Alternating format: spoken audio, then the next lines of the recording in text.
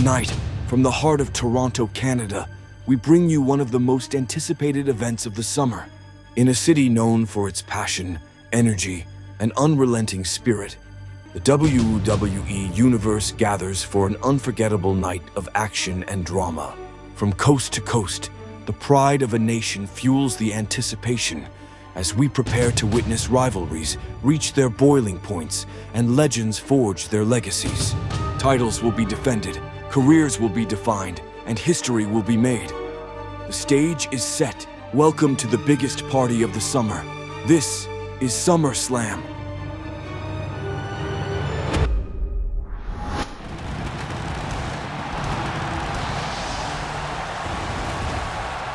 Welcome, ladies and gentlemen, to the highly anticipated SummerSlam pay-per-view. We are live from Toronto, Canada, and what a night we have in store, ladies and gentlemen. This arena is jam-packed all the way to the rafters. I'm excited, and I hope you are as well, because we have one hell of a night ahead of us, and it will be ended with a buried alive match between Kane and the Undertaker. Brothers will do battle to see who is the most dominant man, the most dominant monster on Friday Night SmackDown. But we can't have a pay-per-view in Toronto, Canada without bringing out the Canadian hero himself. The best there is, the best there was, the best there ever will be. The SmackDown General Manager, Bret, the Hitman Hart, is here to kick off the show. Ladies and gentlemen, thank you all so much for tuning in to the highly anticipated SummerSlam pay-per-view. I will be your main host and commentator for tonight's proceedings. We have a variety of special guest commentators here tonight. We will get to those later on, but we are kicking off the show as the SmackDown General Manager, Canadian's hero, is here to welcome the fans to the biggest party of the summer.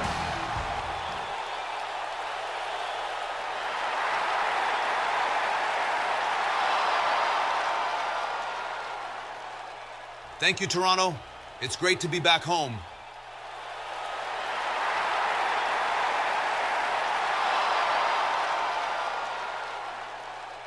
There's nothing quite like the feeling of standing in a WWE ring here in Canada. This country, this city, and all of you fans have always held a special place in my heart. Tonight is a special night, and I'm honored to be here with you all to kick off SummerSlam, but... What the hell? What is this guy doing here? I understand he's the current owner of the company, but he wasn't scheduled to be here. He's not needed here, and these Canadians don't want him here. Of course, you all remember the Montreal screw job, and these fans have not forgotten about it either. This is interesting, to say the least. I don't know if this was a crowd that Mr. McMahon wanted to walk out into here tonight. He may have just made a massive mistake, but as always, he's got that swagger walk to him. What is he doing here? He just interrupted Bret's promo. Well, well, well. If it isn't the hero of Canada himself, Bret Hart. I'm sure this is a nice little moment for you, Bret, standing here in front of your adoring fans. But let's get one thing straight. Nobody came here to hear you talk about the past. Now I'm here to remind you that although I appointed you as the SmackDown GM, it doesn't change what happened all those years ago. Do you remember what happened not far from here in Montreal? Let's set the record straight. Bret screwed Bret. I don't think that was necessary to bring up. You walked out on WWE, and now that you're back, your entire career is in my hands. With that concussion you got from Goldberg, maybe your memory isn't what it used to be, but never forget who holds the power here. You may be the general manager of SmackDown, but I own this whole company, damn it. Which means that from here on out, you will forever be known as my bitch. Oh. I mean, I agree with the fans.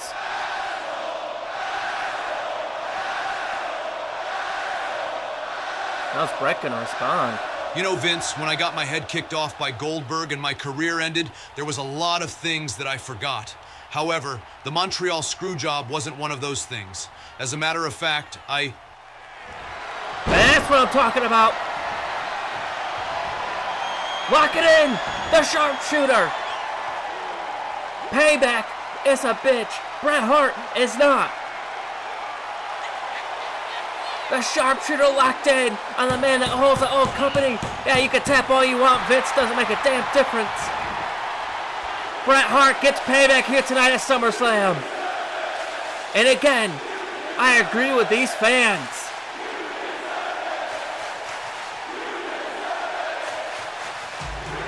Wait a minute. There was one other party involved in the Montreal Screwjob, and it is that man that you see right there, the Heartbreak Kid, Shawn Michaels.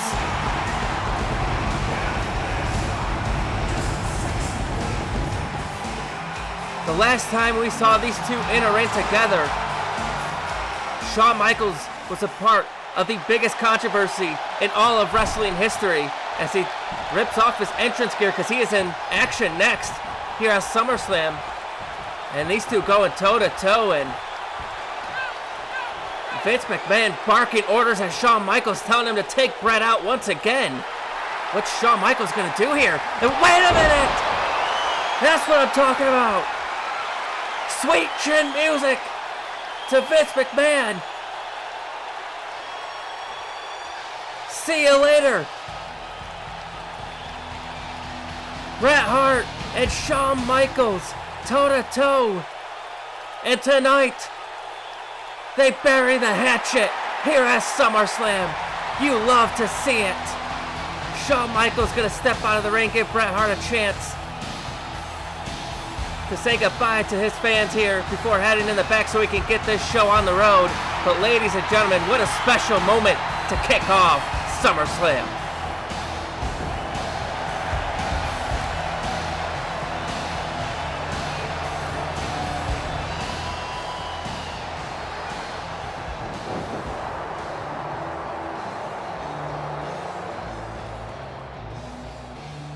You want to tell me what the hell all that was about this past Monday on Raw, Dave?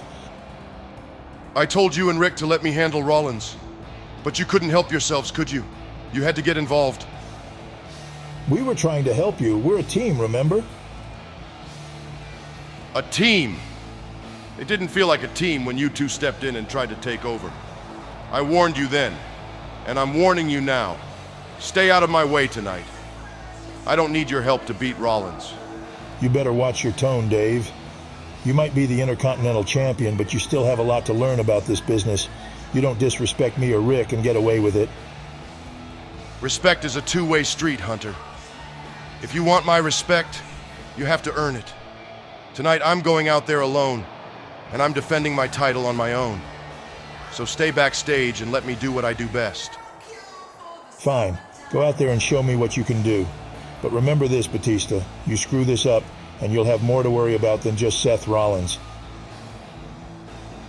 I won't screw up. And after I beat Rollins, maybe you'll finally get it through your head that I don't need anyone's help.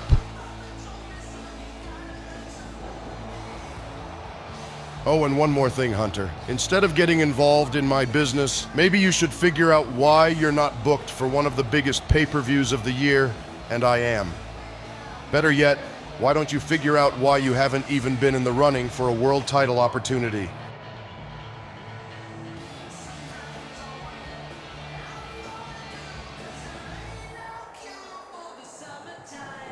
Well, things are surely heating up between Evolution, but ladies and gentlemen, it's time for our first match of the evening.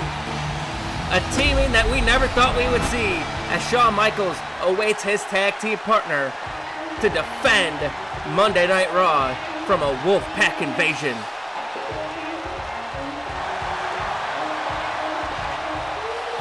Ladies and gentlemen, what a start to the SummerSlam pay-per-view it has been already. And we haven't even gotten into our first match, as that is what we're about to get into right now, as the immortal Hulk Hogan makes his way to the ring. He has not been in a match since WrestleMania 20. He was supposed to team up with the Icon Sting to face off against former partners, and Scott Hall and Kevin Nash.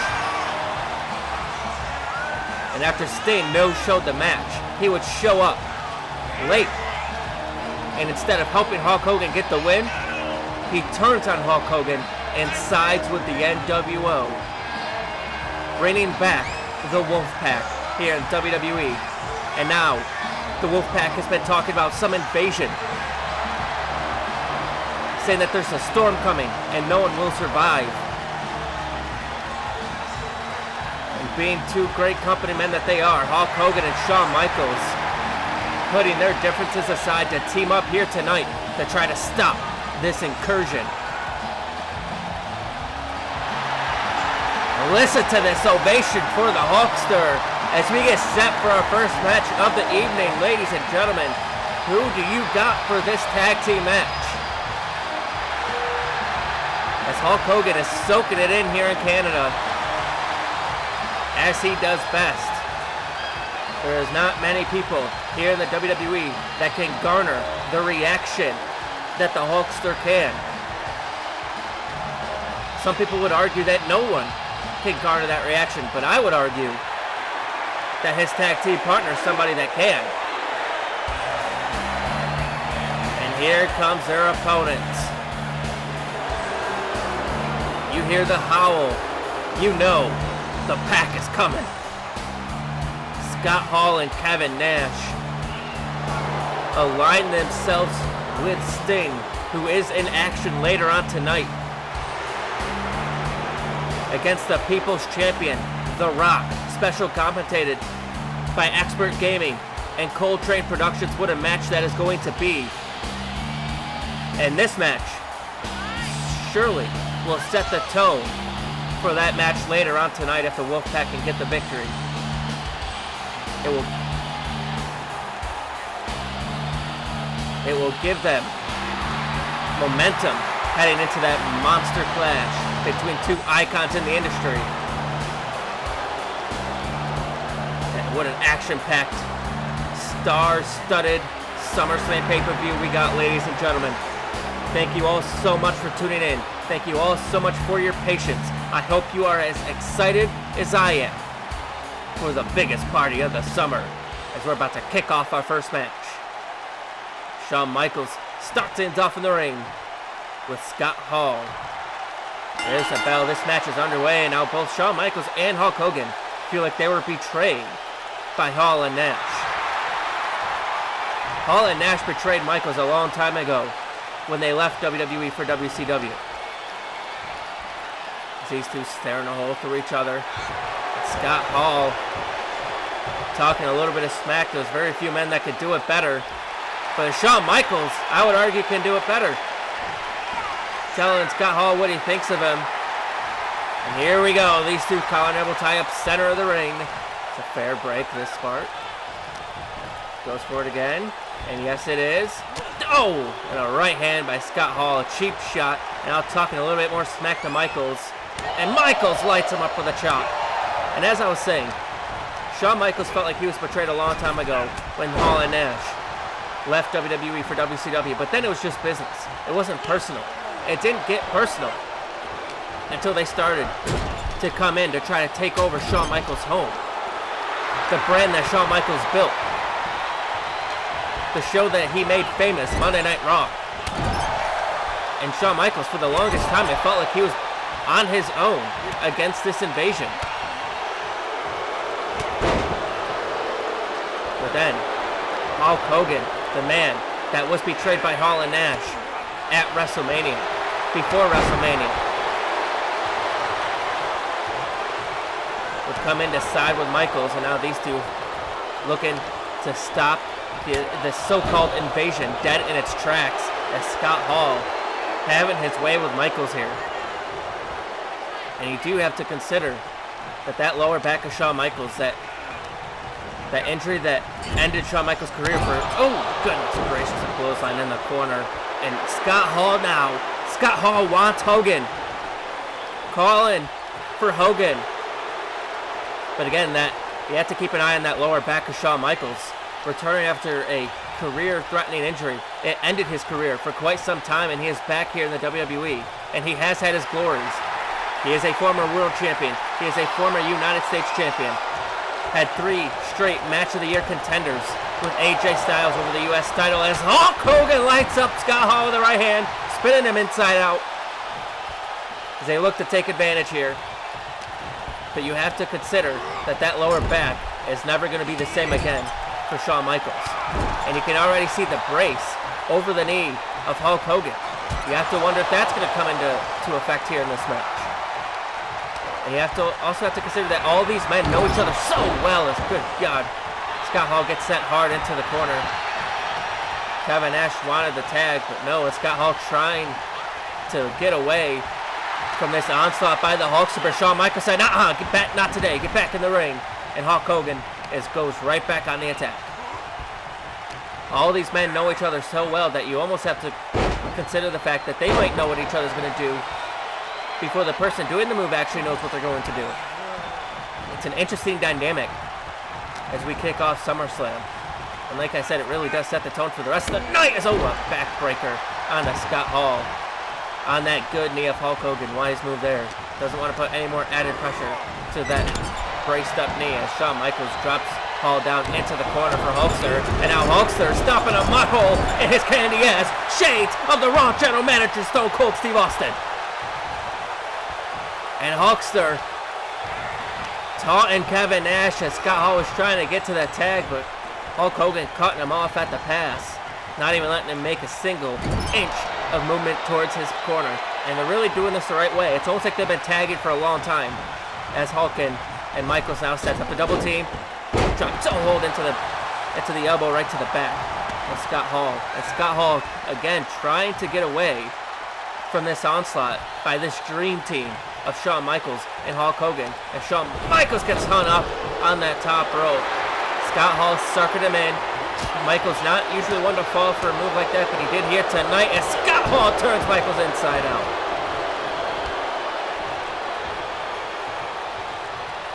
Just like that, Hall and Nash have taken advantage, and I'm sure their leader, the leader of the Wolfpack, the Icon Sting, is watching this match very closely as he gets ready for his clash with The Rock later on tonight. I'm still trying to figure out what this invasion that they're talking about could possibly mean. That storm that's coming, no one will survive. We've already seen it. The Wolfpack targeting the greats in the WWE history, like Hulk Hogan, like Shawn Michaels, like The Rock. But the question is, where and when does it end? What is their end goal? What is their end game as Kevin Nash spins Shawn Michaels around, and now Shawn Michaels gets taken out with an STO. Hulk Hogan desperately wants the tag here, but he just can't get there, as Hall and Nash have been teaming together for a long time, ever since they made the switch over to WCW. They came in as an invasion over there, and then they ended up being one of the staples of that organization, as Kevin Nash sends Michaels into the corner full head of steam, looks for the clothesline, but Michaels gets the boots up. He took a little too long there, and now Michaels looking for the jumping forearm shot, but Kevin Nash sent him flying face first into the canvas, and Michaels was close to the corner, but Kevin Nash cut him off there. Now Michaels rolling to the outside of the ring, trying to create a little bit of separation here, as Kevin Nash full head of steam off the ropes, looks for the clothesline, but no, Michaels pulls the rope down. Kevin Nash goes flying, and now Michaels springboard moonsault to the outside of the ring. This match just got turned up a gear as Michaels sends Kevin Nash in the ring off that springboard moonsault. Top rope, the Hulkster looks on. Michaels crossbody lateral press into the cover, hooks the leg. Is that enough to put him away here? No, a kick out.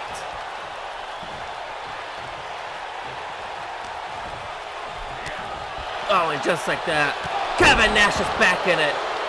A boot right to the face. Good God almighty. And Michaels rolling to the outside of the ring, and Kevin Nash distracting the referee. And wait, oh, come on. Scott Hall with that cheap shot to Michaels. And the referee didn't see it. He didn't see a damn thing. And now Hall going out the other side of the ring, and Hogan can do nothing but watch on as Kevin Nash stalking his prey here. The referee starts to count. This is not a no disqualification. Actually, they do have to be careful of that. There is a count out in places. Oh, Michaels gets on face first off the barricade. Good God Almighty! Narrowly could have busted him open there. Referee's at a count of 5, and Kevin Nash doesn't give a damn about the count. No, wait a minute. No. Not the back of Michaels. Off the ring post. Good God Almighty.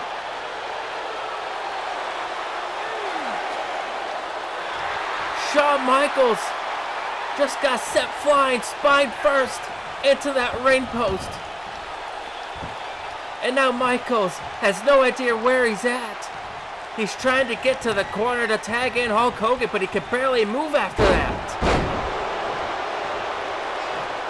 Now Hall cutting him off, and wait a minute, Hall, a right hand just floors Hulk Hogan. And now this is a 2-on-1 situation. Michaels is in deep trouble here as Kevin Nash lifts him up, and wait a minute, Michaels slips out the back, goes after the knee. Big Daddy Cool has had issues with his knees in the past, and Shawn Michaels knows that because he knows him very well. Went for the kick to the gut. Michaels caught it. Wait a minute. Sharpshooter's locked in. Is Kevin Nash going to tap out? Here is SummerSlam. Hulk is down. But Kevin Nash rolls through and fights out of it. And Kevin Nash has Hulk. Has HBK choke slam to Shawn Michaels. That's gotta do it.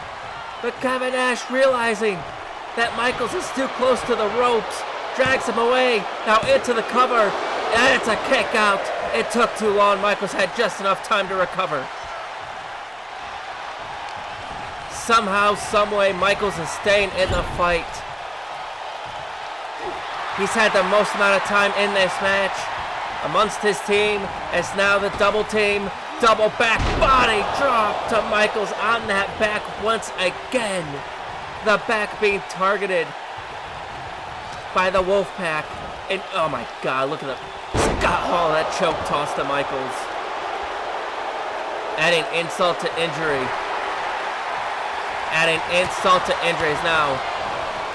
And now, Scott Hall with the massive fall-away slam to the Heartbreak Kid. His back might be broken on this kid as Hall goes for the cover, but Michaels kicks out at 2. Michaels staying in the fight, refusing to quit here. Nobody has the heart that HBK has. Nobody has the ability to perform on a big stage like HBK has. And now what the hell is Hall doing? What is Scott Hall doing here? Michaels up on the top rope, looking for a massive fall-away slam off the top rope. This could fairly surely break the back, but Michaels fought out of it. And now here comes Michaels. Here comes the Heartbreak Kid, looking to get back in this contest. Atomic drop.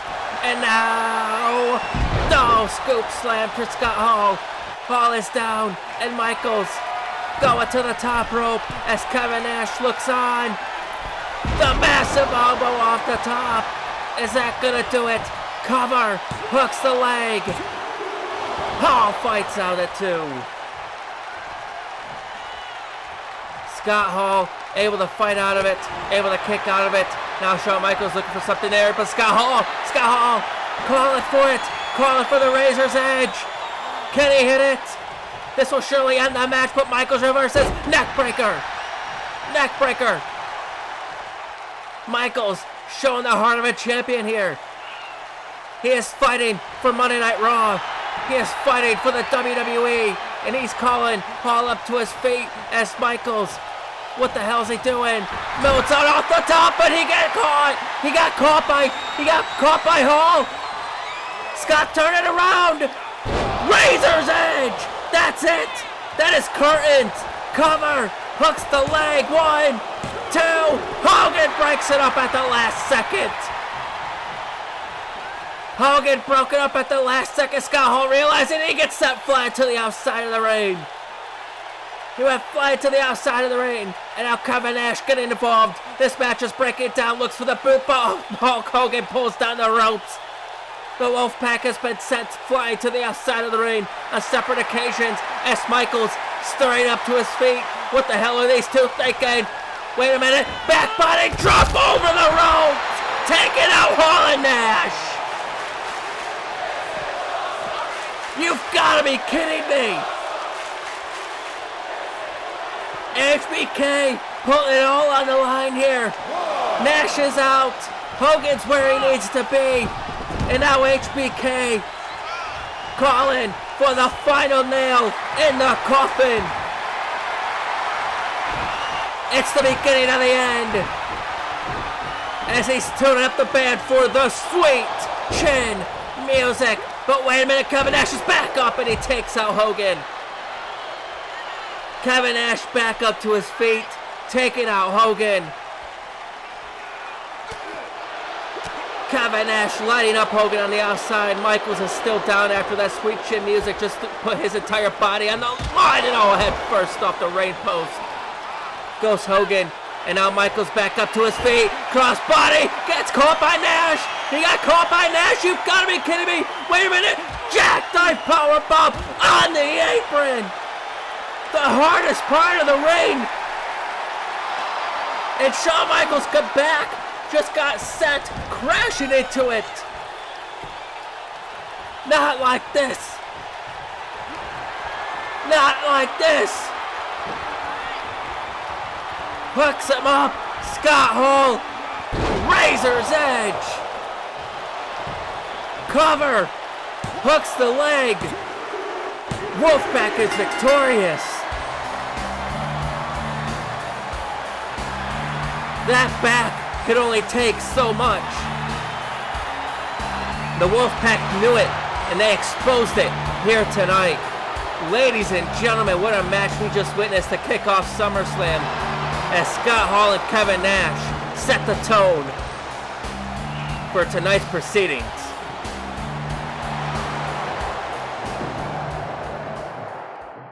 Hunter, we need to talk. Batista's dead set on handling Seth Rollins by himself tonight.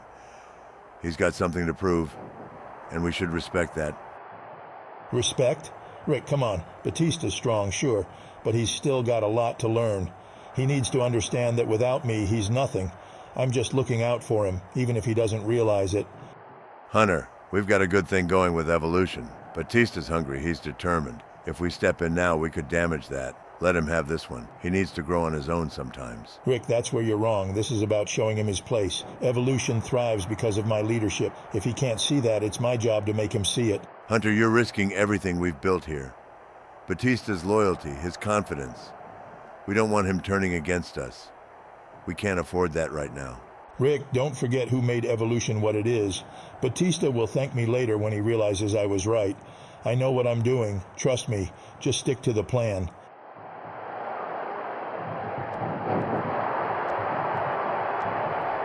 Well, there's definitely some trouble in Evolution. Evolution is a misery, but ladies and gentlemen, it's time for the Intercontinental Championship match as I turn it over to the ever-comparable NR23.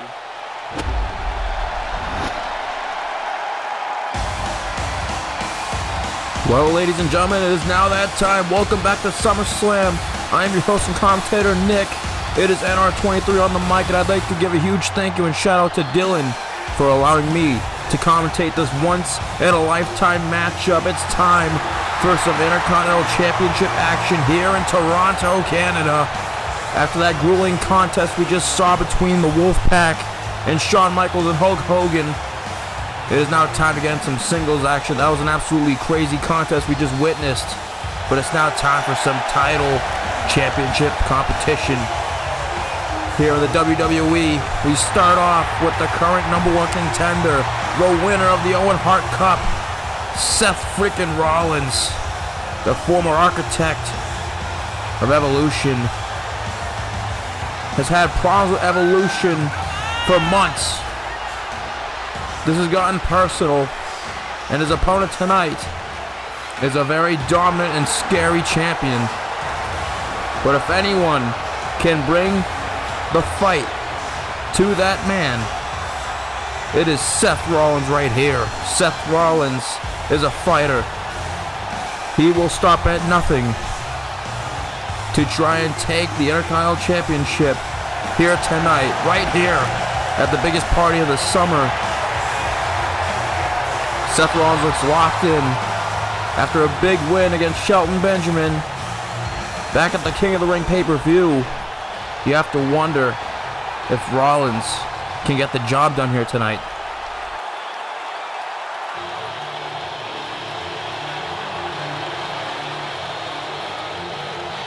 Except here's the problem with that, ladies and gentlemen. The Intercontinental Champion, the Intercontinental Heavyweight Champion of the world, the Animal Batista, is the man who will be in the opposing corner, standing right in front of Seth Rollins here tonight. This man has been on an absolute warpath, but it seems like Batista is not in the mood for funny business, as we saw moments ago. He does not want Evolution to get involved in this matchup. He does not want Triple H and his shovel and his big fat beak nose to get involved in this championship matchup. And I gotta say, I can't blame him. I don't want that either. I do not want to see that. Triple H is known for sticking his big nose where it doesn't belong. This is specifically between Batista and Seth Rollins. I know Triple H and Seth Rollins have their history, but Triple H needs to learn to not involve himself in every situation. Batista is the Intercontinental Champion for a reason, because he is that damn good, if I must borrow a quote from Triple H himself. But the Animal is fired up. He is pissed off. He is in no laughing mood here tonight. He's looking to retain that coveted Intercontinental Championship. But like I said, for Seth Rollins facing a very worthy champion, Seth Rollins is a more than worthy challenger.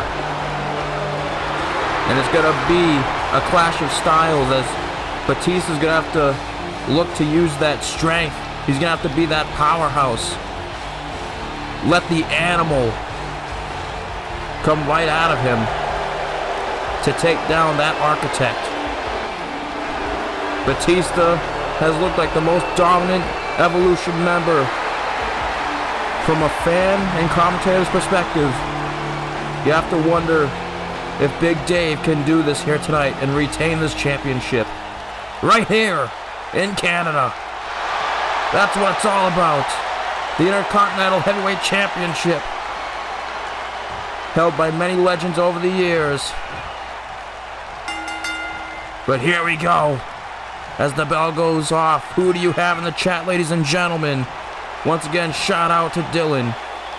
But this match is about to get crazy, as Rollins already trying to use that speed, trying to get at the Animal, but the Animal pops him up. What comes up must come down.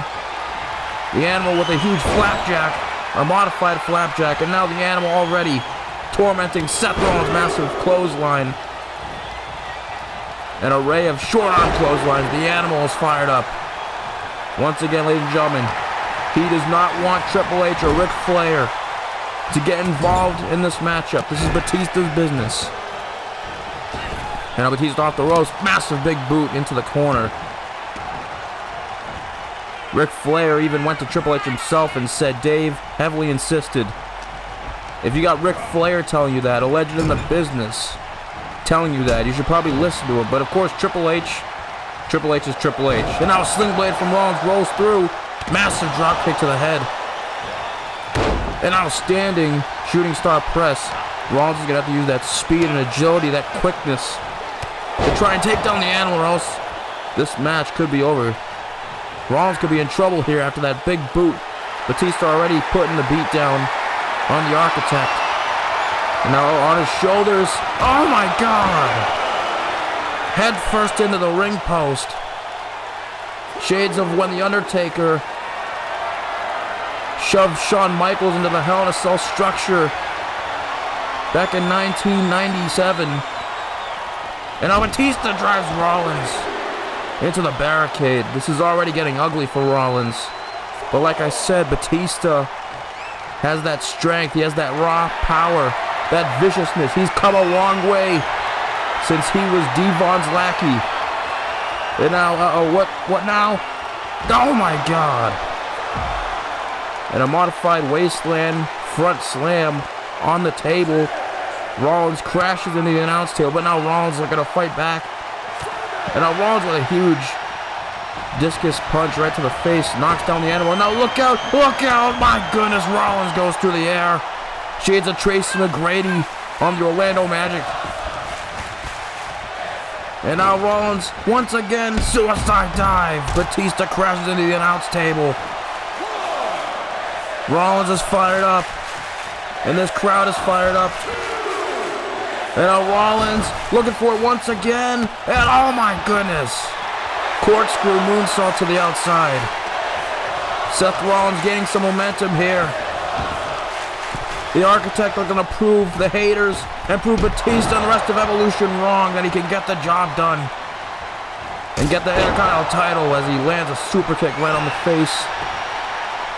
Is that it? No, a 1 count. Again, raw power of Batista. The intensity of Batista is undeniable. But now Rollins grabs him. And I was able to catch up, ladies and gentlemen, with Rollins earlier today. I asked him what this match means to him and what winning the Intercontinental Championship means to them. And he told me, NR, it's simply about proving the haters wrong. But Batista being the ultimate hater with that back suplex on the apron. Rollins' spine just crashing into the apron. It is not looking good for Seth Rollins right now, ladies and gentlemen. He is taking an ass kicking right now. The Animal of Evolution taking the fight to him. And now takes Rollins and rams him into the opposite corner.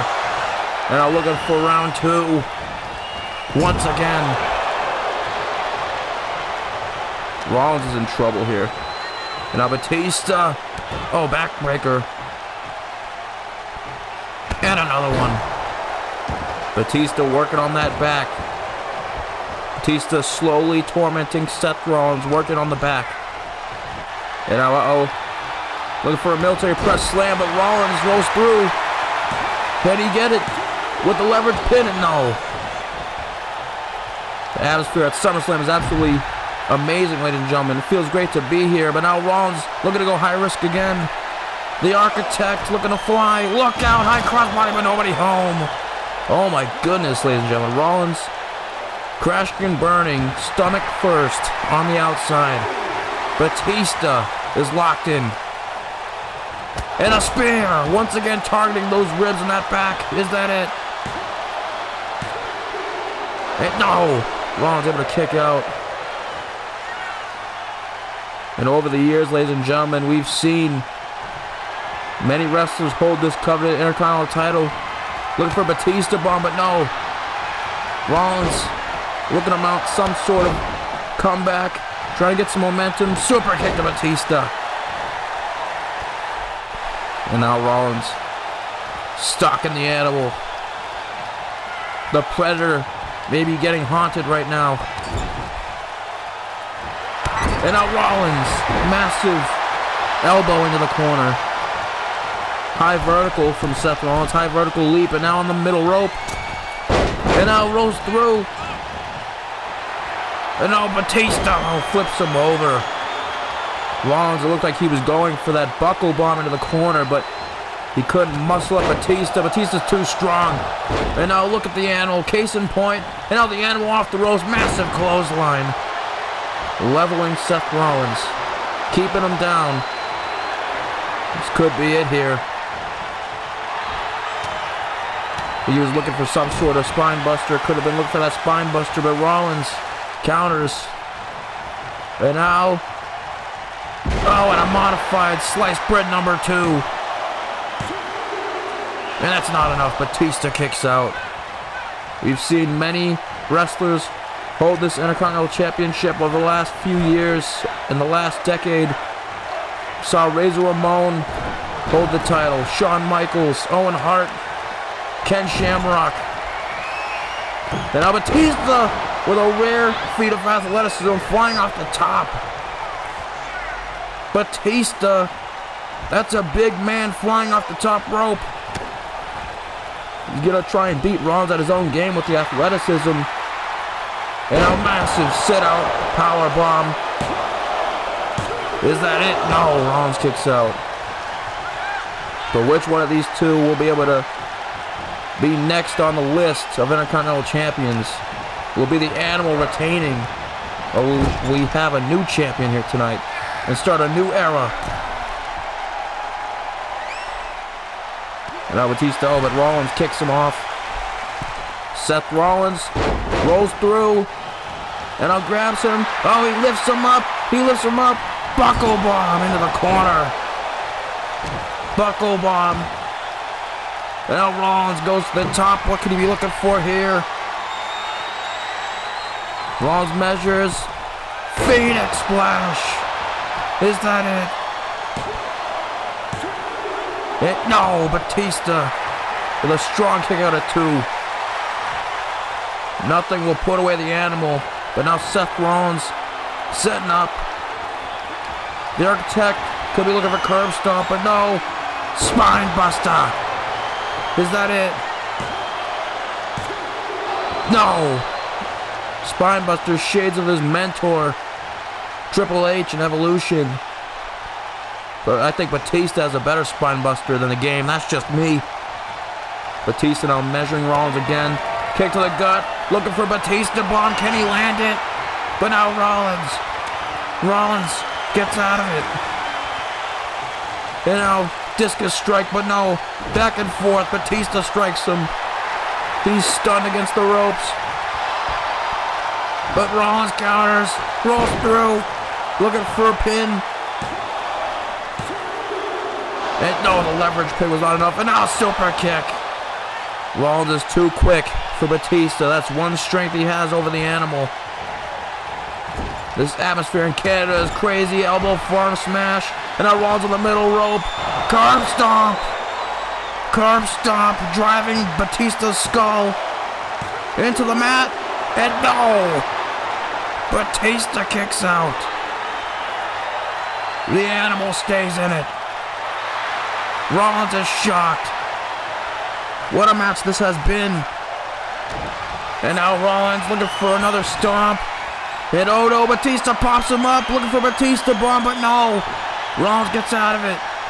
Rollins escapes again. Discus strike, but now Batista strikes back. The Animal's on fire. The Animal, what's he looking for? Off the ropes. Spear through the ropes, but nobody home. Batista with a vicious landing on the outside. He was looking for a spear on the outside. But Rollins ducked. And now Rollins with a super curb stomp to the floor. My sentiments exactly. This crowd is going crazy. A super curb stomp on the ground. An animal-sized curb stomp. And now Pedigree throwing it in the face of Triple H, his former mentor of Evolution. The Pedigree.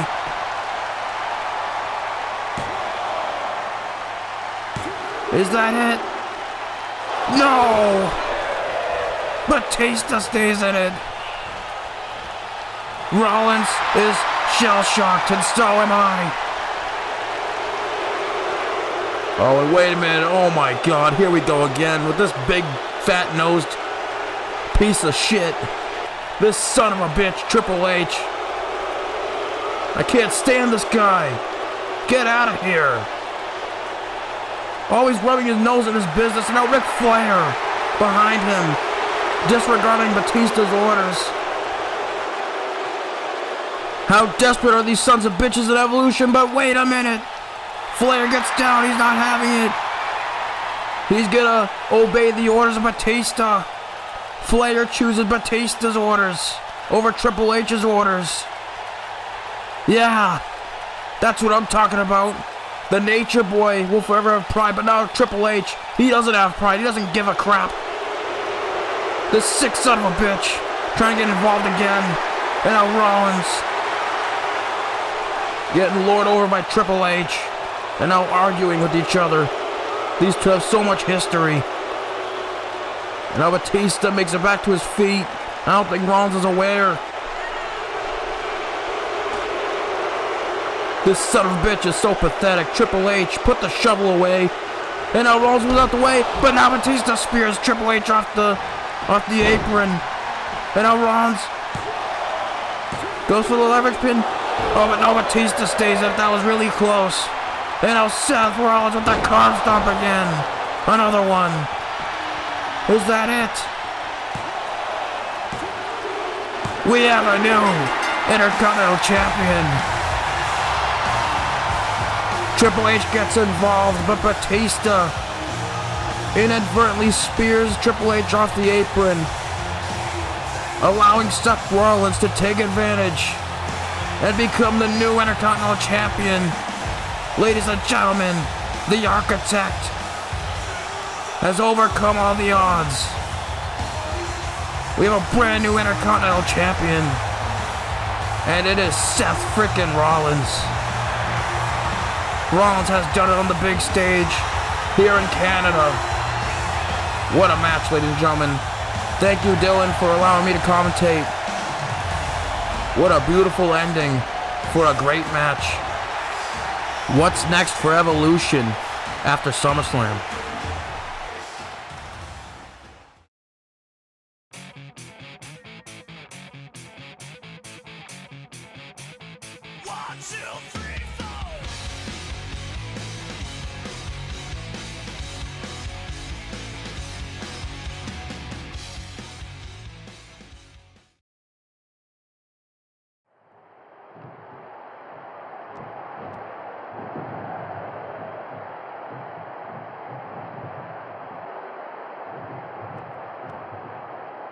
Hey you, has Chavo shown up yet?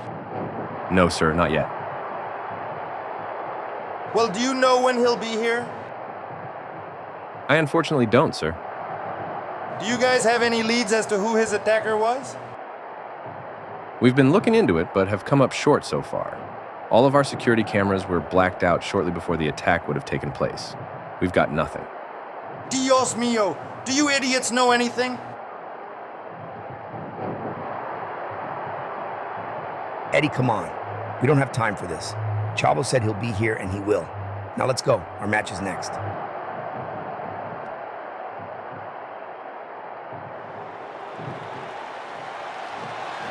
Well, it seems like Evolution isn't the only tag team that's having some issues here tonight, ladies and gentlemen.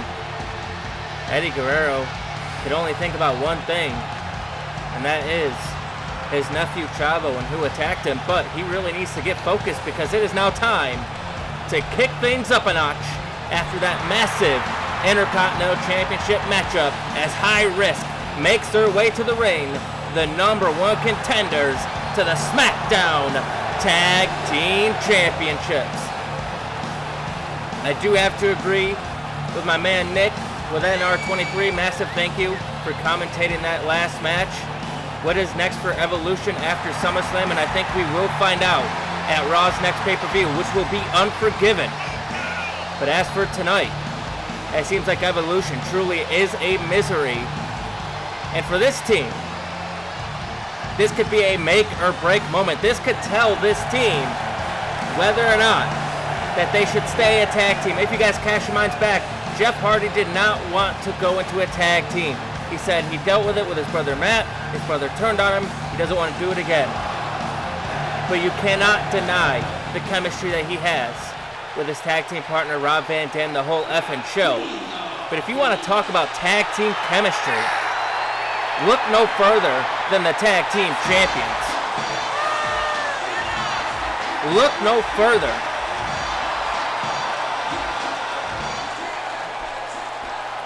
than Lucha Heat.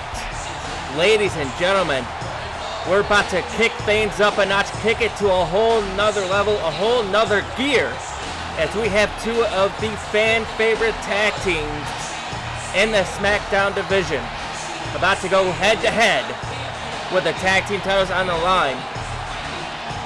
if you guys cast your minds back to Kane of the Ring, we did see a brief encounter between Rey Mysterio, Eddie Guerrero, and High Risk. But it was a very brief encounter, as it was a tag team turmoil tournament in which Jeff Hardy and Rob Van Dam had already competed in 3 matches prior to meeting with Eddie and Rey. So needless to say, they were not at 100%, but tonight they are at 100%. But the question now is Eddie and Rey on the same page? Because there is a massive question looming over everyone's mind, and that question is, who took out Eddie's nephew? And Chavo has promised that he is going to let the world know here tonight at SummerSlam just who took him out a few weeks ago. But we can't think about that because we got the tag team titles on the line, ladies and gentlemen. Eddie Guerrero's going to have to get his mind in the game here. He's going to have to lock it in because that's what it's all about. SmackDown Tag Team Championships on the line. It is High Risk. It is Lucha Heat. And it is Van Dam starting things off in the ring with Rey Mysterio. And there's the bell, and this match is underway. It's these two. Bit of a slow start here. Going to be a bit of a feeling out process. Again, both teams are at 100%, but the question is Eddie's mind in the fight here tonight? Because I know RVD and Jeff Hardy, I know their mind's in it. I know Rey's mind is in it. And RVD caught with that kick. Took him right out. And RVD gives it right back to him.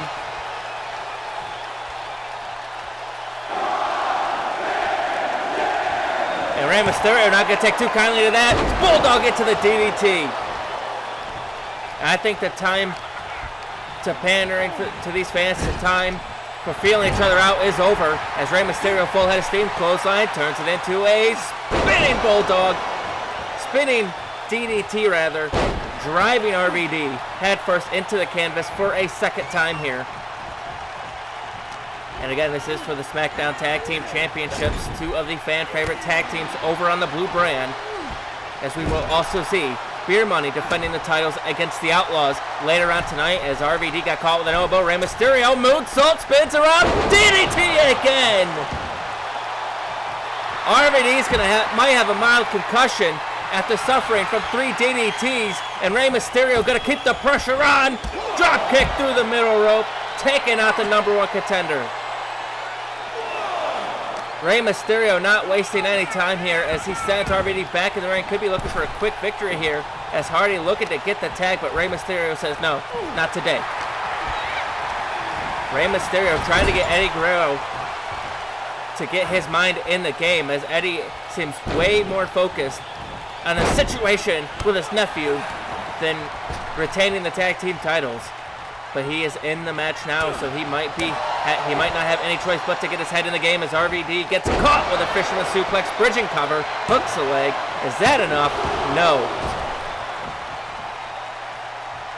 Eddie Guerrero almost got the victory off that, and now Eddie Guerrero sent him right back into the corner, and Eddie Guerrero tags in Rey Mysterio once again. It seems like it just seems like he's not completely invested in this match. It seems like he's just more focused on the situation at hand with Chavo than anything. And it may cost him the tag team titles here if he can't get his head in the game. It's like a broken record at this point. He really needs to focus his RVD with a clothesline on Rey Mysterio. Could be looking to get back to this contest here. And another one to follow it up. Down goes Rey. Down goes the master of the 619 as RVD springboards. Back kick taking down Rey Mysterio. Those educated feet getting put to good use here tonight as Rey gets sent into the corner. Tags into Jeff. And now High Risk with a double Northern Lights suplex. Fantastic maneuver there. Into the cover. Hooks the leg. Is that enough to capture the titles? And no. Kick out at 2. Again, Jeff Hardy said for weeks that he did not want to be in a tag team. He wanted to be a singles competitor. As a side effect, shades of the United States champion who will be defending his U.S. title in a ladder match right after this match. As Jeff Hardy measuring his man, top rope. What's he looking for here? Looks for the clothesline, but Rey moved out of the way. Jeff Hardy took too long. And now Rey Mysterio with his educated feet, putting it to good use here. Lighting up Jeff Hardy. Spins him around. Drives him head first into the canvas. Poison Rana there. Jeff Hardy might be out. Into the cover. Hooks the leg. Is that enough to put him away? No, it's not. Rey Mysterio dropkick there. Takes down Jeff. Just like that, Rey Mysterio able to get back to this contest, a back and forth contest. That's Rey, what's he looking for here? Hooks him up on the rope. Wait a minute. Sends Jeff Hardy to the outside. He did it to RVD earlier in the match, maybe looking to do it to his partner here, but Jeff Hardy was wise to it, moved out of the way, and now Jeff Hardy in the ring. Jeff Hardy, full head of steam off the ropes. Here comes Hardy this time. And it's high risk. Taking flight, and it's high risk. Getting back into the contest, it's high risk and full control of the tag team champions. And these fans are chanting, this is awesome. I do have to agree as Jeff Hardy now hooks him up. Facebuster. Is that enough? Into the cover, hooks the leg to capture the titles. No, a 2 count. A 2 count. Rey Mysterio barely kicking out of that one. As Eddie watches on, didn't even try to get in to break it up. He either isn't paying attention or he just has that much faith in Rey Mysterio. Either way, Rey Mysterio is in trouble because high risk is going to the top rope once again. Nice! Tag team it over there. Hardy hits the leg drop. RVD hits the splash. And now it's RVD in the ring with Rey Mysterio right where he wants him. Hooks him up. No! Drives him face first into the canvas, into the cover. Hooks the leg, and it's a kick out by Rey. Rey Mysterio barely staying alive here. It's RVD. Sent him into the corner. What is RVD looking for here? Sent him out. Wait a minute. Rolling Thunder looking for the splash. Oh, Rey Mysterio got the knees up. Rey got the knees up, and this could be the opportunity that Rey Mysterio was looking for as Rey starts lighting him up with the kicks to the bottom of the legs, to the side of the legs, and then a nice head scissors takedown. Rey Mysterio getting back into this contest, looking to gain a little bit of momentum here that can hopefully lead his team to a victory. They just won those tag team titles at King of the Ring, and I'm sure they don't want to lose them already here tonight. But RVD caught him with a knee, or caught him with a kick, and a springboard moonsault taking down Mysterio. RVD has Rey right where he wants him. And this could be the beginning of the end for Lucha Heat and their tag team title reign. As Rey Mysterio gets dropped on the canvas, I think you all know what's coming next. RVD split-legged moonsault to capture the titles, but this time Eddie breaks it up immediately. This time Eddie breaks it up, and RVD with a kick right to the chest of Eddie, lighting him up. And now Eddie catches it with a tilt-a-whirl backbreaker. Rey's down and out on the outside of the ring. Eddie Guerrero has finally seen enough, deciding that he's going to get into this contest to really get something going for his team here, as Eddie Guerrero with a suplex. And could he be looking for the hat trick? Could Eddie Guerrero be looking for the Three Amigos? He's got number 2. Can he get number 3? No! Van Dam slips out the back, and Jeff Hardy, Whisper in the Wind! Whisper in the Wind takes down Guerrero. Eddie's down. Hardy sends him to the outside of the ring. And now Van Dam stalking Rey. Full head of steam. Over the top rope. Takes down Mysterio.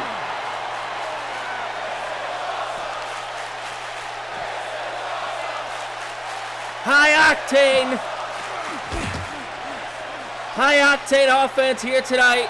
I told you these two teams were going to kick it into a whole nother gear here in this match. You expect nothing less from these two teams as Van Dam. You know what's coming next. Can he hit it? No, Rey. Rey just barely moved out of the way. RVD went crashing to the floor on the outside. Rey saw it coming. And Mysterio, top rope, RVD staggering up to his feet. And here comes Rey Mysterio with a seated senton. And now here comes the master of the 619 with a crossbody. Rey Mysterio getting the momentum going for his team. RVD looks for the rolls through it. Oh, Rey Mysterio kicked him in the side of the head. He kicked his damn head off. They're moving so fast, I can't even keep up with this match, ladies and gentlemen, as Rey Mysterio lighting up RVD in the corner, drives him to the turnbuckle, 619! 619! But Van Dam's still on his feet, but Rey Mysterio sets him up for the real thing, dialing it up, 619 again! 619 again! Into the springboard frog splash to retain the tag team titles. That's gotta do it, but Hardy breaks it up. Hardy breaks it up, and now Hardy lighting up Rey with those chops. Jeff Hardy came in at the last possible second, but Rey sends him right back out to the outside just as quickly as he came in. And now Eddie Guerrero slides back in the ring. Eddie gonna look to fly here.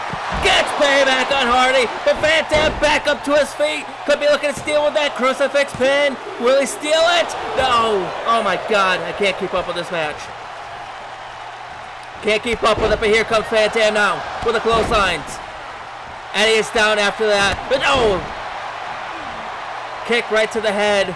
This time it's RVD kicking Rey Mysterio's head off, and Rey Mysterio is in perfect position for the 5-star frog splash, but Eddie Guerrero, no! Eddie says no, and now Eddie wants the tag. He's begging for it. Can Rey get there? Can Rey get there? Yes, he can! Here comes Latino Heat.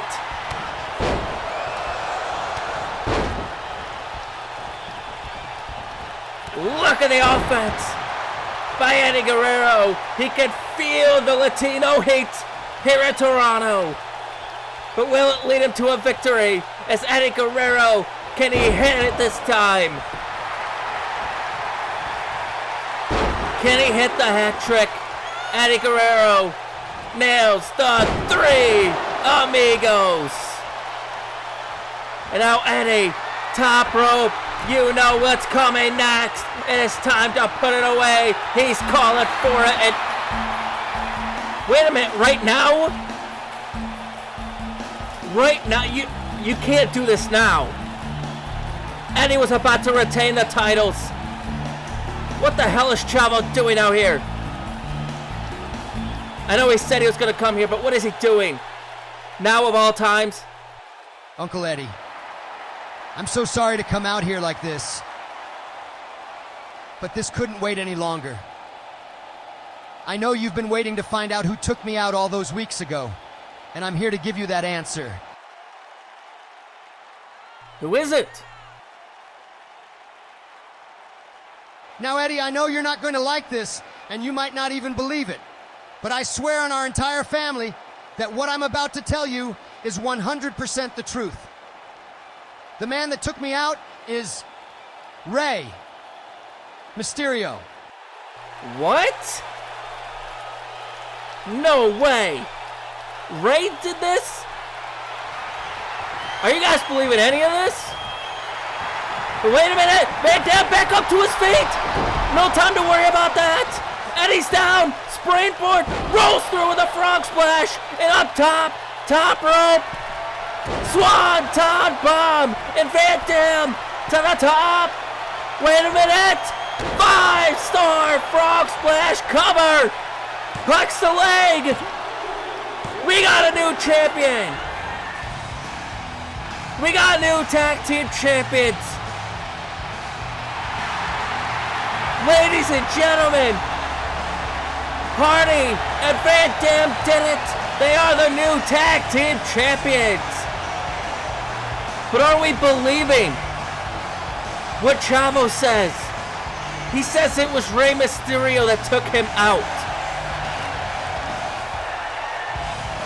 Take nothing away from the victory here tonight.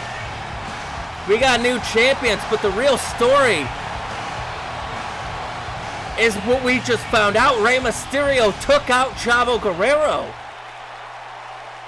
As Jeff and RVD exit through the crowd here, Rey Mysterio trying to help Eddie up, trying to explain the situation, and oh, come on!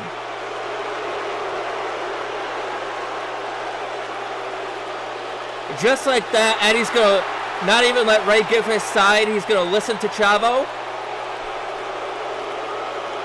If it is true, shame on you, Rey. But are we seeing the end of Lucha Heat right before our very eyes?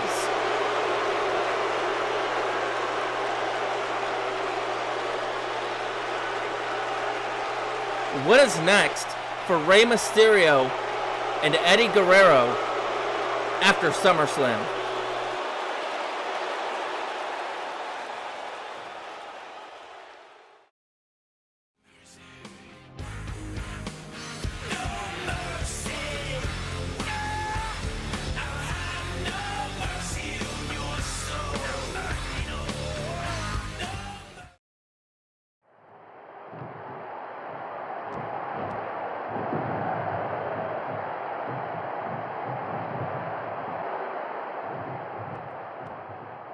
Mattitude, assemble. Let's talk strategy for tonight. Now tonight, it's all about the United States Championship, and there is absolutely no margin for error. So this is what I want you guys to do.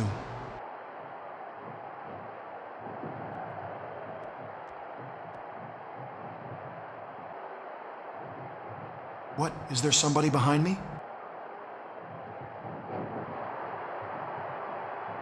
Hey guys, I couldn't help but overhear you and thought I'd chime in. Matt, you're right. There is absolutely no margin for error tonight, but not for Team Mattitude, for myself and SmackDown. Now you may have been able to pick the stipulation for your title match tonight, but let me be clear, you absolutely do not hold all the cards. And that is why I'm here to tell you that if your two little goons get involved in this match tonight, they will be fired. And you, well, you will be stripped of the United States title. Oh, and you better get moving. Your match is next. Good luck, Matt.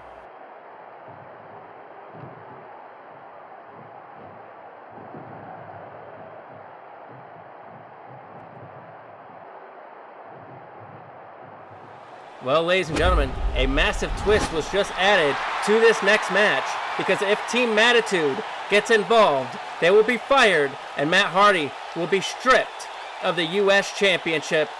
And it is now time for the highly anticipated ladder match between Matt Hardy and the hometown hero, Captain Charisma, Christian. And I could think of nobody better to call a match like this than a fellow Canadian himself. Let me kick it over to our very special guest, Matt with Assemble Wrestling.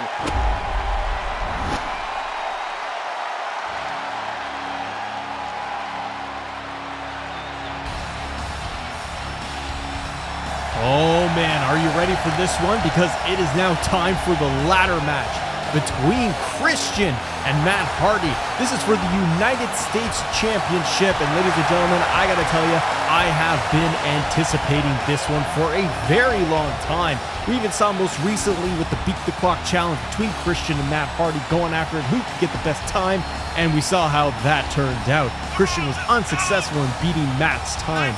Matt attacked Christian from behind with the ladder. That set up this match. Man, this has been going on for such a good while now. We've had it from Vengeance all the way up until now. SummerSlam for the prestigious United States Championship. Team Mattitude has been feuding with Christian this whole time. It's been ridiculous how long this thing has been going on for, but I gotta tell you, this is the one match that I cannot wait to see what's gonna happen. Who will climb the ladder? Who will be going after the coveted United States Championship?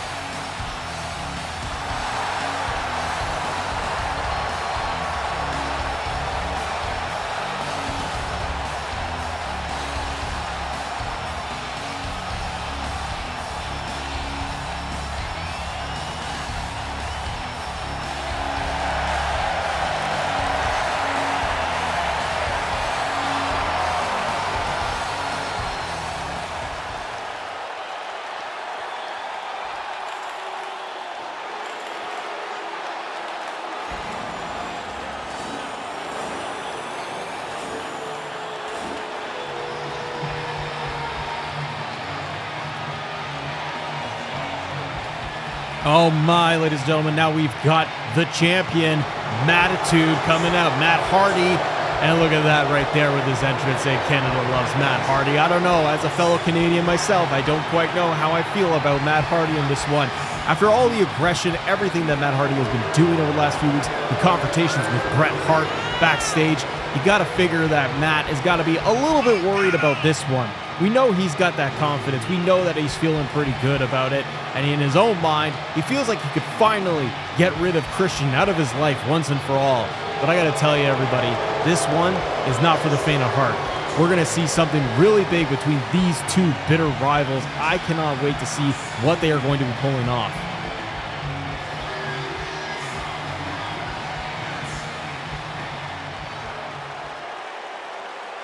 There it is. There is the championship above the ring, suspended, and there it is. The coveted United States Championship. It's all come down to this. It is time now for the ladder match. And here we go, and both competitors are sliding out of the ring right at the very beginning. Christian getting a ladder. Matt Hardy also going for the ladder. These two seem to be going for the title right away. You got to figure that these guys really want to be able to battle it out first before just go for the title, but you know what? Maybe they're just going to go for that belt right away. And here we go. Christian and Matt got the ladders. Oh, and Christian Cage. He goes and he takes out Matt Hardy with the ladder. He got the first shot in, and he sets up that ladder into the corner of the turnbuckle. What's Christian going to do next? Irish whip into the corner, hits him into the ropes, and Christian has got him set up there. Matt Hardy is dazed and confused at this point. Early on in the match, Christian is taking the advantage over Matt Hardy, but Matt with the reversal, couple of shots, nice rights, nice left kicks. He's got him there, Irish whip into the turnbuckle. Matt Hardy going after Christian now. It's a quick back and forth here between these two bitter rivals. Matt Hardy seems to have the advantage now over Christian. What's he going to do next? He's got him grappled and he's going for another Irish whip to the other corner. Christian reverses it and he hits him into the ladder, into the turnbuckle. This could be the advantage that Christian is looking for against Matt early on in this match. This is what SummerSlam is all about, everybody. Another Irish whip off the ropes. Christian reverses it. Neckbreaker. Nice neckbreaker there by Christian, taking down Matt Hardy.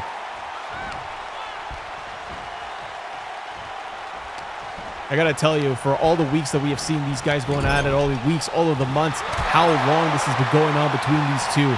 It's going to be interesting to see who comes out on top and what's going to be happening next as Christian goes in here for the leg breaker, and he's got him down, and he's got a clear advantage over Matt Hardy at this point. But Christian seems to got other plans in mind here. He's got a ladder, and he's grabbing this thing. He is setting it up right in the middle of the ring. Matt Hardy is still down on the mat as Christian climbs up to the very top.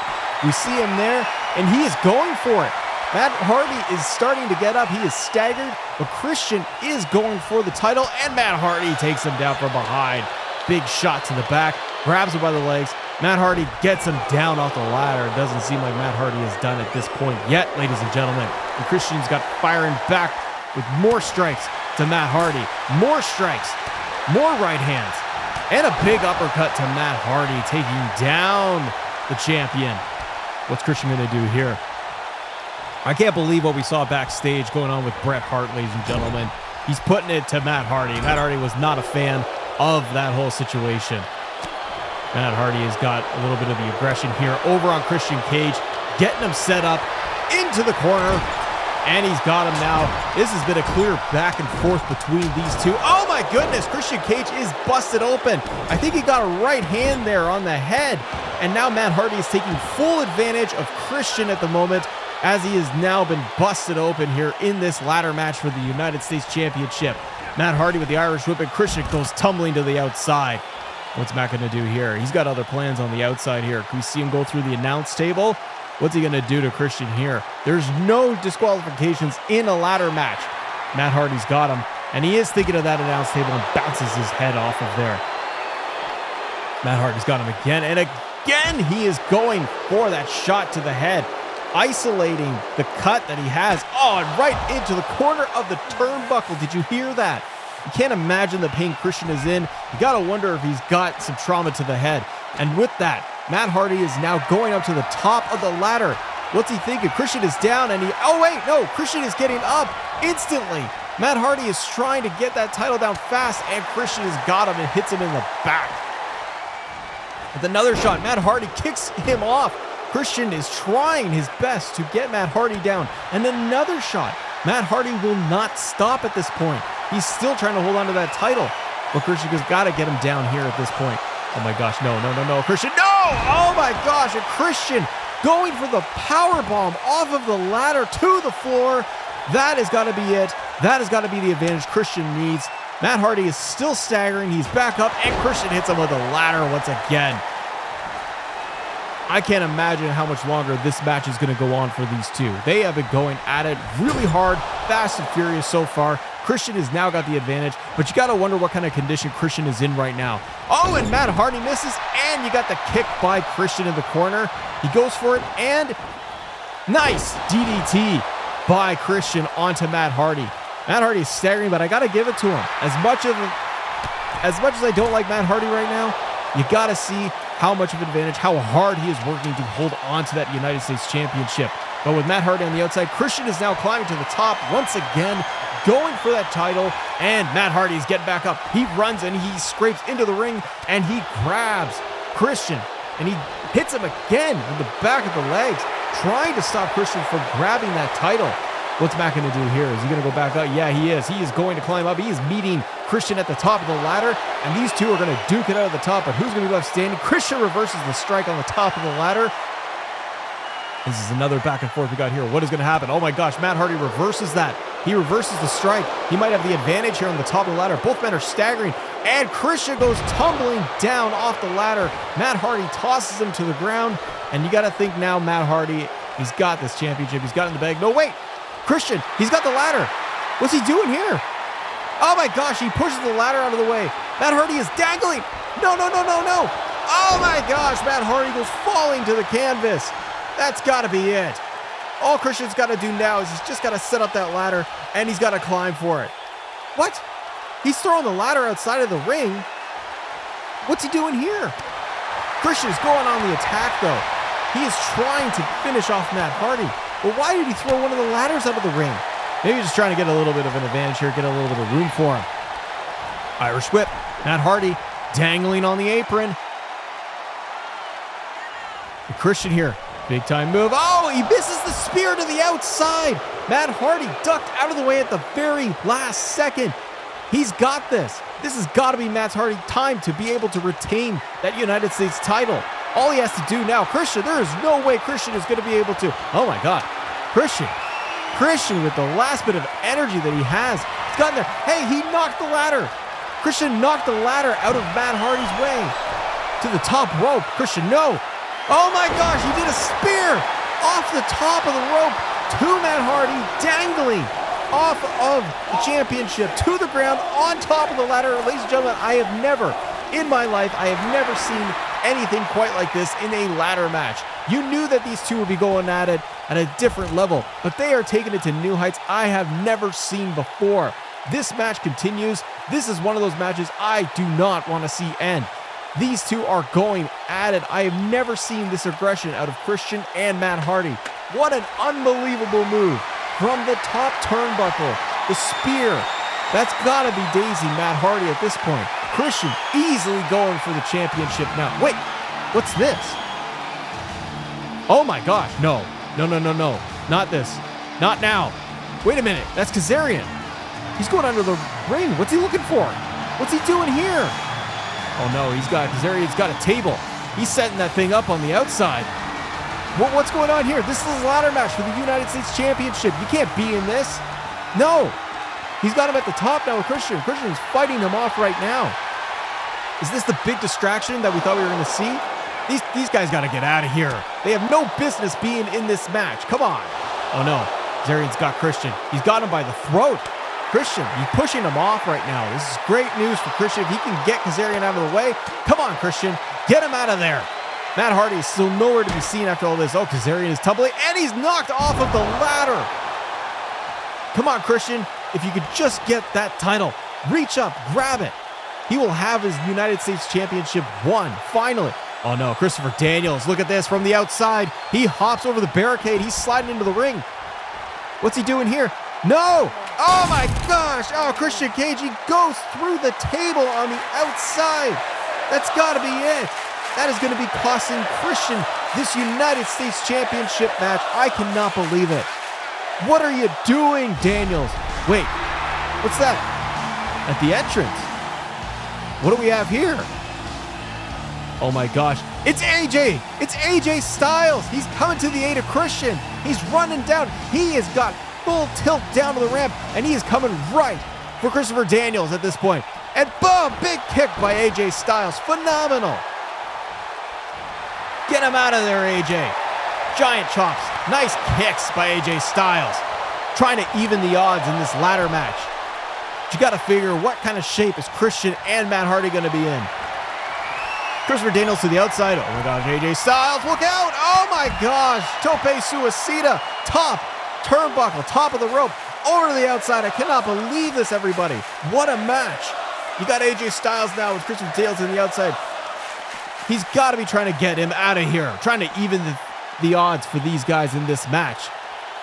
Hopefully, Matt Hardy and Christian can get back up and get back into this match at some point, but what's AJ Styles going to do up here on the top of the ramp? Christopher Daniels, he's waking up a bit. Big chops by Daniels. Oh, AJ reverses it. Nice big strike combination by AJ Styles. Oh my gosh, the big takedown. These guys have been going at it for so long and so many months. I cannot believe it.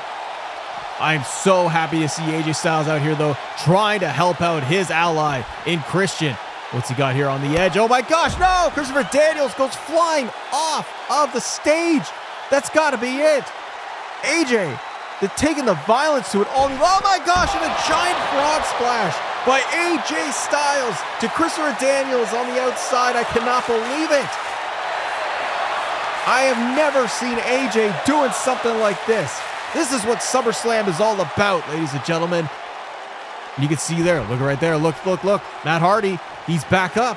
Christian is still down after that nasty spot at the table. Matt Hardy's got the ladder, and he is setting this thing up, and he is ready to climb. There can't be much more to this, ladies and gentlemen. Christian took a nasty fall. Wait a minute. He's up. Christian, he's up. He's getting back in the ring. Come on, Christian. He might be able to do this and even the odds. He's trying to get to that United States Championship. Matt Hardy almost has it, and Christian stops him. Back and forth we go. I cannot believe we saw that interference. Thank goodness for AJ Styles, though, coming out to try and even the odds here so these two can get back on track. Oh no, Christian's got him by the throat. Christian's got him. He's got him.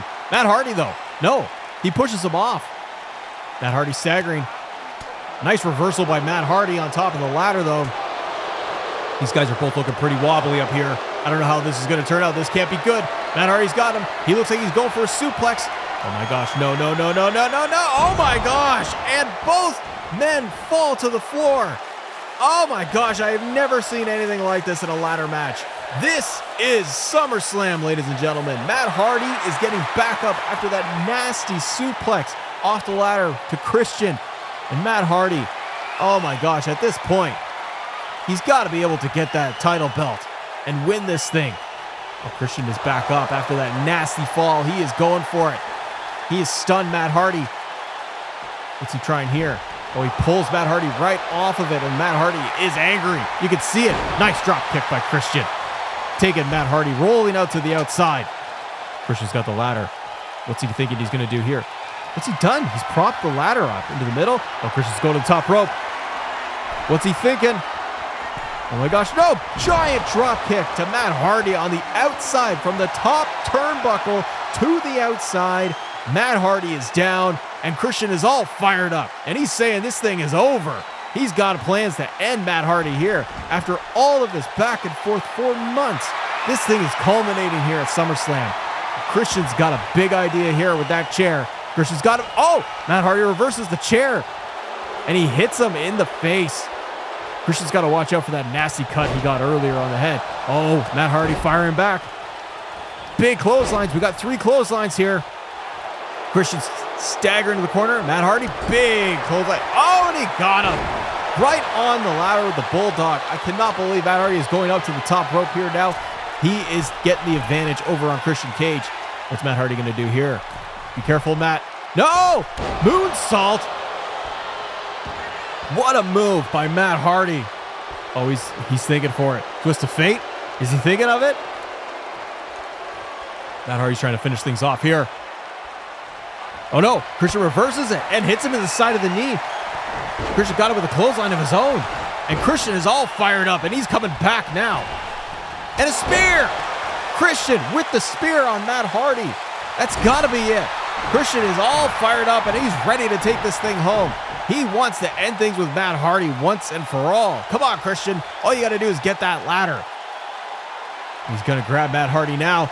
He's throwing him Irish whip to the outside. This is his moment. This could be Christian's chance. What's he thinking here?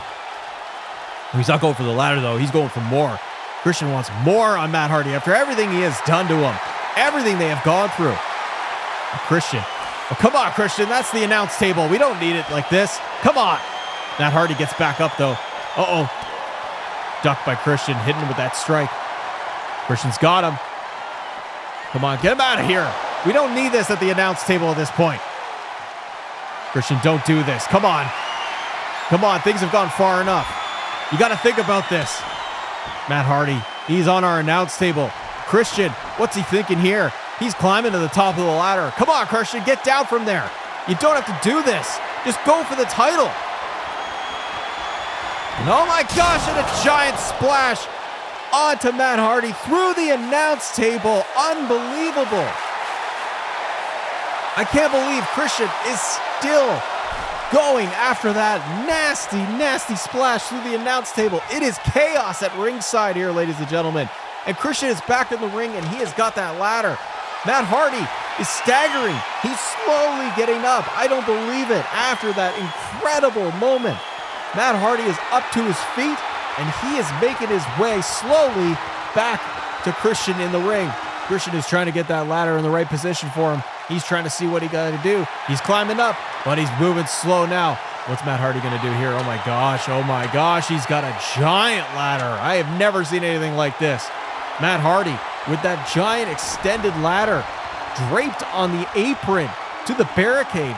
And Christian is trying to get that title. Matt Hardy's got other plans in mind, and he goes for a gut shot right onto Christian, and another one. And Christian is staggering here at this point. Oh my gosh, these two guys back and forth. I don't like this though. These two men are in no shape at this point.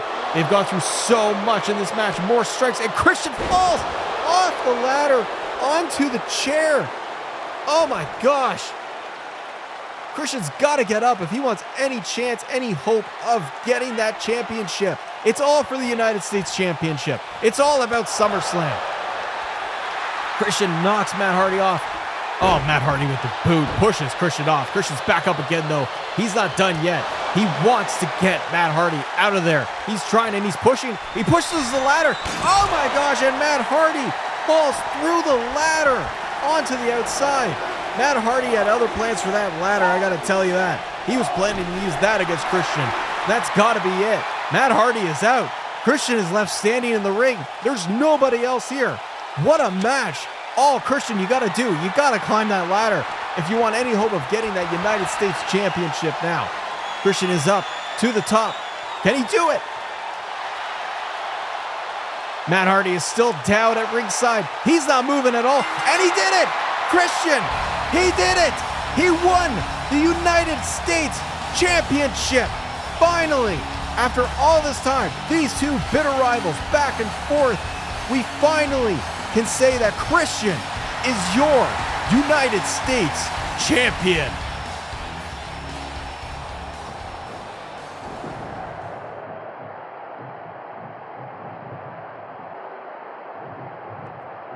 Hey HBK, how you feeling, brother? How do you think I'm feeling, Hulk? Brother, I know you're hurting, but we can't let them break us, dude. The Wolfpack's trying to tear us apart, but Raw needs you, Shawn. And so do I. Yeah, well, maybe you're wrong, Hulk. Maybe this whole thing, fighting to defend Raw from those Wolfpack punks, maybe it's a lost cause. I gave everything out there, and they still won. Every week they get stronger, and I'm just tired, Hulk. Hey, listen, I've been through wars, brother, and we don't quit just because we're down. You're Shawn Michaels, man, the Heartbreak Kid. If anyone can stop him, it's you. I don't know, Hulk. I just don't know anymore. Maybe it's time to think about saving myself instead of Raw.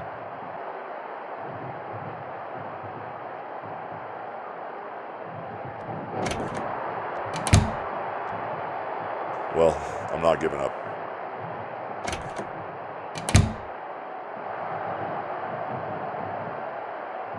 What the hell are you doing here?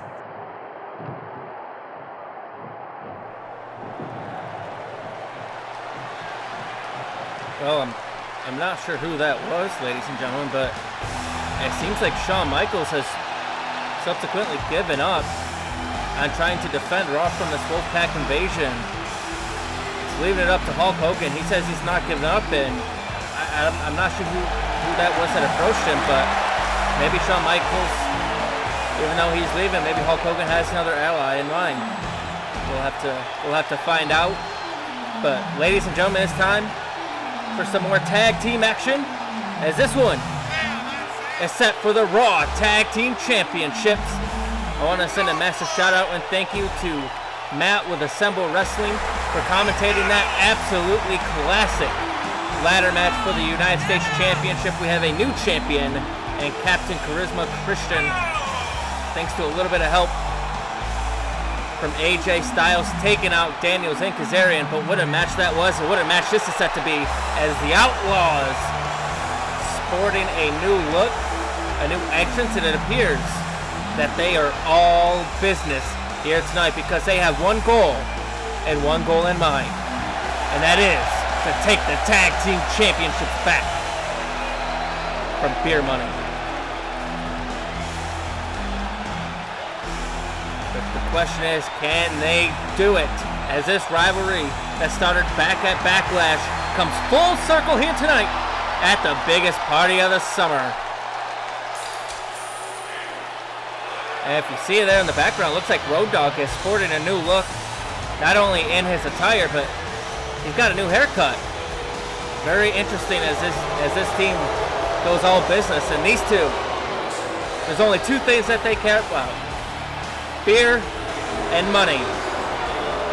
The only way that they can pay for beer is with the money. The only way they can make money is by holding the World Tag Team Championships, which is exactly what they did when they won a triple threat TLC match at the King of the Ring pay-per-view, taking out not only the Outlaws, but also the APA, to which the APA seemingly disappearing after losing the tag team title match to the Outlaws just a couple weeks ago on Monday Night Raw, which left open the APA's office that is taken over by Beer Money. But after they successfully defended the tag team titles, the Outlaws would reappear and stake a claim for the tag team titles. The question is, can they recapture the gold here tonight?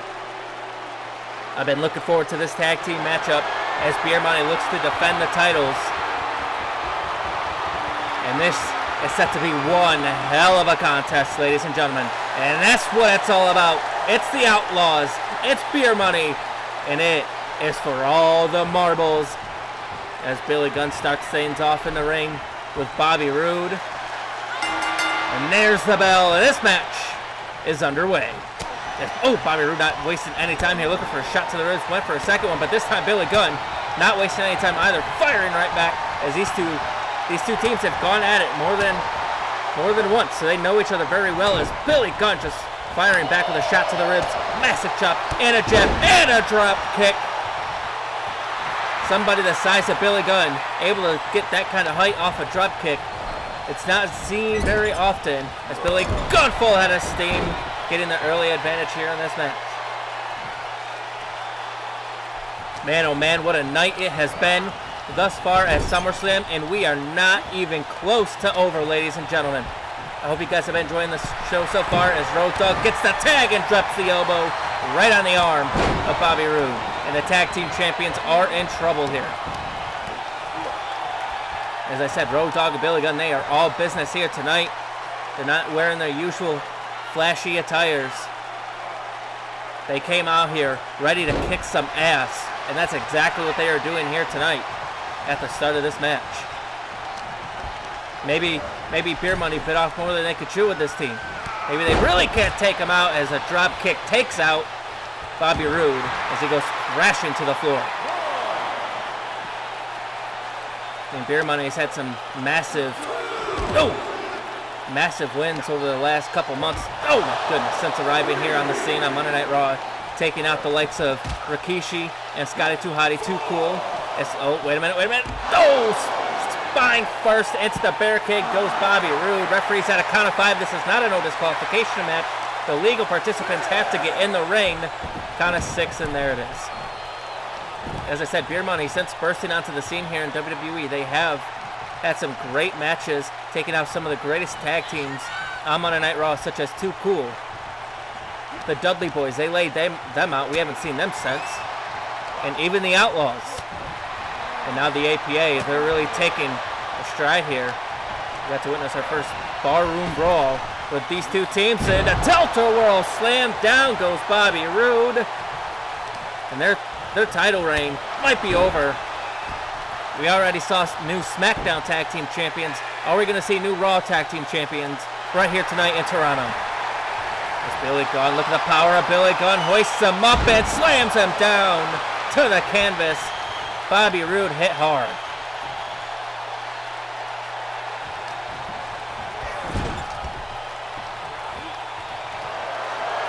Oh, look at Billy Gunn now.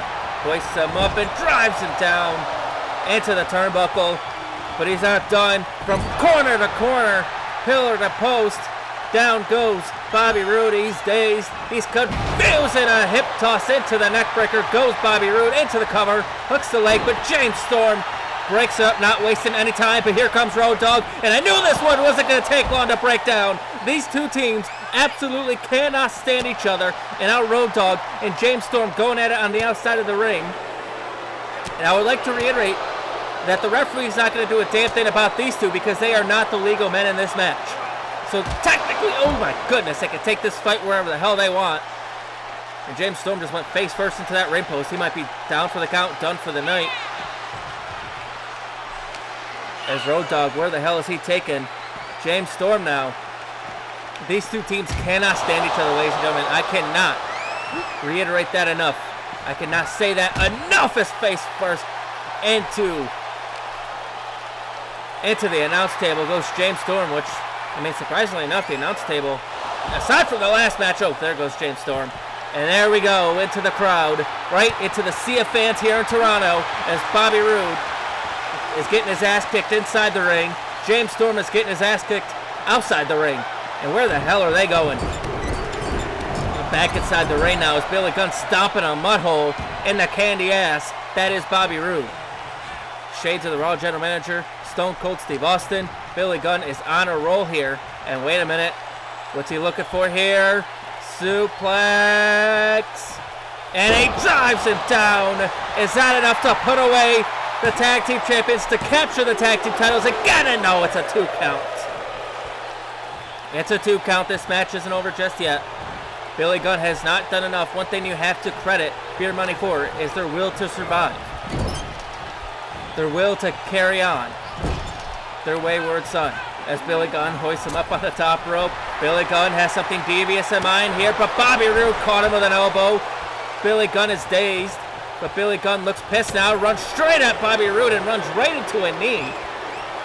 Billy Gunn got caught twice and then a running neck breaker. And down goes Billy Gunn, down into the cover, hooks the leg. Is that enough to retain the tag titles? No, a kick out of 2, an early 2 count there. I'm not sure where the hell Road Dogg and James Storm went. I can't see him in the crowd here, but Billy Gunn caught Bobby Roode with that elbow. And now here comes Billy Gunn with a clothesline. And another one. Bobby Roode looks for a clothesline of his own, but Billy Gunn ducked it. And a massive back body drop in, and then he fouls it up. He fouls it up. Tilt-a-whirl slam. Down goes Bobby Roode. And this could be the beginning of the end for Beer Money. James Storm is nowhere to be found, but he's got to drag him away from the ropes. Into the cover, hooks the leg to capture the tag titles. No, it took too long. Bobby Roode kicked out. It took too long. And now Billy Gunn hoists him up on his shoulder once again, but this time Bobby Roode rolls through. Bobby Roode rolls through. Looking to steal it here. 1, 2. No. Billy Gunn rolls through. 1, 2. No. Will Bobby Roode steal it? Will Billy Gunn steal it? And no. Bobby Roode breaks out of it. And Billy Gunn looks for the right hand. Bobby Roode reverses. Bobby Roode with a shot to the head. Bobby Roode lighting him up. And look at the Uranagi slam. Down into the canvas. Hooks the cover. Hooks the leg to retain the titles. And no. Back and forth tag team match, which broke down into a singles match by the looks of it. And oh, a hammer and sickle. Taking down Billy Gunn. And it was done with a glorious presence in mind, as Bobby Roode just laid out the competition, and now Bobby Roode could be calling for the Roode DDT perhaps, as a right hand, and no, maybe not, no, hooks him up, what is this? Death Valley Driver to retain the tag titles, and oh, Billy Gunn just barely able to stay alive there. Wait a minute, up on the Titantron. Wait a minute. Speaking of the Beer Money's office, Road Dogg and James Storm have made their way back there, and now these two beating the holy hell out of each other in the office again. Ladies and gentlemen, these two are not the legal man, so the referee can't do a damn thing about this, as Road Dogg about to drive him head first onto the cement floor, but James Storm slips out the back and takes out the knee. Takes out the knee of James Storm, and James Storm lighting up Road Dogg here. Wait a minute. Oh my God, a backdrop driver. A backdrop driver to Road Dogg. These two teams, again, I cannot say this enough. These two teams cannot stand each other, as James Storm sends it flying. They're outside the Beer Money's office here. And these fans absolutely love it when these two teams try to end each other, as James Storm looking for the super kick, but Road Dogg moved out the way. And a low blow to James Storm. Payback for Road Dogg from the King of the Ring pay-per-view. James Storm has been taken out, and now, pump handle slam. One half of the tag team champions are laid out. And now Road Dogg making his way back to the ringside.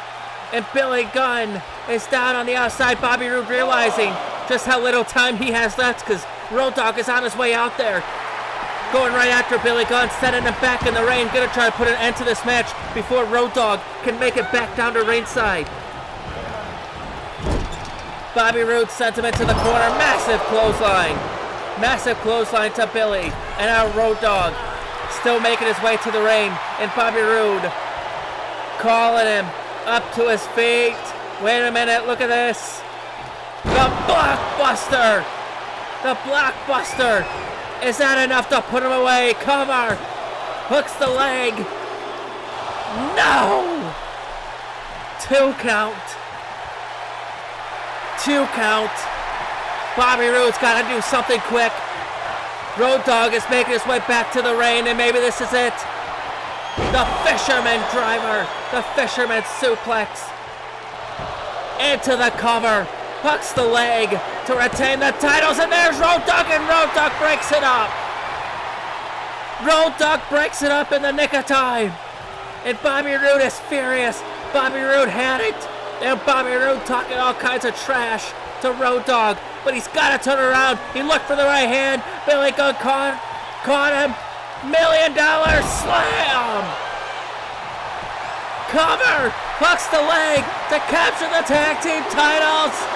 No. It's not enough.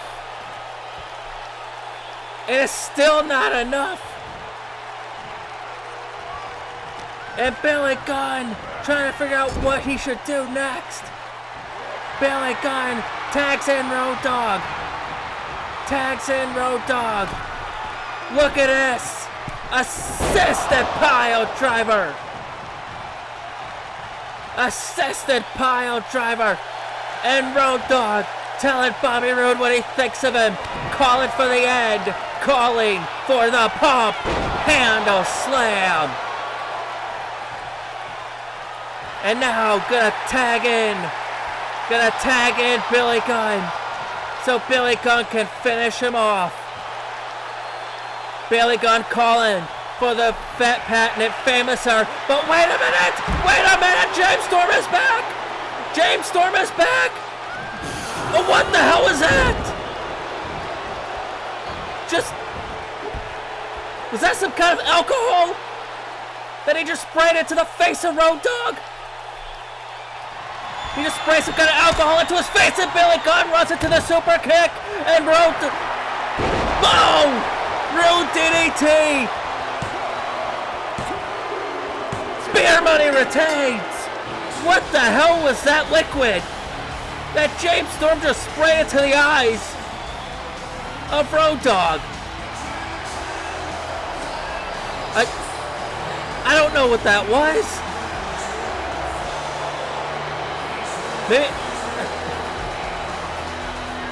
I don't know what it was.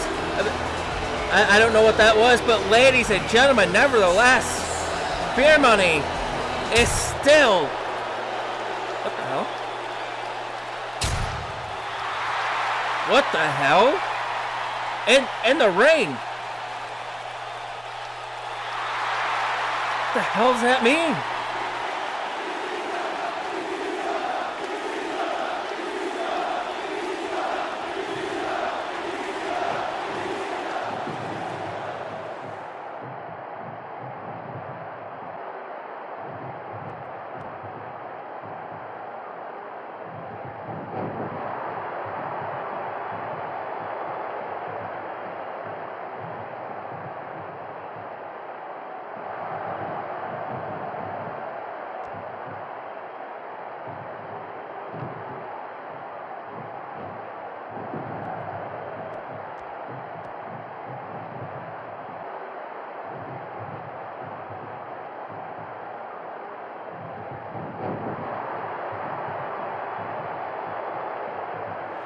Oh, what a moment that was between former rivals Randy Orton and Seth Rollins.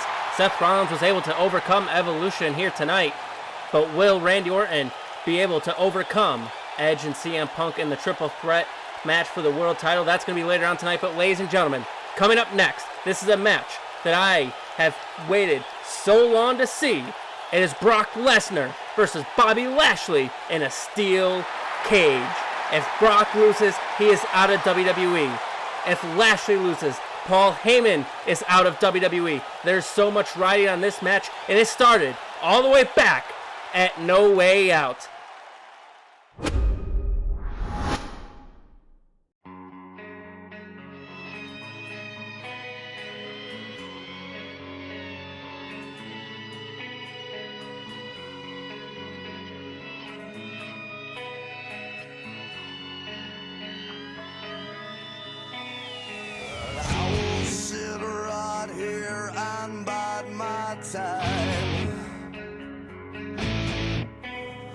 As long as it takes to get what's rightfully mine.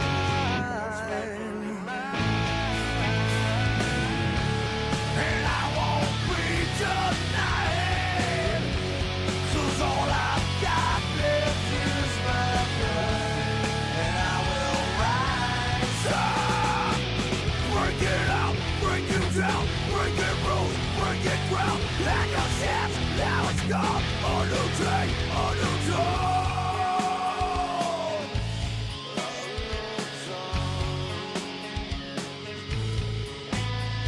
And I will sit right here and I will wait patiently for your last big mistake.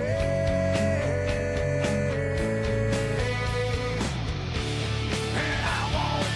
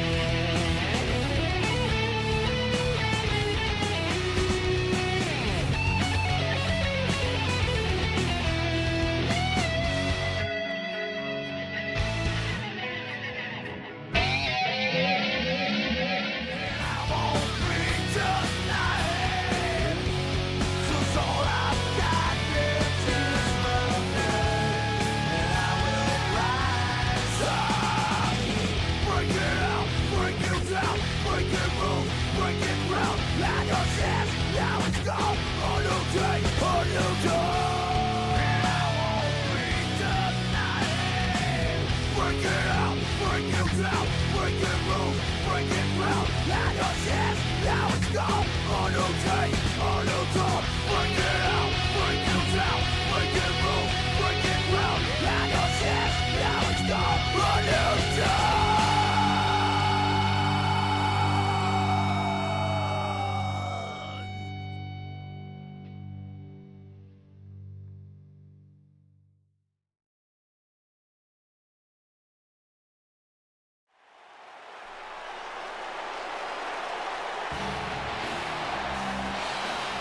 Ladies and gentlemen, it is time for a match that we have all been waiting for. The time for running is over. The time for playing behind legalities is over. It is time to nut up or shut up. And it is time for that man, Bobby Lashley, to prove that he is what they say he is, the next big thing. Ladies and gentlemen, we haven't seen somebody quite as dominant as Bobby Lashley since his opponent tonight arrived here in the WWE. And with the backing of Paul Heyman, it has done this man wonders. Absolutely dismantling his opponent here tonight at WrestleMania. But as we all know, it wasn't enough to put down the beast.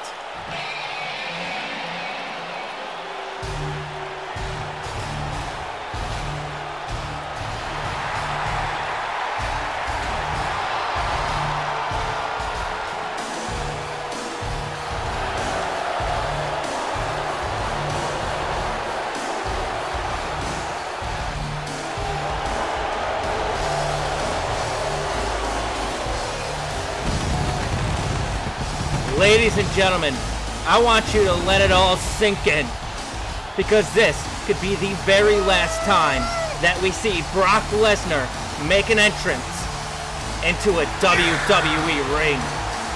There was rumors swirling after WrestleMania that Brock took his ball and went home, that he was going to go join the Minnesota Vikings, that he was going to go join the Football League. Paul Heyman called for it to happen. Said that Brock Lesnar wants none of Bobby Lashley, the new big thing. But as we noticed at Judgment Day, and as we noticed at King of the Ring, Brock Lesnar has no plans of going anywhere. When the feud gets this heated, when two men hate each other this much, when this much pride and ego is on the line, there is only one way to settle it, and it is inside a steel cage. And listen to these fans, ladies and gentlemen. You know we're about to witness something special. It is Brock's career versus Paul Heyman's career. And you can see the wise man, the walrus himself, watching on. These fans 100% behind Brock Lesnar. Who's going to take the first step? Who's going to make the first move, ladies and gentlemen?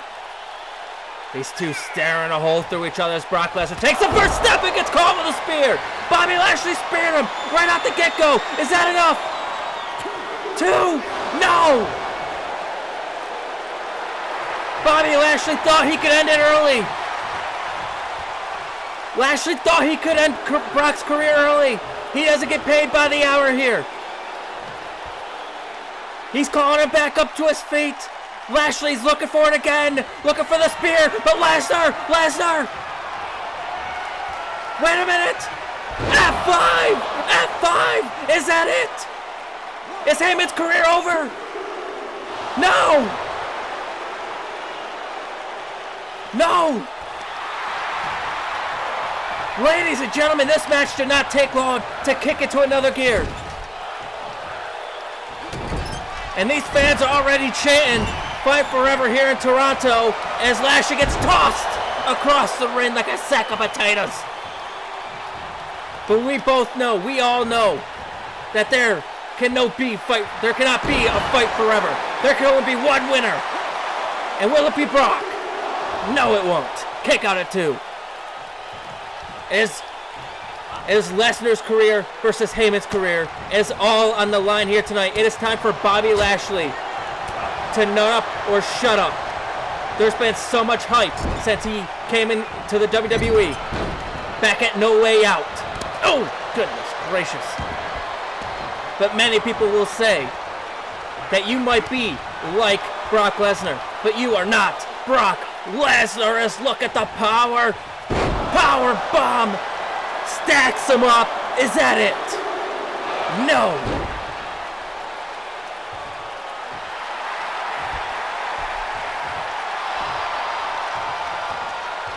This is not going to be for the faint at heart, ladies and gentlemen. If you have a weak stomach, I would say turn off the stream right now. But if you want to see two behemoths beat the holy hell out of each other, give me a hell yeah in the chat, because that's what we're about to see as Brock Lesnar sends Lashley back into the center of the ring. Lashley has been trying to get away from Lesnar for months. But Lesnar would not have it. And now, here tonight at SummerSlam in Toronto, Lashley has nowhere to run. Lashley has nowhere to go. It's time for him to put his money where his mouth is as Lesnar takes him down. Into the cover, hooks the leg to end Heyman's career. No. Kick out at 2. And it looks like Lesnar's getting a little frustrated there, but you have to know that he can't get frustrated. It's going to take a lot more than that to put Lashley down. I think we all know that. Almost went the distance in the Kane of the Ring tournament as Bobby Lashley now lighting up Brock Lesnar. The only reason why I would say he lost the Kane of the Ring tournament is because of his opponent here tonight. Face first into the canvas goes Brock Lesnar, and out getting a mudhole stomped by Lashley. And now Lashley with a straight right to the forehead. Could be looking to open up Brock Lesnar here in this steel cage match. If you want to see who the top dog is, if you want to see who the real beast is, lock them both in a steel cage and see what happens. And that's exactly what General Manager Stone Cold Steve Austin wanted to do here tonight, and he made the right decision as Brock Lesnar goes headfirst into the steel cage. And now Lashley, look at the power, running power slam, floats into the cover, hooks the leg to end Lesnar's career. Is that it? No, it's not. It's going to have to do a hell of a lot more than that to end the career of the next big thing, of one of the most dominant rookie careers in WWE history, Brock Lesnar. And look at the dominant rookie career that this man, Bobby Lashley, has had, walking around with a former World Heavyweight Champion with one hand. A former WWE Champion, my mistake. With that stalling suplex. And now Lashley, massive power bomb to Lesnar. And Lashley has all the confidence here, but he cannot afford to get too confident, because Lesnar believes that without Paul Heyman, Lashley would not be where he is today. That the only reason why he has been dubbed the new big thing is a power slam, running power slam from Brock Lesnar. The only reason why Lashley has been dubbed the new big thing is because of the mouthpiece that is Paul Heyman, and that Lashley has not done a single damn thing to earn the title of being the new big thing, the next big thing, the Dominator, Bobby Lashley. Brock Lesnar's gonna make it pay here tonight as he sends him spine first into the steel cage. And now Lashley, back and head first, back into the cage once again by Lesnar. As I said, this won't be for the faint at heart, as Lesnar tossing Lashley around with no regard to his well-being. And he says, you're not done yet. Get your ass back up. I'm going to punish you some more as Lesnar, look at this, sends him flying across the ring with that fall-away slam. And I don't think we've ever seen somebody manhandle Bobby Lashley quite like Brock Lesnar.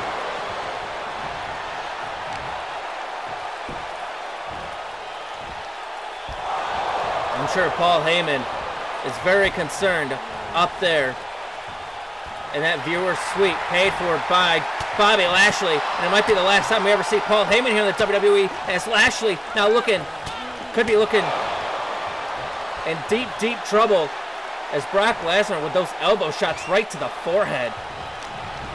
Beating the holy hell out of him and then sends him head first into the steel cage. Heyman has got to be quivering in his shoes here tonight, ladies and gentlemen. As now Lesnar sends Lashley off the ropes, and wait a minute, release German suplex, good God almighty. Suplex City is in full effect here tonight. As Lesnar sent him into the corner, could be looking to dish out some more punishment here. But oh no. Lashley caught him with an elbow there. And now Lashley with a clothesline. And now here comes the Dominator. Here comes the new big thing, supposedly Bobby Lashley. And if he could beat Brock Lesnar here tonight and end his career, he definitely would be the new big thing.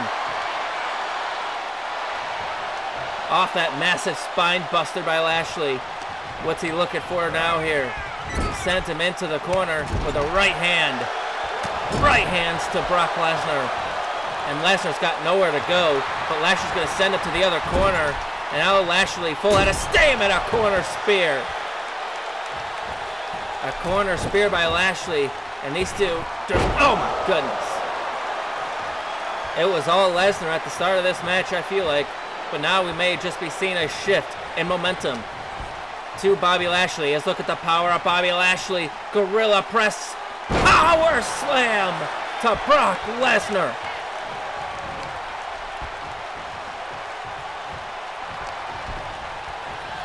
Now it's Bobby Lashley showing that dominance, that power, that strength once again, walking around the ring. Making sure that all the blood rushes to the head of the beast. And now Lashley looking for it a second time. He couldn't hit the second time, looking for it a third time, but can he connect? No! Lesnar hopped right over it, and now Lesnar looking to take him to Suplex City. Can he hit the hat trick? Can he hit the trifecta? Yes, he can, but Lashley not going anywhere, but he gets turned inside out, upside down. Brock Lesnar with a ripcord lariat, and this could be the beginning of the end. This could be the beginning of the end. Brock Lesnar with a second F5. Paul Heyman's career is over.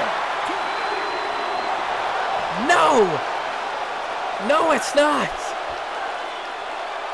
Lashley kicked out. These fans are chanting one more time. And I think Brock Lesnar's going to give it to him one more time. Looking for another F5, but Lashley slips out the back. Wait a minute, off the ropes. Into a spear. But Lashley not going for the cover. Lashley trying to escape the cage. Trying to escape the beast. Here in Toronto. Can he escape the steel cage? But Brock Lesnar's back up to his feet, and Lesnar says, you're not going anywhere, you son of a bitch. You're going to have to do a lot more than that. And Lesnar, power bomb. And oh, look at the power of the Beast Incarnate with the triple power bombs. Cover, hooks the leg. Lashley kicks out. But how much more does he have left in the tank? How much more does Lashley have left? As Lesnar hooks him up on the top rope. Wait a minute. He's got something devious in mind. Looking for a superplex. Good God almighty. inside of a steel cage, but Lashley slips out the back. Lashley slips out the back again. Lashley slips out the back. Brock Lesnar hung head first off the turnbuckle, and another spear into the cover. Hooks the leg to retire Lesnar. No! Lashley is pissed, and I can see why. That is 3 spears, and Lesnar will not wilt. And now Lashley, oh my God, getting furious. Getting absolutely furious. Dare I say, getting pissed off. And then again, into the steel cage. And Lashley's not done, oh my God. You have to start thinking about the well-being of Brock Lesnar here. As now, a 3rd time into that steel cage. A 3rd time into the steel cage. And Lashley's not done again. Oh my God, and Brock's been busted open. Brock has been busted open off the numerous shots into the steel cage, and like a shark in blood-infested waters, Lashley going right after that open wound. Not quitting, going right after it with those right hands. Good God almighty. And much to the displeasure of these fans, Bobby Lashley beating the holy hell out of Lesnar, but Lesnar's back up, and Lesnar's asking for more. Looks for the right hand, but no, Lashley reverses. Lashley sent him off the ropes, and oh my God. Sent him hard into that turnbuckle. And now Lashley calling for another spear. And I think the Beast has had his last breath. As Lashley picks him up. Gonna add insult to injury. And wait a minute.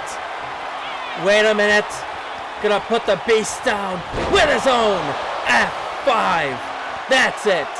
Brock's career is over. What?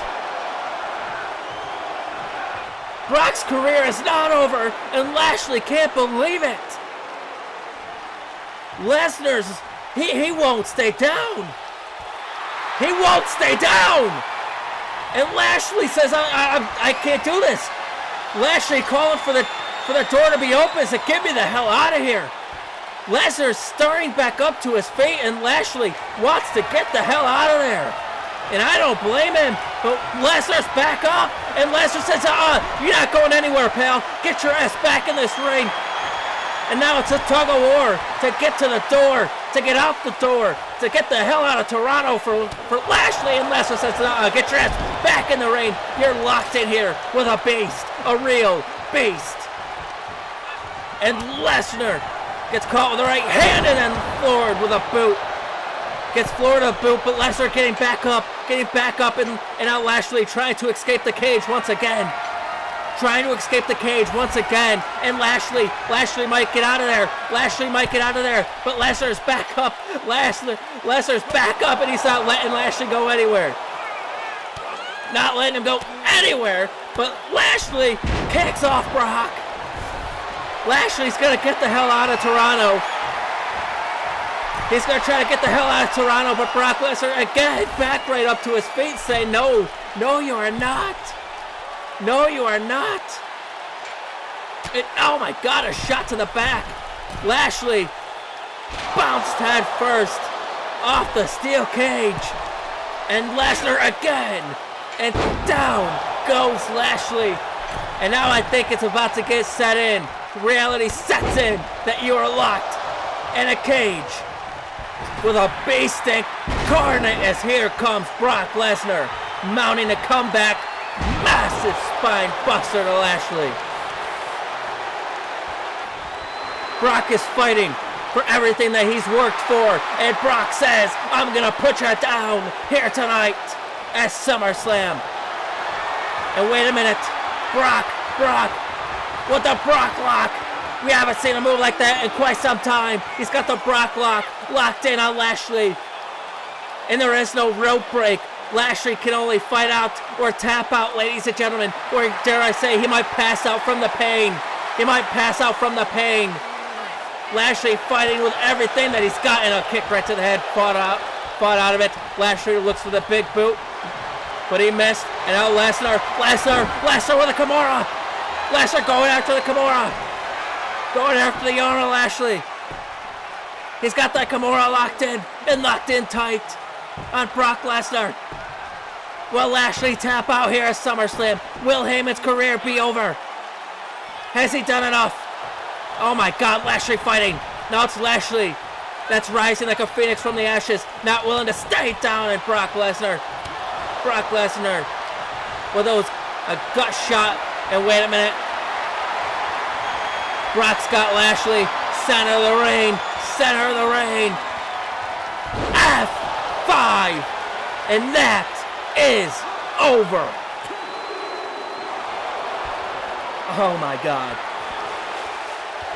Oh my God. Lashley won't quit. Heyman is scared.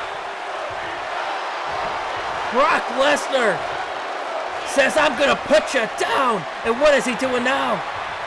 Brock Lesnar has ripped off the elbow pads, ripped off the wrist tape. He is all business now. And now Lashley should be scared shitless. Oh my God. Oh my God. Lesnar has ripped off the one thing that was protecting that $1 million mug of Bobby Lashley. And now here comes Lesnar. The shots right to the forehead. Lesnar saying, you open me up, I'm gonna open you up, you son of a bitch. Brock Lesnar. Oh my God, those elbow shots right to the forehead. And oh my God, and oh my God. Oh my God, Lashley's been opened up. Lashley's been opened up at the elbows of Brock Lesnar. And Brock Lesnar saying, stay down. And I think it's in Lashley's best interest to stay down as Lashley is stirring back up to his feet. He won't stay down. Lesnar is climbing the cage. And Lashley says, I'm going to regret this decision. But Lashley is going up after him. Lashley is going up after him as Lesnar was trying to escape the cage. Lashley is going to join him up top. Lashley's going to join him up top. And it is getting dangerous here, ladies and gentlemen. Oh my God, oh God. This is a dangerous predicament to be in for both men.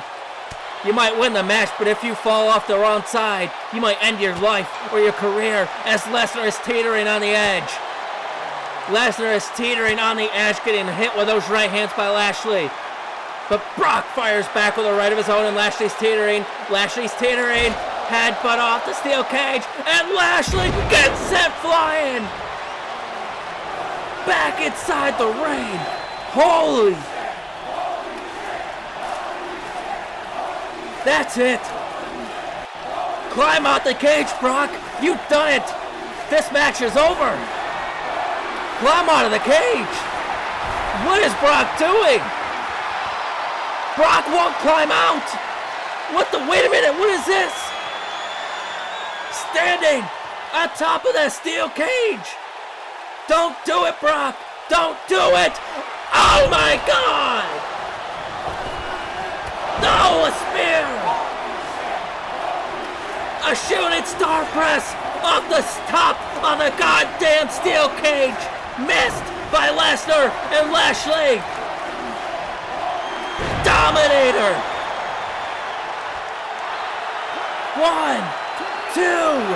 Lesnar's career is over. Oh my God.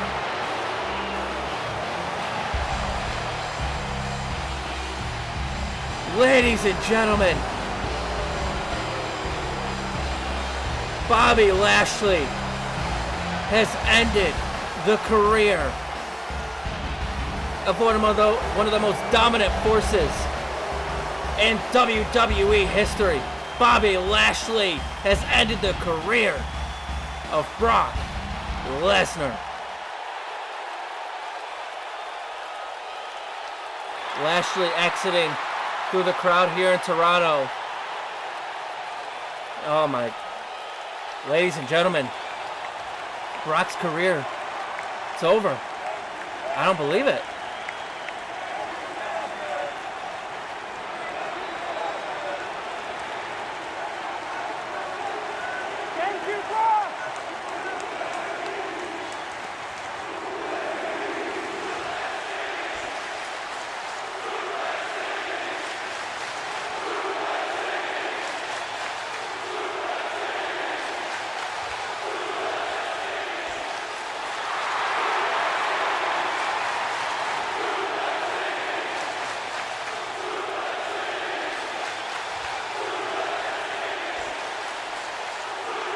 Thank you, Brock.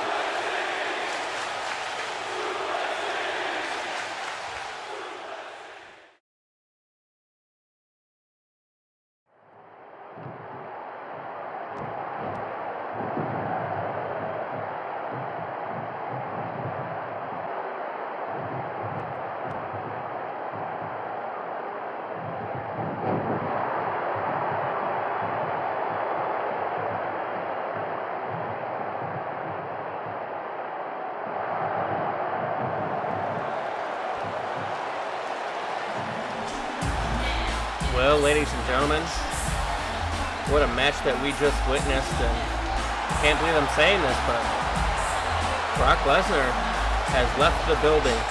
Brock Lesnar is no longer a part of the WWE. What an absolutely insane steel cage match that we just witnessed, but we don't have time to think about that right now because the Director of Talent Relations for the Women's Division, Stephanie McMahon, is here in Toronto at SummerSlam, and I'm being told that she does have a very special announcement for us all tonight.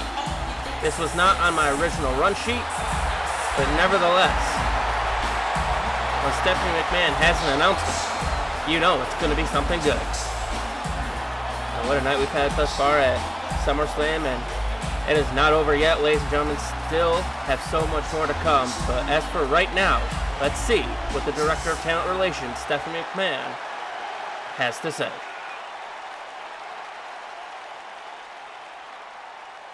Ladies and gentlemen, I wasn't supposed to be out here tonight. This announcement was originally scheduled for Raw tomorrow night, but I just couldn't wait any longer. As Director of Talent Relations for the Women's Division, it is my job to ensure that the women on both Raw and SmackDown are being given every chance possible to shine. This is why you got to witness the first ever Queen of the Ring tournament. It is also why we are about to witness a massive women's championship match right here at SummerSlam in Toronto. Women have been making history here in the WWE lately, and I am here tonight with another historic announcement that will shape the entire landscape of this division. I am here to announce that from this point forward, the WWE Women's Championship will be exclusive to Friday Night SmackDown. And starting tomorrow night, we are going to begin a tournament to crown a new Women's Champion exclusive to Monday Night Raw. This will be an elimination-style tournament, with the two finalists meeting one-on-one for this new championship that will be unveiled at the Unforgiven pay-per-view. What? What an announcement by Stephanie McMahon. A new women's championship will make its debut on Monday Night Raw at Unforgiven, and I cannot say that I'm surprised by her appearance here tonight. A fellow Canadian wrestler, a former women's champion, Gail Kim, who was not scheduled to be here tonight, but as a proud Canadian superstar, you can't have SummerSlam without Gail Kim, I would imagine.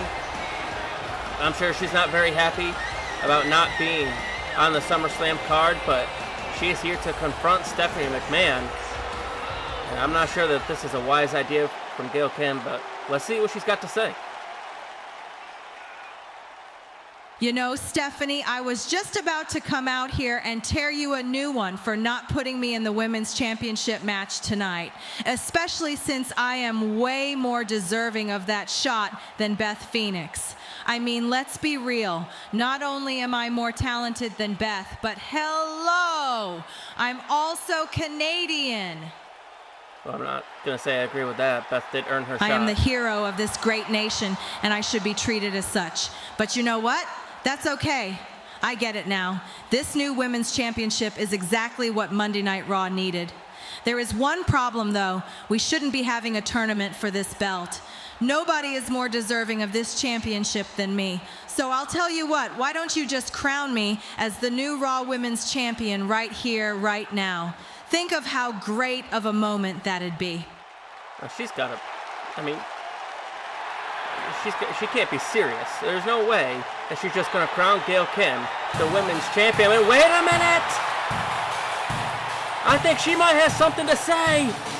Gail Kim took her out just a couple weeks ago. Stephanie McMahon dunking out of the ring, and here comes Mickie James. And here we go. These two going toe-to-toe. Gail Kim took out her former protege, Trish Stratus, a number of weeks ago. And just a couple weeks ago, she took out Mickie James. And now these two battling out here at SummerSlam with Gail Kim. Gail Kim attacking Mickie James. Gail Kim feels that she should be the women's champion. She feels that she deserves to be at the top of the women's division. And Gail Kim is trying to shut Mickie James down here. Send her into the corner. Gail Kim full head of steam, and oh my goodness. Gail Kim beating the holy hell out of Mickie James, and now Gail Kim to the top rope. What is this? Look for the crossbody. Mickie James caught her. Mickie caught her in a massive scoop slam to Gail Kim. Now Mickie James setting her up, looking for the Mickey DDT, but no. Reversal by Gail Kim. And now Gail Kim, down she goes. Down goes Mickie James. And Gail Kim is feeling it here tonight. Gail Kim lays out Mickie James, and now what the hell is she thinking here? Where's Gail Kim going? Gail Kim, she's got a steel chair, looking to put an end to Mickie James here at SummerSlam. Somebody's got to stop her. Somebody's got to stop her. And wait a minute! Coming down the ramp, it's Trish Stratus! Trish Stratus, the Canadian hero! Gail Kim isn't the hero. Trish Stratus is. And here at SummerSlam, Trish Stratus saves the day for Mickie James. But this is just the start. But ladies and gentlemen, coming up next, the Women's Championship is on the line as it is Chyna versus Beth Phoenix, one-on-one. What an announcement there made by Stephanie McMahon. And no time to waste. We're going right into the Women's Championship match. Clear the arena, clear the building. Ladies and gentlemen, the Glamazon, the Queen of the Ring winner, is in the building. And she's looking to capture her first women's title here in the WWE. So she is going up against what I would consider to be her toughest test yet. Beth Phoenix won the Queen of the Ring tournament when she defeated Trish Stratus in a very close match at the King of the Ring pay-per-view, and Chyna doesn't believe that Beth has what it takes. But it is time to put your money where your mouth is, as here is the women's champion who has turned a new leaf as of late. We have seen a different side of the ninth wonder of the world, Chyna. Chyna, when she first returned, she wanted to be a beacon of light and opportunity for the women's division, helping women like Beth Phoenix out. But she felt like she was being disrespected left and right, and she got sick and tired of it. She captured that women's championship from Gail Kim. And ever since then, she has made it a point to let everybody know that this will be the most dominant reign in women's history. And it has been just that, but will it come to an end right here tonight as Chyna is all business. She might be handing over that championship for the very last time, though, ladies and gentlemen. And I would say this is a dream match to say the least, and that's what it's all about. Women's Championship on the line. It is the Glamazon versus the ninth wonder of the world, and this match is underway. These two standing toe-to-toe. And Chyna, ever the confident one, and these fans aren't too thrilled with this new attitude by Chyna as a collar and elbow tie-up, and it is a stalemate as these two are equally matched in power. Went for it again, and it was still a stalemate. Go for it again, and wait a minute. Beth Phoenix overpowers Chyna. Chyna has met her match, I think, ladies and gentlemen, and Beth says, is that all you got? Come back and get some more. And here we go. And oh, Chyna goes down low with that knee right to the gut there. And now Chyna just lighting up Beth Phoenix. And this match is really underway as Chyna looked for the shoulder tackle, but Beth didn't go down. And Beth Phoenix says, you're gonna have to try a lot harder than that if you're gonna take me down. Looks for the left hand, but Beth caught it in a nice headbutt there. As I think the feeling out process is over. It's, oh my goodness, and an elbow takes down Chyna. What a night, ladies and gentlemen. As Beth Phoenix says, Chyna into the corner, and now Beth Phoenix full head of steam with a running elbow, taking down the champion. Chyna could be in trouble here in the early going, as she's got her hooked up, and wait a minute, the power of Beth Phoenix with the giant swing and sending Chyna all the way across the ring, and these fans are behind Beth Phoenix here tonight. And Beth Phoenix looked for the full head of steam, looked for a running tackle, but Chyna got the knees up, and now Chyna looking to get back in this contest. Oh, a nice forearm shot rocked the Glamazon. And another one, and this one leaves her dazed and confused on those ropes. And she sends her off to the other, and a nice power slam there into the cover. Hooks the leg to put her away to retain the title, and it's a kick out at one. A kick out at one, ladies and gentlemen. It's going to take a lot more than that to put Beth Phoenix down, and I think Chyna it's starting to sink in that she may have met her match here tonight. That she may have to do something. Oh my goodness, there goes Chyna over the top rope. I think it's starting to set in that her reign as women's champion might be in jeopardy. As even Stephanie McMahon has said that maybe Chyna feels like her championship reign is threatened, and that's why she's turned over this new leaf as Beth Phoenix got a little overzealous there. Chyna obviously been in the business much longer than Beth Phoenix. Beth Phoenix is fairly new. And she puts her in the corner there, and now Chyna looking to wear her down. Down goes Beth into the corner, and now look at Chyna. This is this other side of Chyna that we don't normally see, but we've been seeing it lately, and I don't think the fans like it, and I know I don't like it. But when it comes to the women's title, you have to do whatever it takes to keep it. And whether I like the way that she's going about her business or not, is a massive DDT there, and then floats into the cover, hooks the leg. Is that enough to retain the title, to put Beth Phoenix down? And no, it's still a kick out at one. Chyna's going to have to do a lot more than that, and I think we know it. As Beth Phoenix rolling to the outside of the ring, she's dazed and she's confused, and Chyna's going right out after her. That veteran instinct of Chyna, she knows that she's got to stay on top of Beth Phoenix. She can't give her an inch, because if she gives Beth Phoenix an inch, she'll take a mile. Oh my goodness, right onto the announce table, head first. And then right into the steel steps goes Beth Phoenix. This much more aggressive side of Chyna, a side that we haven't seen in a very long time. And now she's got devious plans for that announce table. As Beth stumbling back up to her feet. Oh my gosh, shots by Chyna. Now Chyna, where the hell is she taking? She's got devious things in her mind for that announce table, but Beth Phoenix fighting back, not willing to go down that easy. Beth Phoenix has to get Chyna back in the ring, though, if she wants to retain, or if she wants to capture the women's title. Referee is at a count of 6, but Beth Phoenix drives her head first off the apron. Referee's at a count of 7. Beth Phoenix has got to get her in the ring, and she does. Wise move by Beth Phoenix, taking us back inside the ring so that we could carry this match on. As now Beth Phoenix lighting her up, and nice Michinoku driver, and she grabs the leg, hooks her up. Is that enough to capture the women's title? And no. Chyna just barely kicking out of that one.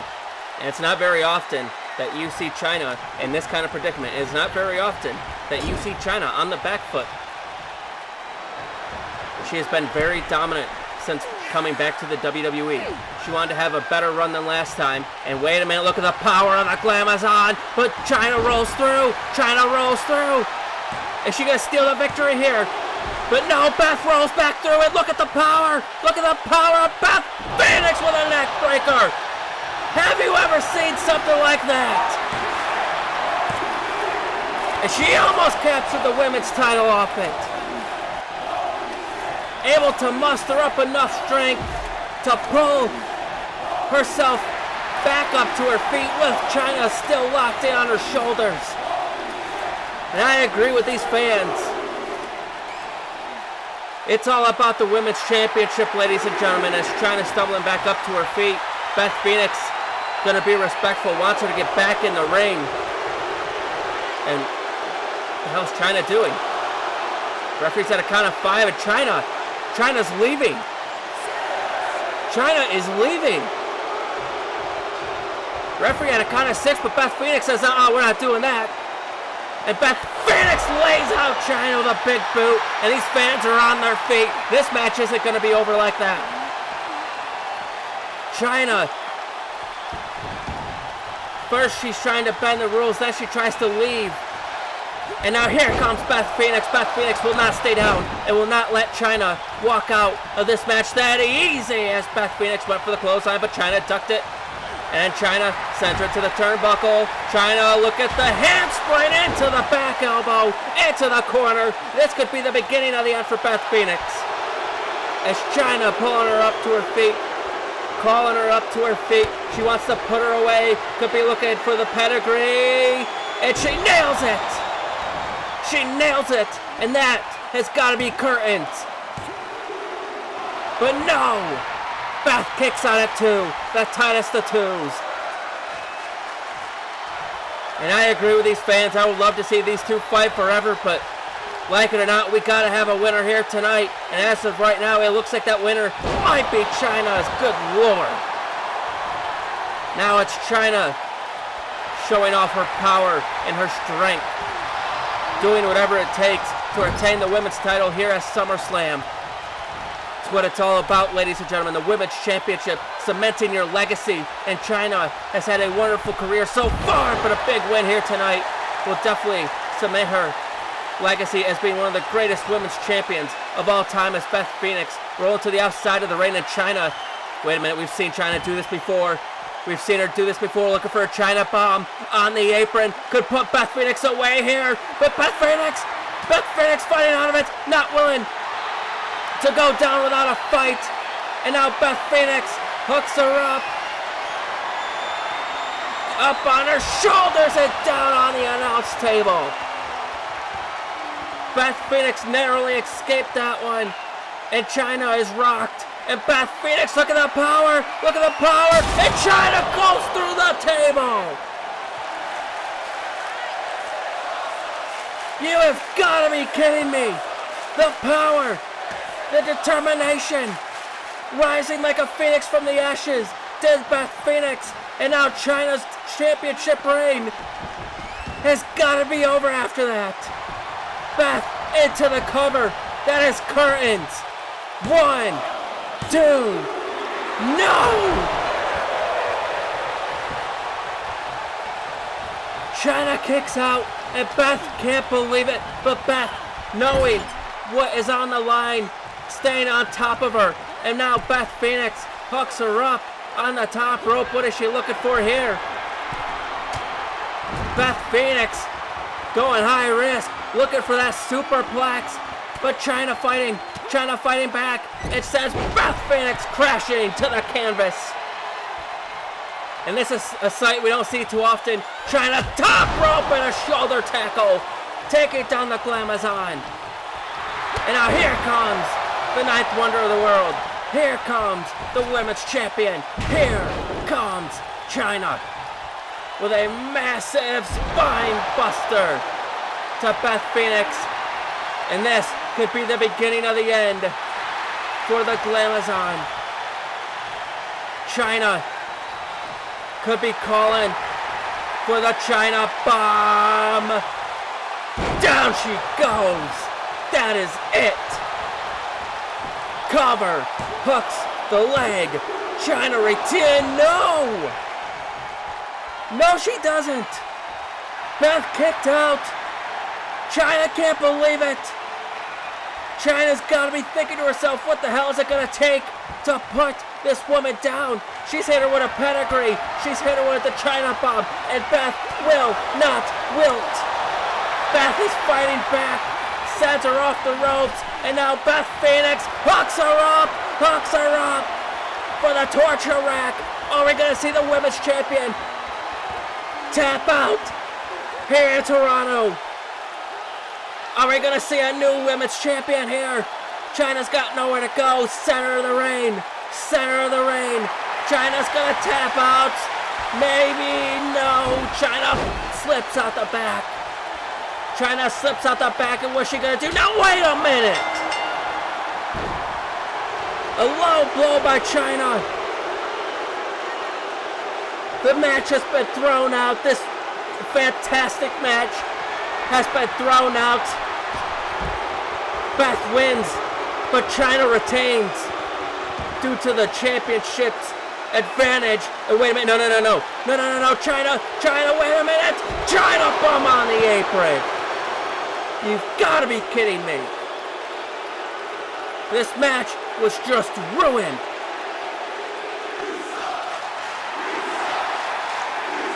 Chyna showing a new side of herself here tonight. She doesn't give a damn what she's got to do as long as she walks out with that women's title. Much to the depreciation and to the displeasure of the fans here in Toronto. And I agree with them completely. Chyna stooped to a whole new level here tonight. But like it or not, she is still the women's champion.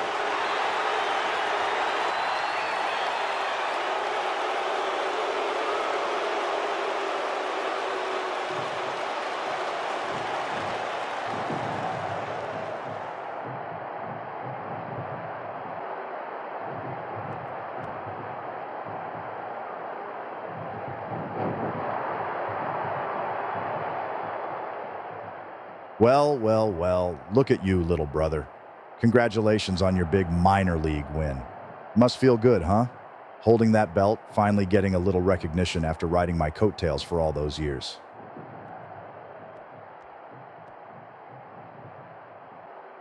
But if you want to see how it's done in the major leagues, feel free to watch my match.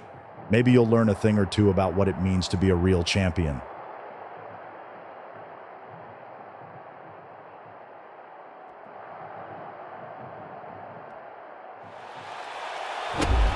Well, ladies and gentlemen, coming up next, it's time for Edge to nut up or shut up as he defends the World Heavyweight Championship against CM Punk and Randy Orton. And we're going to kick it over to the one, the only, WrestlePlus. Ladies and gentlemen, if you remember the voice and you remember the name, I am Plus, and we are getting right back into the middle of it as it is time for Triple Threat World Heavyweight Championship action, and action it promises to be, as it has been one hell of a night tonight here at SummerSlam, one of the biggest pay-per-views of the entire year. And can I just add, ladies and gentlemen, the man that we are seeing right here, so much anger, so much vile thoughts going through his head, and you can't blame him. Randy Orton, over the last few years here in Universe Mode, has been on a revenge quest, and that has soonly, it went over to the World Championship. And every time we see Orton in a situation like this, it feels like he's that close, but the ball always just slips from his hands every single time. Now tonight can be his night, but the odds are that much more stacked against him, as he is going to be going against two other competitors who we know will definitely bring the fire here tonight, and who have a little bit of personal stuff going on between themselves. But tonight, Randy Orton is that odd man.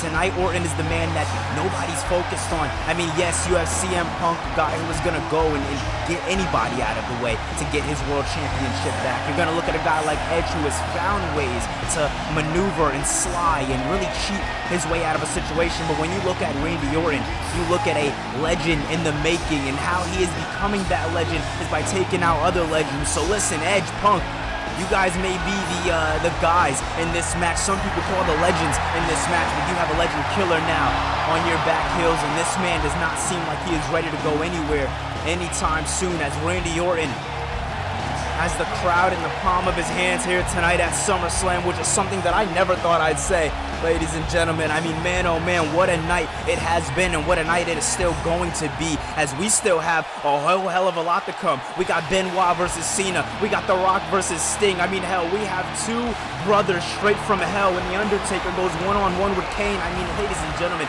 tonight is all about action. And although the action will continue here, it will continue after Raw. And ladies and gentlemen, now you see CM Punk. Listen, when this fire burns, it burns bright, and tonight Punk looks to match the flame, as CM Punk is looking to capture another championship here in Universe Mode, as he is looking to get his hands back on the World's Heavyweight Championship. When it comes to CM Punk and when it comes to Edge, we don't need to talk about their history. We know what comes with the history. We know the hatred that these two men have for each other. We know the violence that these two men have thrown each other's way. We've seen Punk get tossed through car door windows. We've seen Punk bring Edge to the limit and make him bleed. We have seen Punk at his worst just for that world championship. And here tonight, having that third man be Randy Orton, and that can either be a plus or a negative for CM Punk here tonight. And tonight, the way Punk's looking, how confident he's feeling, well, ladies and gentlemen, I don't know if it's just about the World Heavyweight Championship, and that's the dangerous part. Not only for CM Punk, but for the matchup itself. These three competitors need to be focused on the championship and the championship at hand. And right now, that look in Punk's eyes, he is looking completely past Randy Orton. And he's looking down the aisle at a man that both men have a whole hell of a lot of hatred in their hearts for. Hell, I'd like to argue that half of the roster has a lot of hate in their hearts for this man right here. As triple threat rules will apply, there will be no leader in sight tonight. It is all on Edge to get the job done by himself. I mean, the classic that him and Randy Orton had at the King of the Ring pay-per-view. Ladies and gentlemen, you want to talk about matches, you want to talk about graps, you want to talk about toe-for-toe, bell-to-bell madness. I want you to go back and look at that. When it comes to the Rated R Superstar, no matter how vindictive, no matter how sly, and no matter how dangerous he is in the ring, he always finds a way to get the job done. Now, is it always the right way? You're not going to hear those words coming out my mouth, but what I will say is if Edge wins tonight, it definitely won't be surprising, as this man has found a way to get it done every single time before. Well, tonight, I don't know if it'll be any different.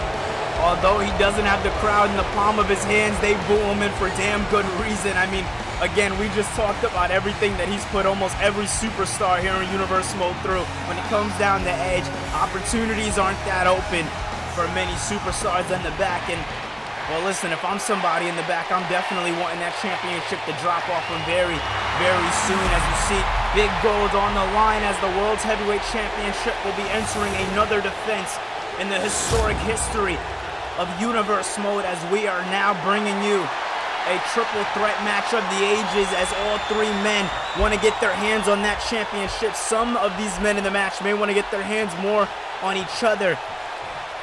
There's a lot of history in this matchup, but in the center of it, it all falls on Edge. As you see, oh man, look at this.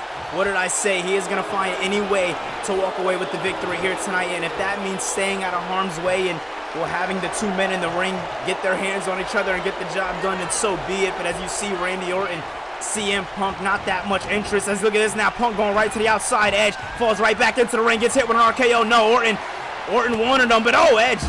Beautiful takedown, knocking him outside the ring, but it seems like CM Punk's looking to take advantage of this one. At some point, At some point, Edge was going to meet his maker a little early on, but I may eat my words here as Edge says no. Edge understands the target on his back, and that's something that we've talked about so many times in the past. As you see here now, Edge looking to go for a big DDT here, but Punk says no.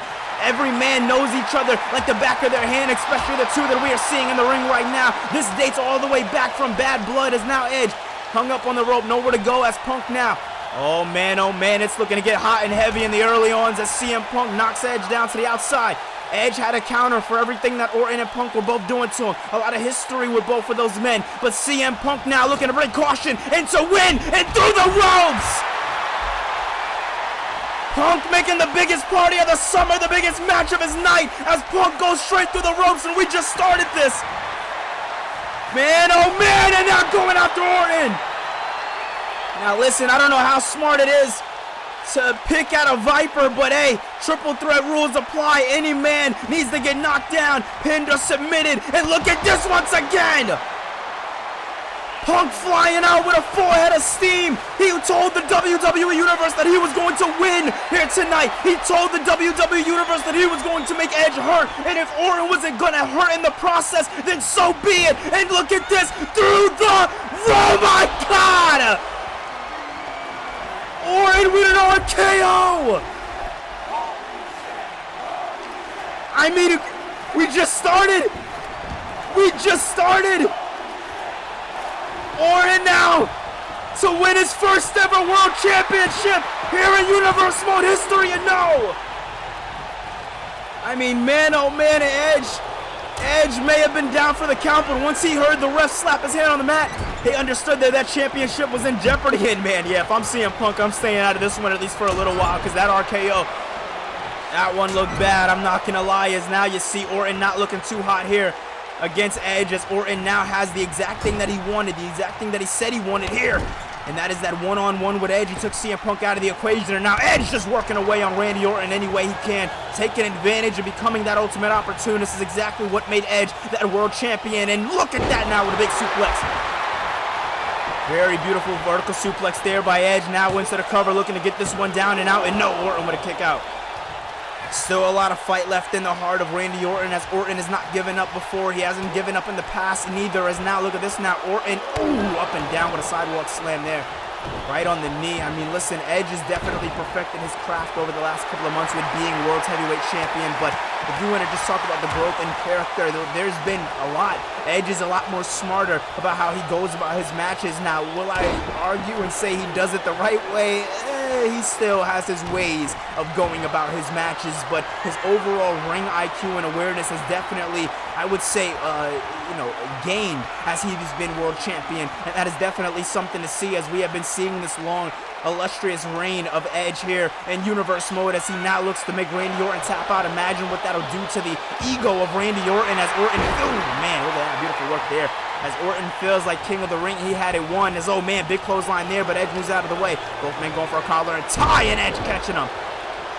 Beautiful work there, almost a face buster like variant into the cover now. Super close to the ropes, but look at this now as Orton doesn't see the ropes, but he got to kick out. Listen, if I'm Edge, I would be pissed off just as much. I mean, right when you feel like you're that close, right when you feel like the opportunity is right there, it just slips from your fingers. And you can only imagine that is how Randy Orton has felt over the last couple of months here in Universe Mode, coming off the King of the Ring. As look at this now. Look at this now. What does Edge have in mind? Looking to throw his whole body. Caution into the wind. Beautiful work there by Edge. Listen, the crowd isn't the only one that wants to get up to their feet to see the action, as Orton's getting that one-on-one he wanted, but it seems like Edge is out wrestling Randy Orton here tonight. Has him on his heels. Orton's had no offense here, and no! Man, oh man, with the way it was looking a second ago, looked like Edge was about to walk away with the victory, but now he notices that CM Punk is getting back up to his feet, understands the threat that is there, and look at that now. Punk might have played a little bit of possum to get Edge to the outside of the ring. Very smart there by the best in the world, and no, man. Edge swipes him away there, still knows CM Punk like the back of his hand, and now knocks him right back down. When it comes down to CM Punk and Edge, these two men have had a kindred rivalry.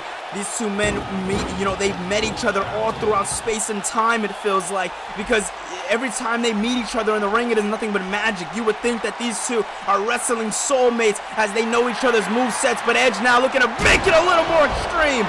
You cannot predict steel steps flying across your face. I mean, come on. Edge taking advantage of those triple threat rules as they are playing a very big favor here tonight for Edge. And CM Punk, man, this isn't looking too good for the best in the world. Oh man, look at that once again. As Punk getting his head bounced right off of the barricade, once again getting brought into that barricade. This is not looking too good if I'm the best in the world. Look at this now, CM Punk, stomach right there on the barricade, and Edge using it to his advantage to knock off a big boot. When it comes to the Rated R Superstar, he is full of different kinds of moves, to say the least. And oh man, I don't think he was expecting a Viper in his wake. As Orton now looking to catch him. Usually he'll do a second rope, but he caught him in a third rope DDT. That does nothing but put stress on the brain of the Rated R Superstar. And no. Now, don't get me wrong, that second rope DDT, now that's something. But when you hit it from that top rope, that is so much momentum crashing down right on your head. Edge cannot be looking good in this one as Punk is still out of the way, giving Orton exactly what he wants, that one-on-one with Edge. And now he's looking to get those strikes in, looking to get those licks in that Edge got in earlier. That's consistent strikes by the Randy Orton that we know and love. Look at this now, young, hungry, and ready to go here tonight at SummerSlam. And going for the 10th one, but no, Orton getting sidestepped there by Edge. Oh man, getting caught right there. And you got to think also not having Lito on outside has got to be a bit of a difference maker for the Rated R Superstar. Look at this now, Randy Orton is making this one to remember, into the cover. No! Man, oh man, how the hell is Edge getting up to his feet right now? I mean, somebody put me on, because I don't understand it. Once again, the Rated R Superstar falls to the Legend Killer. At what cost? I'll tell you the cost. At the cost, of what could be the World Championship, as Orton is doing the exact same thing he said he would do for such a long time. And that is finally put an end to the reign of the Rated R Superstar, as now he is hearing those voices in his head. But CM Punk is back in the mix. Orton put the side of luck. He is drawn too short here tonight, as that luck has run out on the behalf of the best in the world. But look at this now, Edge looking to get involved. Punk now with a couple of kicks, a couple of punches. If they can get the Edge out of this situation, then we might be guaranteed a new world champion. As Edge now goes down hard, and so does Randy Orton here tonight. Now, I want to point something out. This is the first time Orton and Punk are really going at it from that RKO we seen earlier tonight. And now Orton might be getting a receipt, but no, the second man to get out of a GTS here tonight. As Randy Orton may not know CM Punk all that well, but he knows him enough to get out of a GTS. As look at this now, power slam by Orton. Wow. What a match we are seeing here tonight. Nothing but high stakes, high rewards, and nothing but total non-stop action here tonight at SummerSlam. As look at this now. Caught Edge with a third rope, catches Punk with a second one. Could it be? It will be. The Viper showing his stripes the only way he knows how. Oh man, the voices right when you think they stop, they keep going, but no, Orton can't land it. Punk says no. Now Punk wants a little bit of a comeback of his own, and you can't blame him. As Orton now, big strike, but Punk hits him with a kick. Punk said no. One RKO was one enough, and now Punk looks to take the throne here tonight, crawling up to the heavens. Big elbow drop into the cover. No! What? Orton is keeping the dream alive. Orton is keeping the dream alive here tonight, as Randy Orton hasn't seen championship gold since the Intercontinental, and tonight he wanted it to be his night, but Punk brings him center of the ring, but gets hit with a spear. That might have been the luckiest thing for Randy Orton. Edge now, this is over. 3, no, what? Punk says no. Edge is beside himself. The WWE Universe is beside themselves, but he wants another. He craves for another, and another he will get, but Punk catches him. It's time. No. Edge isn't going to sleep. Not this soon. Not yet. No. Caught him. No. Punk is too smart for his own damn good, but no. And his own damn good won't be right. And look at this. What the hell are we seeing? Punk with a GTS into the cover. No. Oh my God. There is actually no way. Punk has done it 2 times now to Randy Orton. He should be fast asleep, nowhere to go, and Punk should be the world champion again. But you can only think what is going through Punk's mind. He wants to put down any and everybody. And you can tell his focus was damn short. Oh my God! Spear out of nowhere! 2! Orton breaks it up! Edge is like, what the hell just happened? Gets caught now, off the rope, into the corner. Oh! Edge wanted a big clothesline, or excuse me, Orton wanted a big clothesline. Edge now. Oh my God! What a kick by the Rated R Superstar to retain the world title. No! Punk wants gold just as bad as every other man in this match, and he is showing it. As look at this now, Edge says no, fighting back, understands, desperation, bits him, gets him, 1, 2, it's over. What? What am I seeing? How? You would have thought Edge let go with how barely Punk got the shoulder up, but the referee has confirmed Punk did indeed get the shoulder up, and a spear by Edge! Edge promised by the end of SummerSlam, you will not doubt the reign of Edge. And ladies and gentlemen, with the dominance that we are seeing, I can definitely say the same. And oh my God, Edge removing the pad and getting the barricade. We talked about how, yes, this is a championship match for all 3 competitors, but how much more personal this is for Edge. And CM Punk and Edge is showing you that here tonight. And oh man, I mean, you thought, I would have thought at Bad Blood that was as bad as it gets, but Punk now, oh my God, just crashing down to the barricade. Nowhere for him to go, nothing for him to do. Edge now looking to meet him on the other side. Oh my God, no. Edge always does this as a nail in the coffin to every opponent he steps into the ring with. Ending their careers, taking them out. Edge telling him that he will do it to him. And oh man, that's Orton. Orton's back in the fray, and gets the chair out of harm's way, and that right there might be the best thing for all 3 competitors, keeping this one straight. Graps, no weapons at all. Edge has been the only man to introduce a weapon in this matchup. And look at that big RKO, no miss out of there by Edge. Edge now catching Orton. What does he have in mind for him as both men go for a collar and tie? Lock up, and Edge catching him there into the cover. Is this one going to be it? 2, and a no. Wow. Right when it feels like Orton, or excuse me, like Edge has won it, Orton kicks out. When it seems like Edge has won it, Punk kicks out. And oh my God, big punch there. Found him off the ropes, and a spear, but oh! Edge caught Punk regardless. Punk got caught, and look at this! Pop-up KO! It's over! New champion! Will it happen like this? 3, what?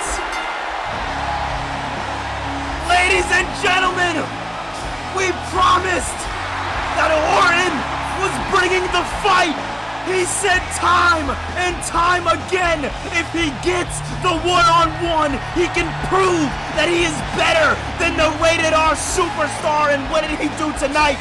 He proved that he had Edge's number where it counted, and where it counted was off an RKO. Now, ladies and gentlemen, we know it only takes one, but these two men were countering it time after time after time. There was no way Orton could really put the nail in the coffin, but he made sure when he did, he does.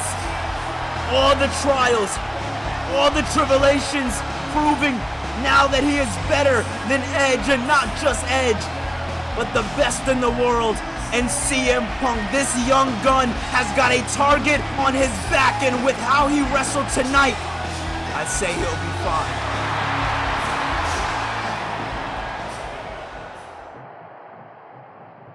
Hey, Chris. Look, I know that we've gone through a lot these last couple of months. I just wanted to come here to tell you that it's all in the past now. Tonight is about you doing what you set out to do when you left WCW. Tonight is about making your dreams a reality. And really, all I wanted to say is that you've earned this moment. Good luck out there. I appreciate that, Brian. Everything we've been through, it's pushed me harder, made me sharper. But tonight's not just about proving it to everyone else. It's about proving it to myself. This is what I've fought for, what I bled for. I left WCW because I knew I could be better. And tonight, I'm going to show the world that I was right.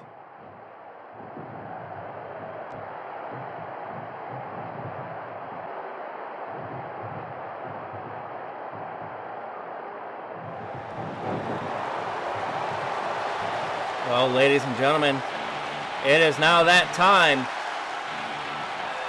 It is time for the WWE Championship match. We just saw the crowning of a new World Heavyweight Champion. Massive congratulations to Randy Orton, and massive thank you to WrestlePlus for commentating that historic triple threat match. But will we see a new WWE Champion right here tonight at SummerSlam? As the winner of the Kane of the Ring tournament, Chris Benoit makes his way to the ring, the challenger, and dare I say, one of the toughest challenges for the champion to this date. Some of the people that Benoit has defeated on his road to tonight: Mr. Kennedy, Eddie Guerrero, Jeff Hardy, and the man that retired Brock Lesnar earlier tonight, Bobby Lashley. Even his former tag team partner, turned rival, turned into a respectable ally, Daniel Bryan. Chris Benoit, he's been on a path back to the top of the division. Former tag team champion, won the tag titles at WrestleMania 20, lost them at Judgment Day. And then we all thought Chris Benoit was over. We all thought it was done for him. But no. He turned things around. He set out to go on his own path. And will that path lead to a new WWE champion here tonight? And if there's anybody that has anybody or anything to say about that, it's going to be this man who is walking into dangerous territory here tonight. The current WWE champion. You can hear the reaction from these fans, ladies and gentlemen, here in Toronto. They are mixed reactions for the leader of the Chain Gang, John Cena, the WWE champion, who has been on one hell of a run himself, defeating The Undertaker to capture the title, defeating Kane and The Undertaker to retain the title, defeating Mr. Kennedy to retain the title, defeating Chris Jericho on not one but two occasions to retain the title. This man has been on one hell of a run, a historic run as the WWE champion, but has he reached a crossroads here tonight? Has he reached a massive roadblock in the championship reign.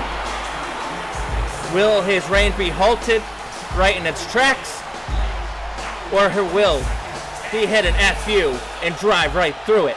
That's what we're about to find out, ladies and gentlemen. I am excited for this one. I hope you are as well. What a night we've had it here at SummerSlam.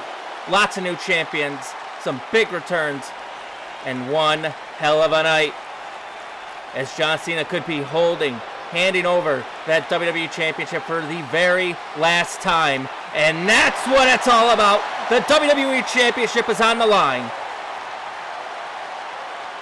It is Benoit. It is Cena. And it is underway. These two both respect the ring.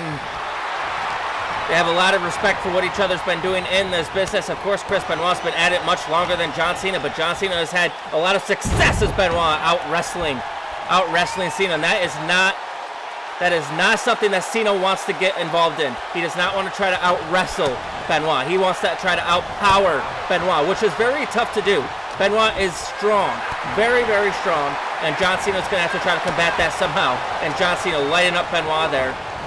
Sends him off the ropes. No, pulls him right back into a shoulder tackle, and now Cena takes down the #1 contender.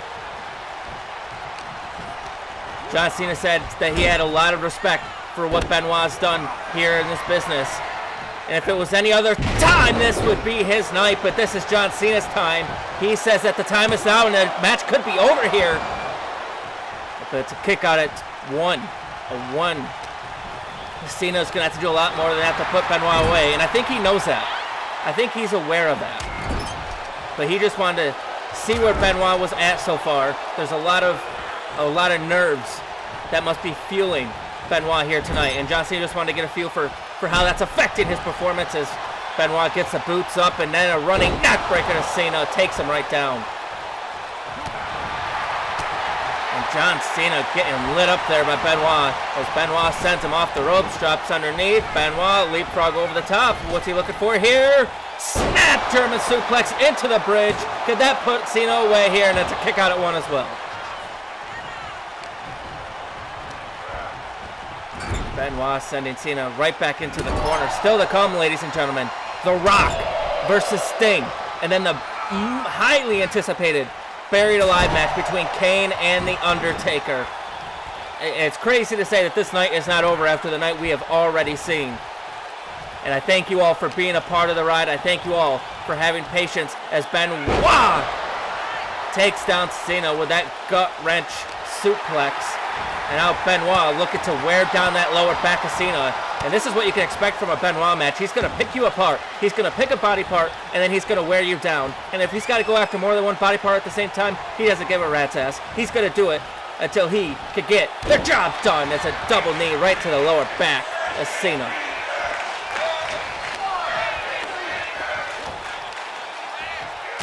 But Cena not staying down. Cena's still fighting back here. Those jabs right to Benoit, and Benoit's rocked here. Benoit is rocked.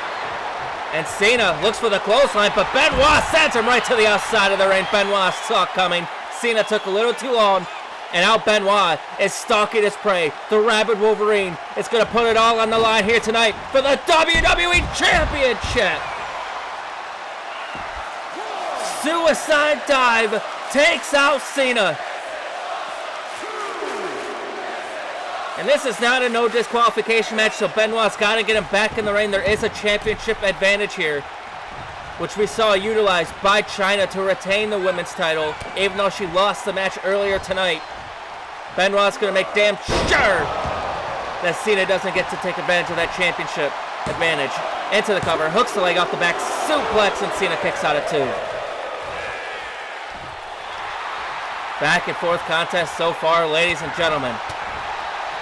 Both of these men not willing to wilt. These men are not willing to give up. When the WWE Championship is on the line, as Benoit going right after the arms of Cena, trying to wear down that power game of Cena.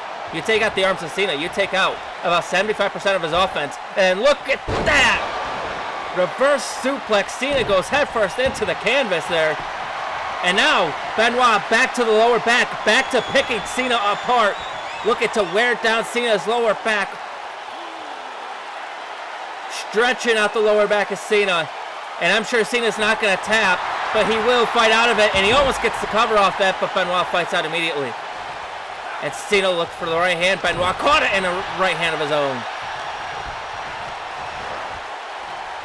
Sent him off the ropes, and Cena fires back with a shoulder tackle. And another one, and these fans, you can hear these fans. That mixed reaction once again. As Cena looks for the back suplex. Benoit reverses, lands on his feet. Benoit running neck breaker again. Going back after the neck of Cena. And now Benoit with a triangle choke. Trying to wear down Cena. Benoit is playing this match absolutely perfectly.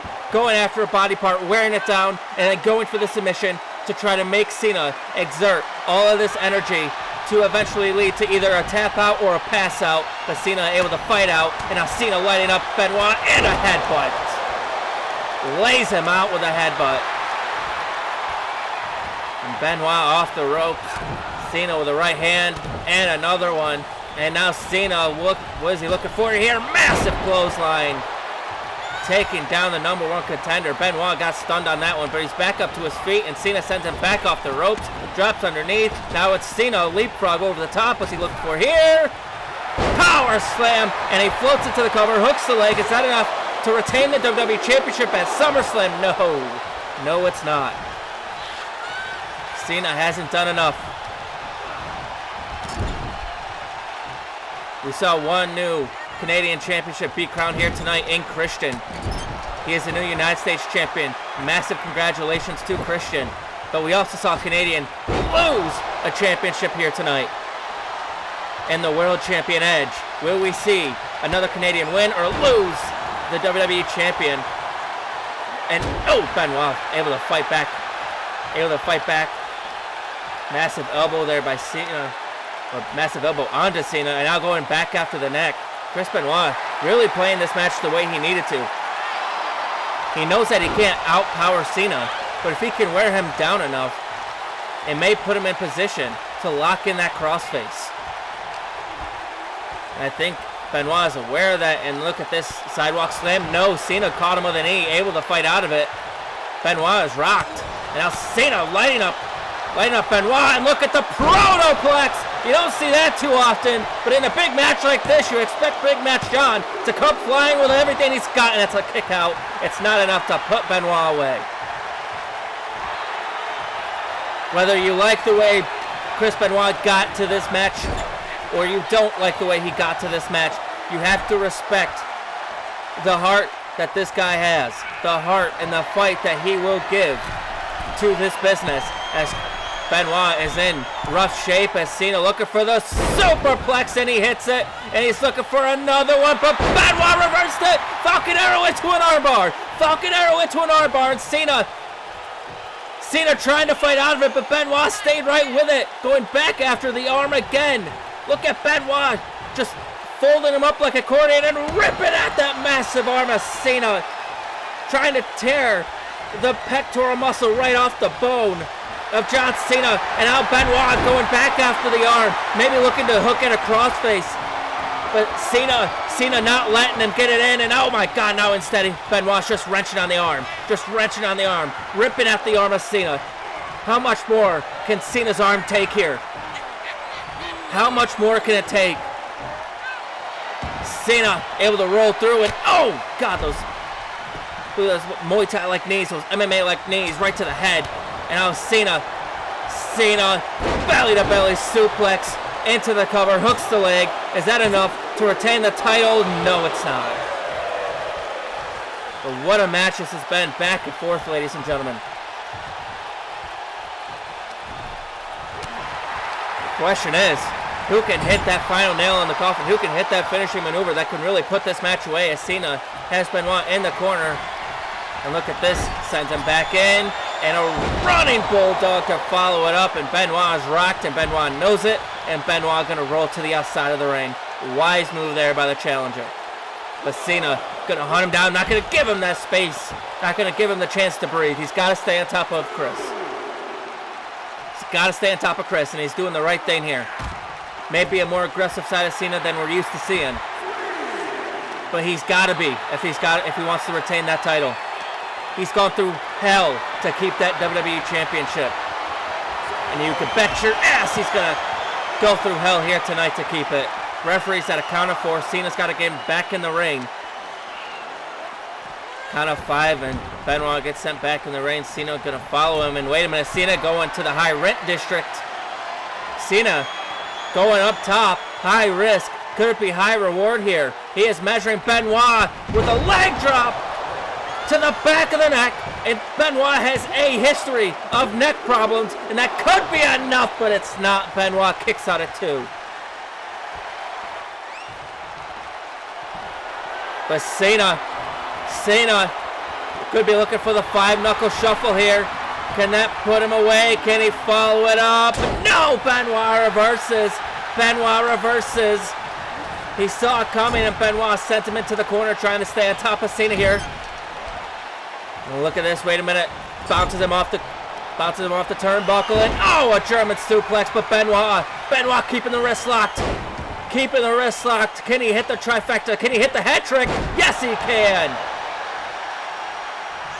Yes, he can, and now Benoit going to the top rope. Going to the top rope. You know what is coming next. Benoit, diving headbutt, and he busted himself, and Cena opened off the diving headbutt, and that could be enough, and oh my God, it's not enough. Somebody's got to check on these two. Benoit just busted himself and Cena open off that diving headbutt. How is Benoit able to stand up? How is Cena able to stand up? Benoit could have been looking for the crossface there, but Cena fighting out of it. And now here comes Cena with a running shoulder tackle there. Trying to get back in this contest, trying to feel the fuel. He can taste his own blood, and it's fueling Cena here.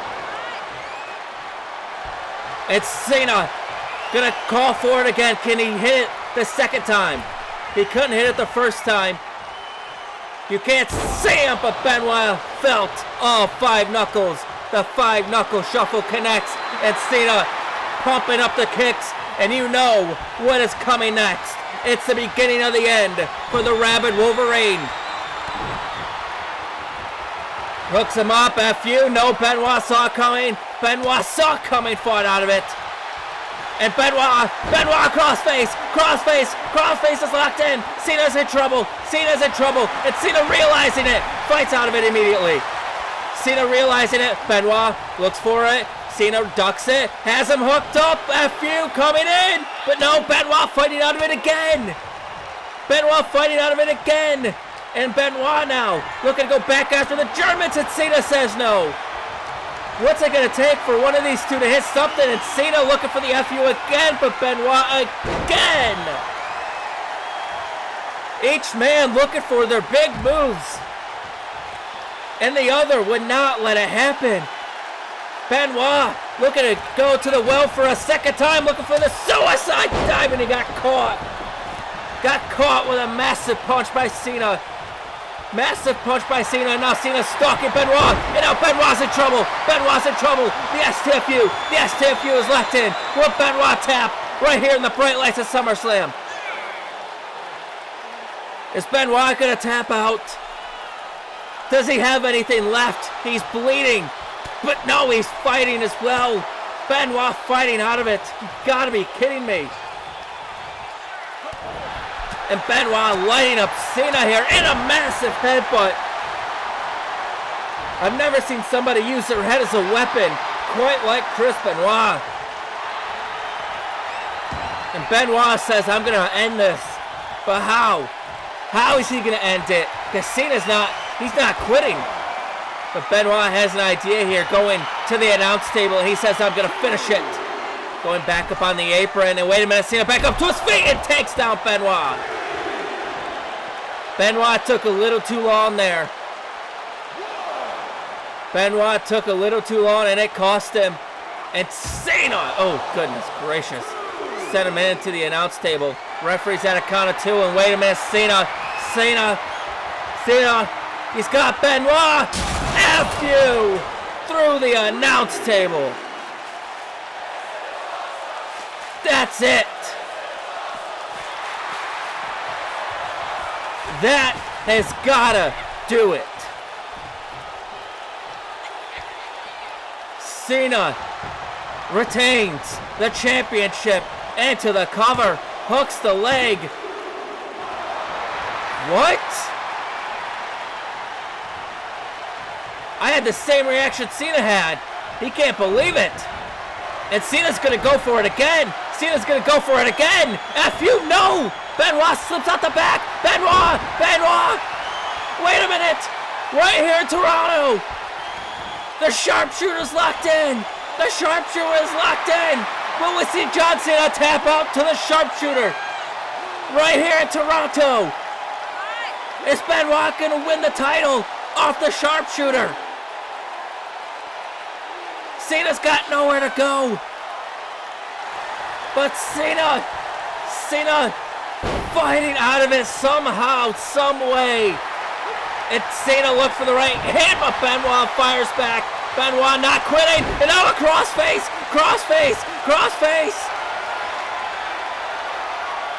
They're both bleeding profusely. Cena can't have anything left. A crossface locked in. Cena's doing whatever he can to try to fight out of this, but I don't know how much he can do. Cena rolls out of it, Benoit fires back, but no, Cena reverses, Cena hooks him up, F you!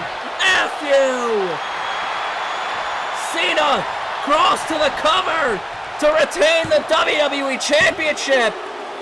No! Benoit won't quit. Benoit will not quit. And Cena's got no clue what the hell he's gonna do. But maybe, just maybe he's looking for the avalanche attitude adjustment. But no, Benoit reverses. And now here comes Benoit firing back. He's got the fighting spirit here. Benoit ducked the clothesline. Cena ran right into the turnbuckle. And Benoit set him up perfectly. Wait a minute.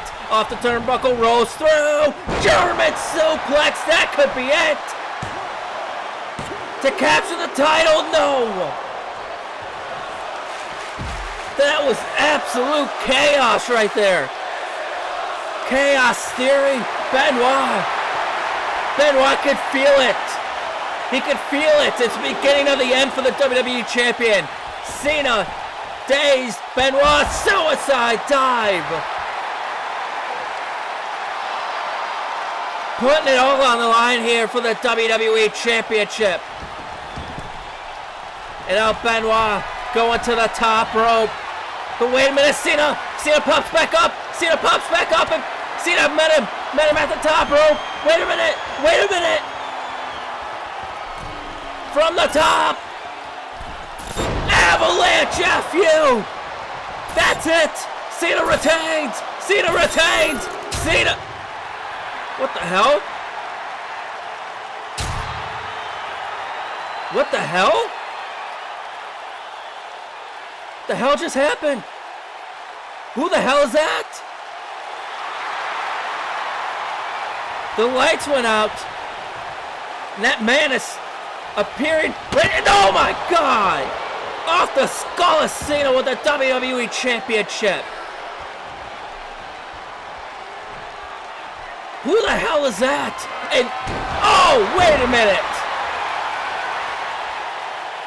I think that just told us. We haven't seen him since he lost the title to Cena. Chris Jericho.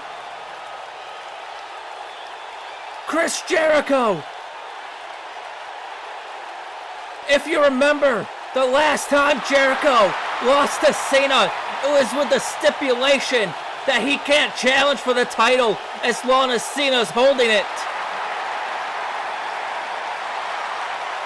And right here tonight, at SummerSlam, I think we just saw Jericho cost Cena the title. Benoit, the referee, they have no idea what the hell happened, but Benoit knows the opportunity that's in front of him. Not going to waste any time. Diving headbutt again to Cena. And Benoit's not done there. Benoit, Benoit, Benoit. What the crossface? The crossface is locked in. Cena's got nowhere to go. Center of the ring. Cena's got nothing left. John Cena. John Cena.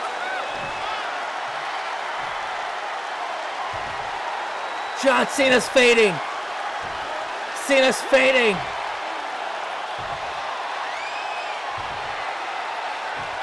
He can't hold on much longer. And Cena passes out. Cena passed out. Cena passed out, ladies and gentlemen. We have a new WWE champion, thanks to Chris Jericho. There's going to be the hell to pay for that man, but ladies and gentlemen, Chris Benoit has done it. Through thick and thin, through it all. The Rabid Wolverine, the King of the Ring winner, is now the WWE champion, right here at SummerSlam.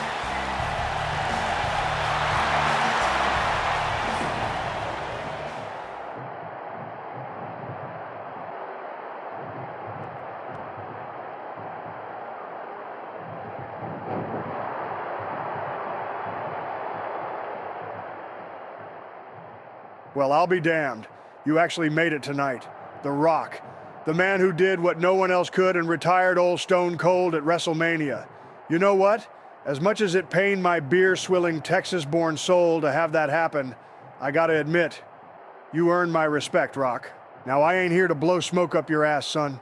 I know what you're walking into tonight. Sting and his wolf pack. Hell, they're trying to take over what I helped build here on Raw. And that ain't sitting right with me. But I also know if there's anyone who can put that face-painted son of a bitch in his place, it's you. So, here's the deal, Rock. I'm not here to ask you for any favors. We ain't shaking hands. But what I'm here to do is give you a little gift. You see, I was thinking about that match you've got with Sting tonight, and I realized maybe it shouldn't be so clean and cut. Maybe I ought to give you every damn tool in your arsenal to whoop Sting's ass all over Toronto. So I'm here to tell you, that match you got, it's now a no disqualification match. No rules, no countouts, no holds barred. You do whatever the hell you need to do to make sure that painted freak and his wolf pack don't come waltzing in here like they own this place. Now go out there, Rock, and do what you do best. Layeth the smackdown. And hell, if you need to stomp a few mud holes, well, that's fine by me too. And Rock, after you whoop Sting's ass, crack open a cold one for old Stone Cold.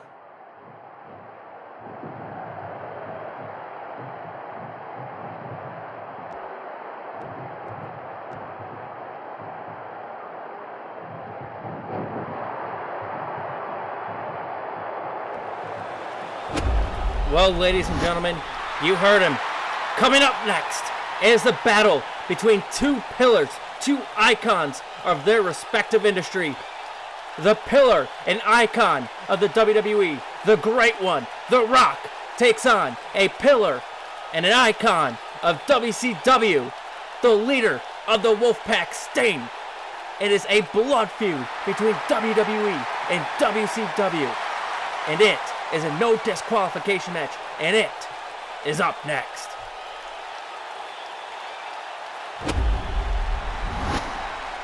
Well, folks, welcome back to SummerSlam here in Toronto. As we move on to one of the hottest, most heated grudge matches of the night here at SummerSlam. And now first, it is the leader of the red and black, the Wolfpack, wearing a new look here tonight for this massive grudge match. It is the icon. He is Sting. No, expert. Try that again. No.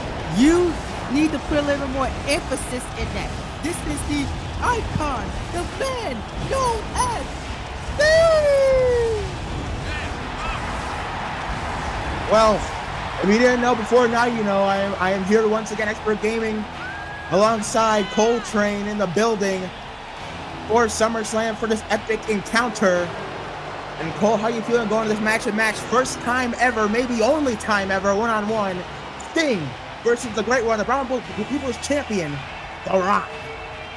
Well, I feel like The Rock has signed up for doom and gloom. He signed up for the man that's going to absolutely destroy him tonight. Sting is going to show the world what he's all about. He's going to take down their so-called hero, so-called great one, The Rock, here tonight, and I can't wait. Well, if you don't know, if you're just joining us, the tale of this long-term rivalry goes back to Backlash, when The Rock made his appearance that night after his victory over Stone Cold Steve Austin at WrestleMania 20. The Rock came out to reveal the separation from the ring permanently during Machine's career in Hollywood. When he was attacked by Sting, laid out, he was injured on the sidelines for months, and here we go, The Rock, everything has come out of the ring, and right out of the gate, here we go, Rock bottom, counter from Sting. The bell's on the way, Cole, we're on. No fisted flashing. Here we go. They don't care about opening bell. The bell has rung, no. But you saw earlier on tonight in the opening match of the evening, Outsiders Hall and Nash defeated Shawn Michaels and Hulk Hogan in a massive tag team match. Hell yeah. 2-0 tonight, Cole. They will. They will go 2-0, expert. You know, because it's inevitable. The Wolfpack are inedible people. Yeah, Sting believes the Wolfpack's takeover Monday Night Raw is inevitable. That they will end the legends of WWE, take out the icons of WWE like The Rock, like Hogan, like Michaels. Look to do that here tonight. 2 down, 1 to go. That one being the great one. Ooh. Right now, The Rock is taking Sting to the SmackDown Hotel here tonight at SummerSlam. I think they have a location here in Toronto. Sting will get right in with the rest of them. No, Rock. Then Sting, ring post face first, right now the icon, your man, is in big trouble here, Cole. I don't like the way that you're disrespecting Sting tonight. Listen, I love Sting. I think he's one of the greatest of all time, but his antics over the last few months, calls at the Hall, Kevin Nash, since preparing Hulk Hogan back at WrestleMania 20, have been nothing short of disgusting as all. Into the steps now goes Sting face first in the hands of The Rock. Rock not letting up at all on Sting. Sting is doing what he has to do. You know, his actions might not be the biggest things of fan because y'all are fanboys for these people. That's why y'all feel like that. Y'all don't understand business. Business? I think, this whole thing is because WCW got shut down before Hall and Nash and Sting could make the way over here. And they had to wait. At least a couple of years before they came over to WWE, before they could make their name in the big time, in my opinion. But you see in the crowd here, folks, these two brawling on the fans here in Toronto. No GQ, real count out on this one. You know, you say the big time, but you know, Sting and Hall and Nash have come over here and made more noise than the people that have been here for over 20 plus years have. Think about that, expert. Well, also think about the fact that Sting lost by DQ to Shawn Michaels back at Bad Blood, thanks to Hall and Nash's interference. Then King of the Ring, who lost again to Shawn Michaels live at match, thanks to The Rock getting involved. Every night, I'm feeling going to lose yet again, this time to the Brahma Bull of the People's Champion. Right now, Sting has not gotten any offense since the bell rang, since the opening bell of this match. Well, I disagree with Hall and Nash costing Sting that match. I think that it was more of a bigger conspiracy than that. But The Rock damn sure did cost Sting that last man standing match. Sting would have been the last man standing if it wasn't for the Brahma Bull, the egomaniac, The Rock. Oh, God! Sting with that baseball bat right between the eyes of The Rock and out of the ribs. You gotta be kidding me. Let's go. Hit him again, Sting. Get him. Batter up, baby. No. You see that, Cole? The baseball bat of Sting has busted The Rock wide open, right above the people's eyebrow. I know it's legal, it's like anything goes, but come on, that baseball bat right on the ring during his entrance, that shouldn't be allowed to be used as a weapon. You gotta be kidding me. Now under the cover, this could be it right here.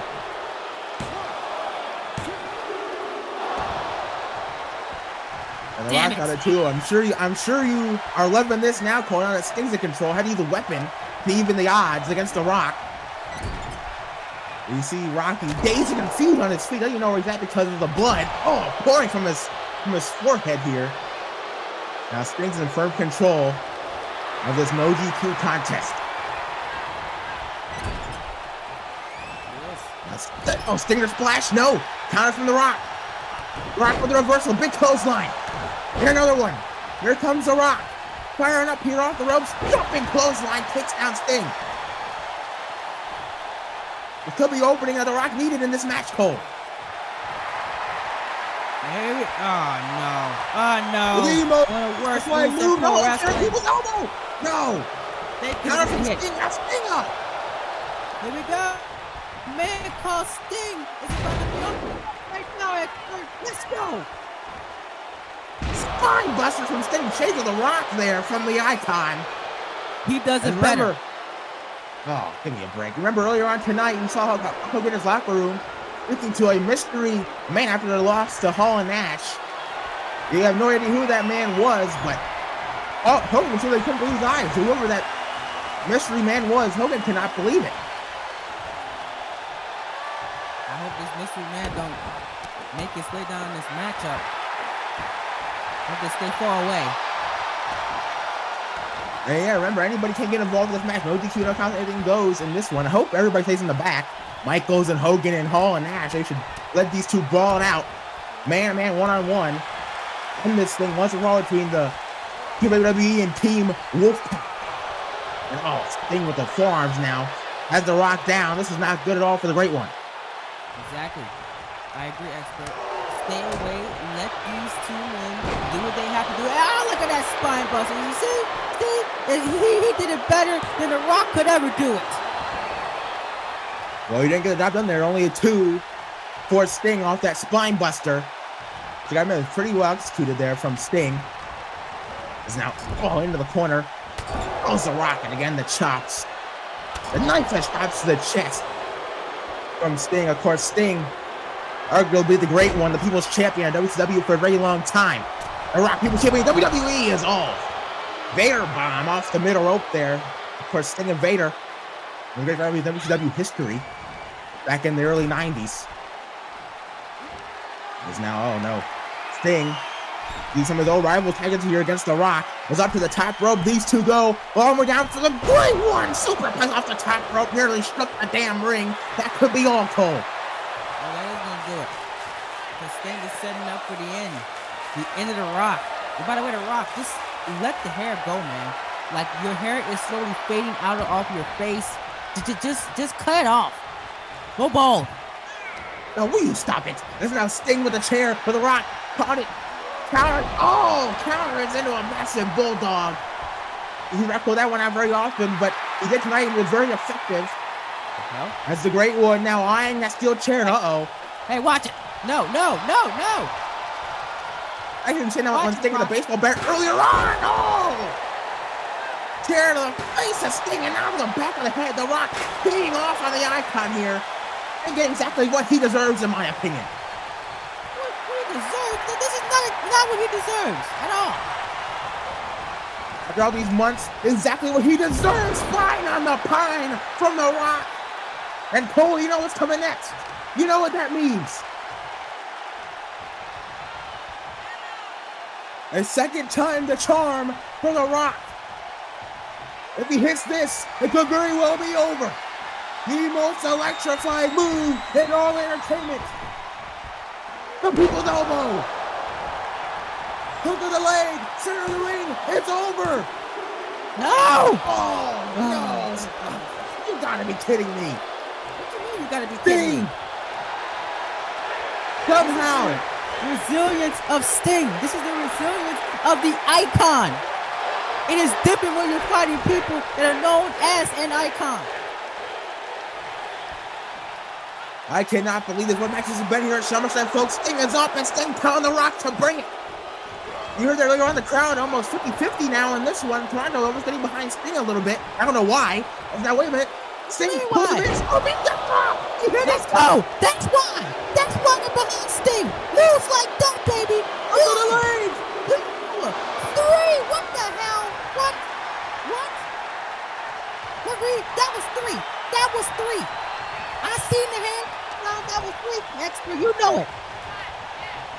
No, it was not. That was 2.9997 from The Rock, and Sting can't believe it. Sting is pissed. I can't say I didn't blame him. What? Oh my God, what is this? Sting on the top rope. Cole, what does Sting have in mind? It seems very honored from the Icon. Oh my God. Oh my God.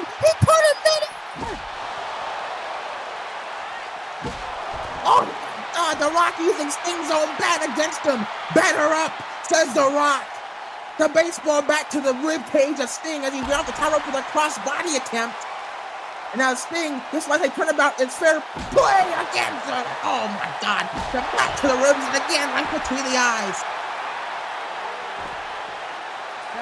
And now The Rock, he was taking takes of his own medicine here at SummerSlam. And I gotta say, I love every bit of this. No, this is not good. Oh, no.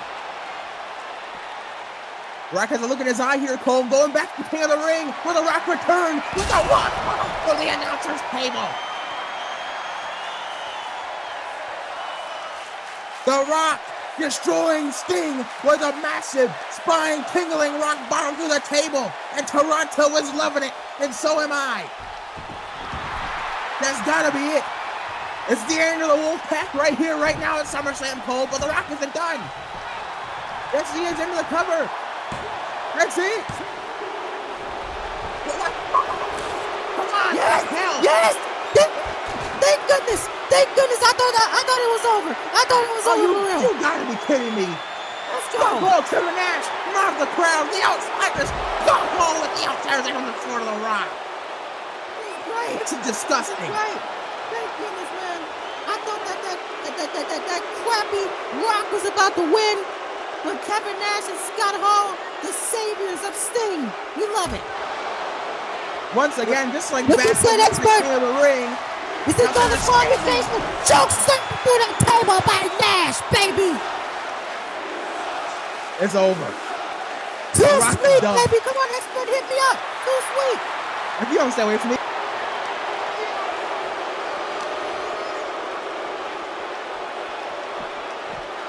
The Rock.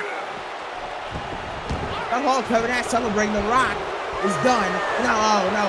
Sting, right. Look at this. Lock in. The scorpion. The right the ring is over. of history, baby. This is the right side of history. You're on the path of Sting right now. Tap out, Don't Rock. tap. Don't tap, Rocky. Don't tap. Wait a minute. Wait a minute. Oh. It's not over just yet, Cole. The Fat Lady hasn't begun singing just yet. Hulk Hogan's here. Hollywood Hogan is back. After the loss earlier on tonight. Get him, Hogan. Let's get him. And here they go. Here goes Scott Hall. Right, Hogan off with the pass. And they're marching down the ramp. Here comes Scott Hall towards him. And here comes Hogan. Right, God. Down goes Hall. Only one left. What's standing in the way of Sting? Standing guard for the icon, and here comes Kevin Nash now. Hulk Hogan waiting for him, and here we go. Hogan and Nash going at it. Another big boot, and down goes Big Sexy. This is great, Cole. Hogan evening the odds. Now it's again one-on-one between Sting and The Rock. But Hogan. It's horrible. Somebody Hogan stop this, wants a piece of the icon. Somebody please stop this. This is terrible. Stop this. What the hell are you talking about? Get that clown Hogan out of here. Oh! Hogan takes down Sting. Remember, Sting betrayed Hogan. Back to WrestleMania 20, injured him for months. Siding with Hall and Nash, creating the Wolfpack. Oh no, here comes Sting though. Takes down Hogan. Oh no. Oh no! You do not want to do that to Hulk Hogan! Sting! Just pull it out! He's hulking up, Cole! Hogan's hulking up! I think doesn't know what to do! No! You know what's coming next? No! Damn it! Damn it! But remember, The Rock has to get the pure submission to win the match! He's nowhere to be seen at all, no! Oh no, come on! Wait. That Clown clown out of here. Down and out. On the floor, now look at this. Hall and Nash back up. They got the 2-on-1, the Wolfpack. Now this time after Hulk Hogan. This is falling off in the post. How can you condone this group? How can you know their actions, Cole? What is wrong with you? I condone being on the right side of history, and I condone not being with fakers. And the outsiders are the right side. taking out the trash. What are you talking about, fakers? They've been faking Hogan's friend for months up until WrestleMania. You gotta be kidding me. Oh no, now Nash with the table. Oh God. One table wasn't enough. Another table now for Kevin Nash. You gotta be kidding me. Wouldn't you do the same thing if it see who best for business expert? Wouldn't you do the same thing? Huh? How is this best for business? Taking out the legends of this industry, the icons made WWE what it is today. Now it's Hulk Hogan. Answer that question. Who the hell cares about Hulk Hogan? No one. Oh my God! Maybe you're wrong about that. No. Is this the man Hogan saw? It's Goldberg. We haven't seen Goldberg since he was attacked. Is Karen Paul straight from Bobby Lashley on Raw? No, we knew he attacked him, but I think Goldberg does, right? Goldberg knows that it was Hall, Nash, and Sting. And Goldberg wants a piece of the Wolfpack.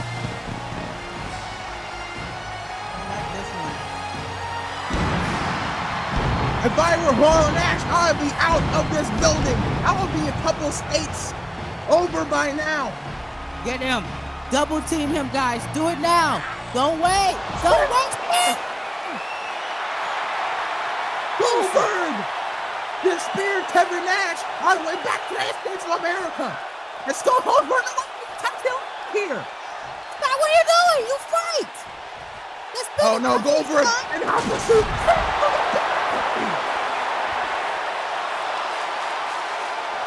Just like that, Bill Goldberg is taking out Hall and Nash with one move.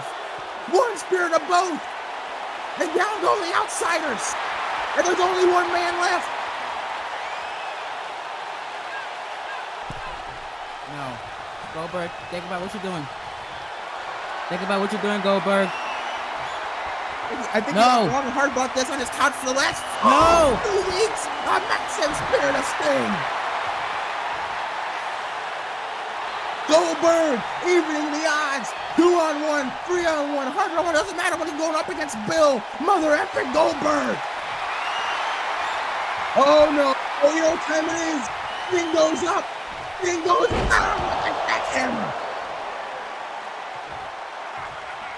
The Wolfpack getting what they deserve tonight at SummerSlam at the hands of the man. No, man. This is not what we signed up for right here. No.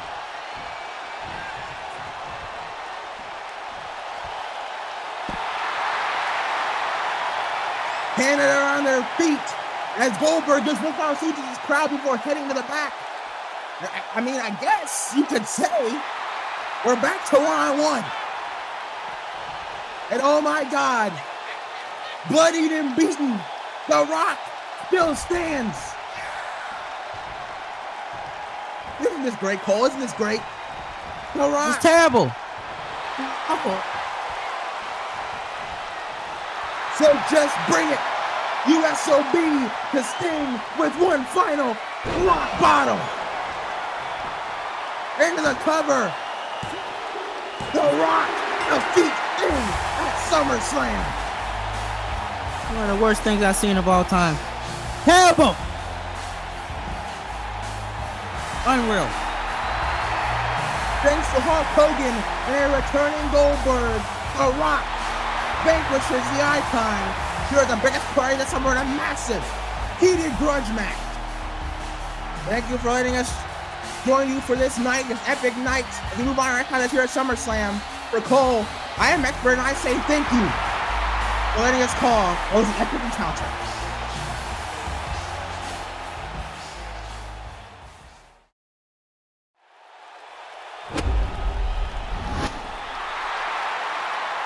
Well, ladies and gentlemen, what a fantastic match we had just witnessed. The Rock getting the massive victory over the leader of the Wolfpack, Sting. Massive shout out and thank you to Coltrane Productions and Expert Gaming for commentating what was a fantastic match. Sorry to say, Coltrane, your boy Sting's gonna have to try a little better next time. But ladies and gentlemen, we're gonna have to shift gears for a second, because coming up next, It is the main event of the evening. Two brothers collide in what is set to be one hell of a contest, a first on this universe mode. It is Kane versus The Undertaker in a buried alive match. It's the main event. The match graphic was made by Kane Graphics over on Twitter. I'll link him down in the description. But if you have made it this far, then you are in for a treat, because it is two brothers going to battle for quite possibly the very last time.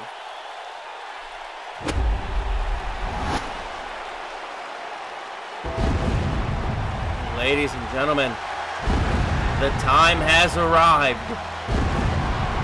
It is time for the main event of the evening. And it is not often that this man makes his way to the ring first. It is The Undertaker, the demon of Death Valley, making his way to the ring for what could be the very last time if he does not pick up the victory here tonight. Ladies and gentlemen, the rules are simple. Incapacitate your opponent, to which point that you can bury them alive. This has been a long time coming, and I can't believe we're here. If you have been enjoying the ride so far, you better sit back, relax, and grab a beverage, because we're still just getting started. Thank you all so much for your patience. Thank you all so much for being here. It is truly, truly appreciated. And this is a feud that started on the SmackDown after WrestleMania 20. Undertaker's opponent here tonight had been playing mind games for months. But it all started when his opponent cost the dead man the one thing he cared about most. And that is the WWE Championship. This is a main event, but this ain't about championships, ladies and gentlemen. This is about two brothers who loved each other and betrayed each other. Only one is walking out of here tonight.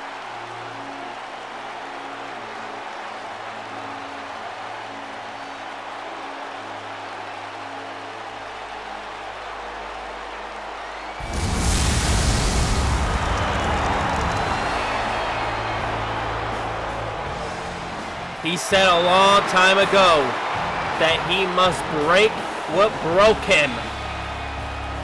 The Demon Kane,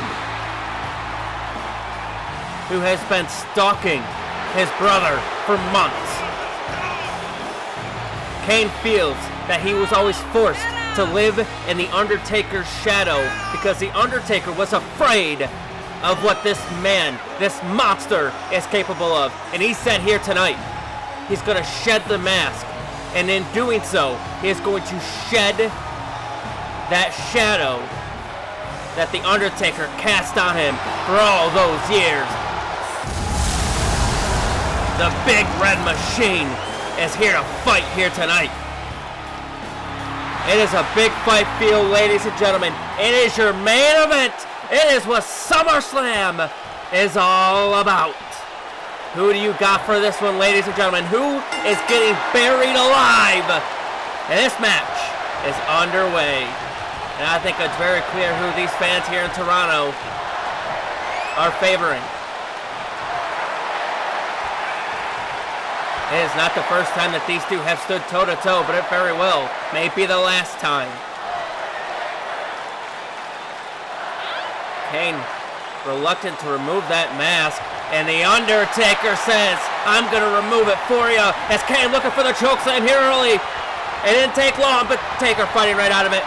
Taker fighting right out of it, and Taker going after the mask. Taker going after the mask. He wants to rip the mask off Kane and expose him for what he truly is. But Kane fighting back. Kane not going to let that happen, and a massive boot taking down the dead man. It's not often that you see The Undertaker get floored this early in a match, but when you're going up against somebody that is perhaps bigger and stronger than you, there's not much that you could do. As The Undertaker firing back at Kane, now sent him into the corner. The Undertaker with the rights and the lefts. The best pierce striker in the WWE, the Dead Man, beating the holy hell out of Kane. See that shaved head of Kane, but he is still reluctant to remove the mask. He said that his brother, The Undertaker, led him to believe that he had all these physical scars. These physical scars from a fire when they were children. And that he couldn't show his face because it was hideous, because it was ugly. But Kane soon realizing, and I don't know what the cause of it was, but realizing that those scars were not real, and it was just The Undertaker playing mind games to try to keep Kane from becoming what he believes he should be, as Taker going back after the mask, trying to rip it off, but unable to do so. The Undertaker said he's going to expose Kane, and so far he is doing just that as he looks for the right hand, but Kane, commentator's curse, firing right back. That massive throat thrust to the dead man. Kane sends him into the corner. What's he looking for here? Oh, right hand there, and another one. Kane lighting up the dead man, and Kane with some strikes of his own, flatlining the dead man here tonight. If he had a pulse, he's about to lose it as Kane choking the life out of the Undertaker. A vicious and aggressive side of the Demon Kane, and we know it's always been there, but it was dormant. It was dormant for years when he was teaming up with the likes of X-Pac, with the likes of the Hurricane, and with the likes of Rob Van Dam. Kane finally said, enough is enough. I must destroy what broke me. And that's exactly what brought us to tonight. It's exactly what brought us to this Buried Alive match. The last time these two competed was in a triple threat match for the WWE Championship at Vengeance, and many would believe that one of these two, should have walked out with the WWE Championship on that night. But the problem was they were too focused on themselves and on each other that John Cena, the champion at the time, no longer the WWE Champion, lost to Chris Benoit earlier tonight, was able to take advantage. Kane and The Undertaker beating the holy hell out of each other on that night gave John Cena the chance to retain the title. But here tonight, it is one-on-one, mano-a-mano, as Kane with the steel steps off the skull of The Undertaker.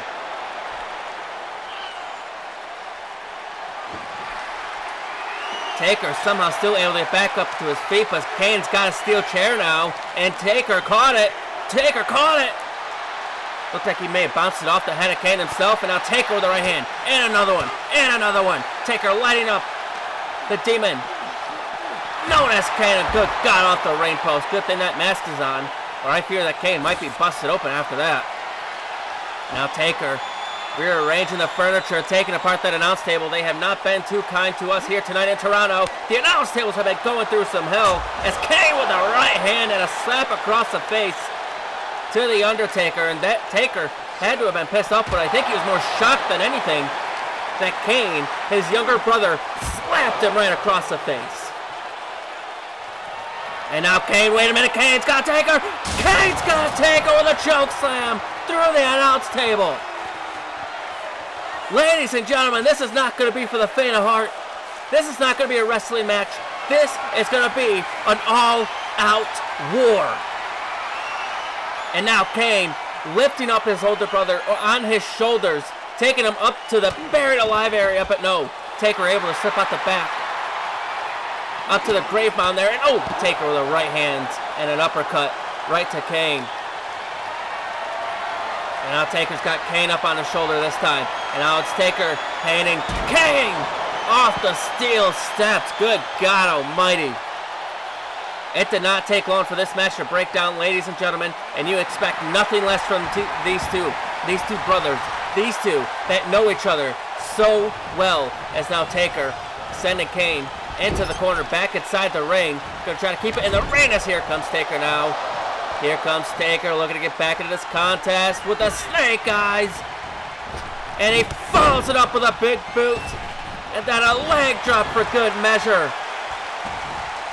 The Undertaker getting back into this contest, getting back into this buried alive match. But will it be enough to put down his brother? Will it be enough to put down the monster that is Kane?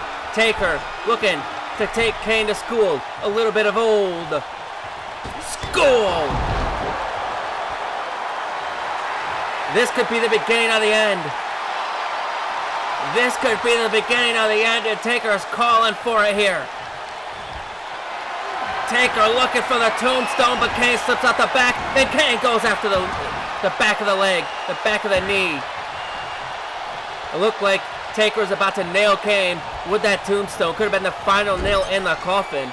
But here comes Kane now. Send him into the other corner, and he follows it back up with a clothesline. But Taker knows his brother way too well. Took him right out. And now Taker, kick to the gut. Taker looking for the last stride, but no! Kane is all too powerful, and I reckon that Taker would not even be able to get Kane off his feet for a last stride. And now look at, oh my God, the two-handed choke toss by Kane. Good God almighty. It is getting hard to watch, ladies and gentlemen. These two just want to destroy each other. And now Taker hung up on the top rope, but Kane gets sent to the outside of the ring.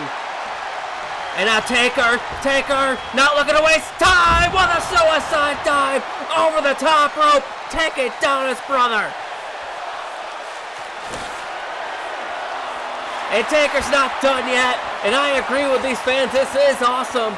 But Taker isn't done with his brother Kane here. Taker's not done inflicting punishment on his brother. Taker says, anything you can do, I can do better. Choke slam through the announce table.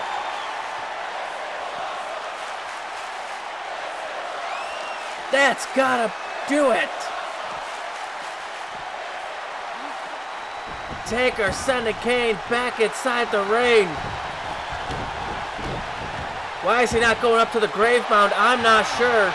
But oh, I know why. Taker going back after the mask. Taker's going back after the mask, trying to rip the mask, trying to expose Kane for who he truly is. Trying to expose his brother, but Kane fighting back with their, shots to the ribs. Shots to the ribs of the Undertaker. And now Kane sends him back into the corner. And now Kane's gonna try it again. And this time, can he hit it? Sidewalk slam. Kane's got the Undertaker right where he wants him. He's got him right where he wants him. Kane now going to the top rope. There's not many big men that you see go to the top rope, but Kane is one of them. Massive flying clothesline off the top rope, taking down the Undertaker. And now Kane's not done. Choke slam all the way to hell. All the way to hell goes the Undertaker. And now Kane can finally put Taker in the grave. He's just got to get him up there to the dirt mound. And I think that's exactly what Kane's plan is here. Taker's out cold. And Kane, again, with Taker on his shoulders, walking up the ramp of Taker.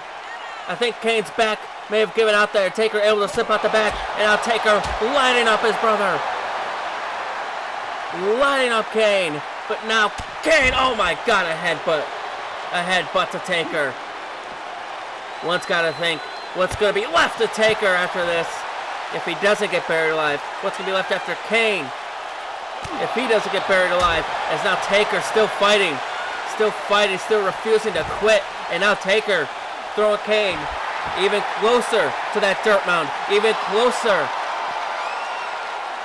to the fiery gates of hell, where he's hoping to send Kane back. But Kane is fighting back.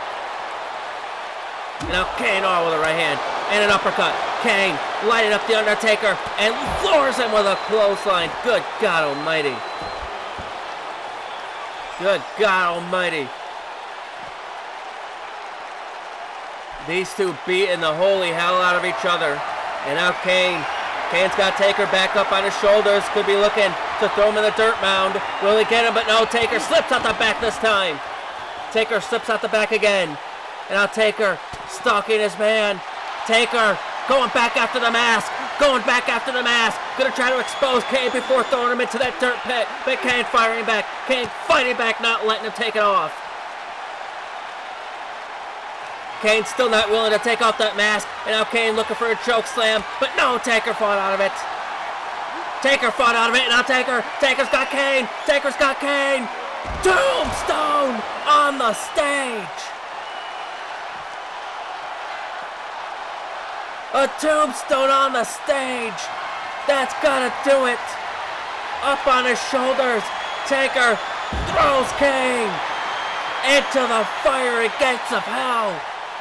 This has gotta be enough.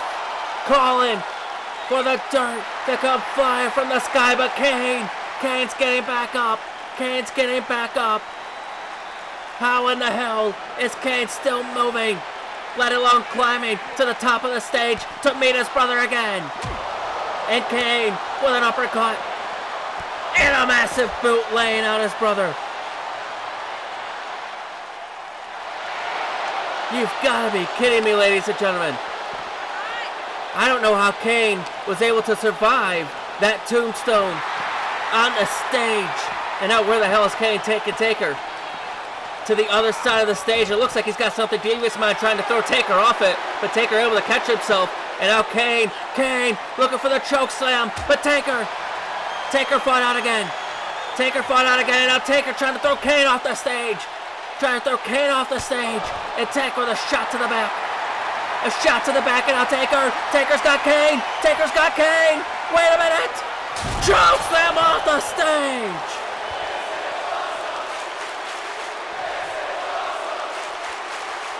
You've got to be kidding me! That's it! Kane is done! There's no way he can get back up from that! He's a lifeless carcass at this point. And now Taker trying to toss Kane back up on the stage, and he does! Kane laying unconscious on the stage. It's Taker gonna try to finish the job here at SummerSlam. Gonna try to finish the job here at SummerSlam. He's got that grave in his sight as he tries to send Kane over to it. Taker calling for the end of his brother. Calling for the end of Kane. Is he gonna last stride him off the stage into the grave? Oh no. Again, Kane able to fight out of it. Kane able to fight out of that last stride once again. And now Kane. He's got Taker. He's got Taker. Oh my God! Just tossed him into that grave. 6 feet down.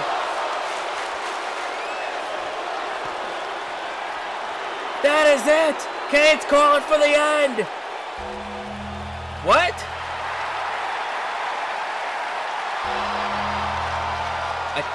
The lights have gone out here. I can't see a damn thing. Wait a minute! Behind you, Kane! Behind you! It's Paul Bearer! The man that's always been on the side of the Undertaker. Kane finds himself in between them. Paul Bearer has returned here in Toronto. And Kane realizing the danger that he's in. Because Taker's back up on his feet. And Paul Bearer is by his side. After all these years, Paul Bearer is by the side of the Undertaker, but Kane doesn't seem fazed. What the hell? Wait a minute! Wait a minute! No! A low blow by Paul Bear. What the hell? Paul Bear returned here tonight, not to join the side of The Undertaker, but to join the side of Kane. Good God. A tombstone on the stage. What does this mean? Paul Bear has joined Kane, and Kane has removed the mask.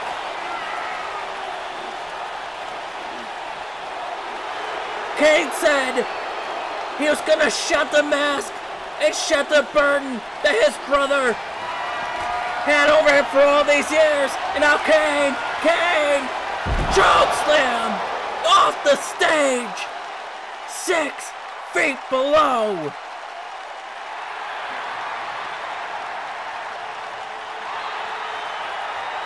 Kane has done it. Kane is calling for the dirt to pile on the dead man.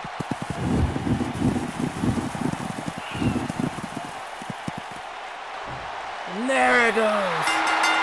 This match is over. You've got to be kidding me. Paul Bear returns at SummerSlam to lend a helping hand to the Big Red Machine. Ladies and gentlemen, The Undertaker has been buried here at SummerSlam. There's a new monster running Friday Night SmackDown, and his name is the Big Red Machine, Kane.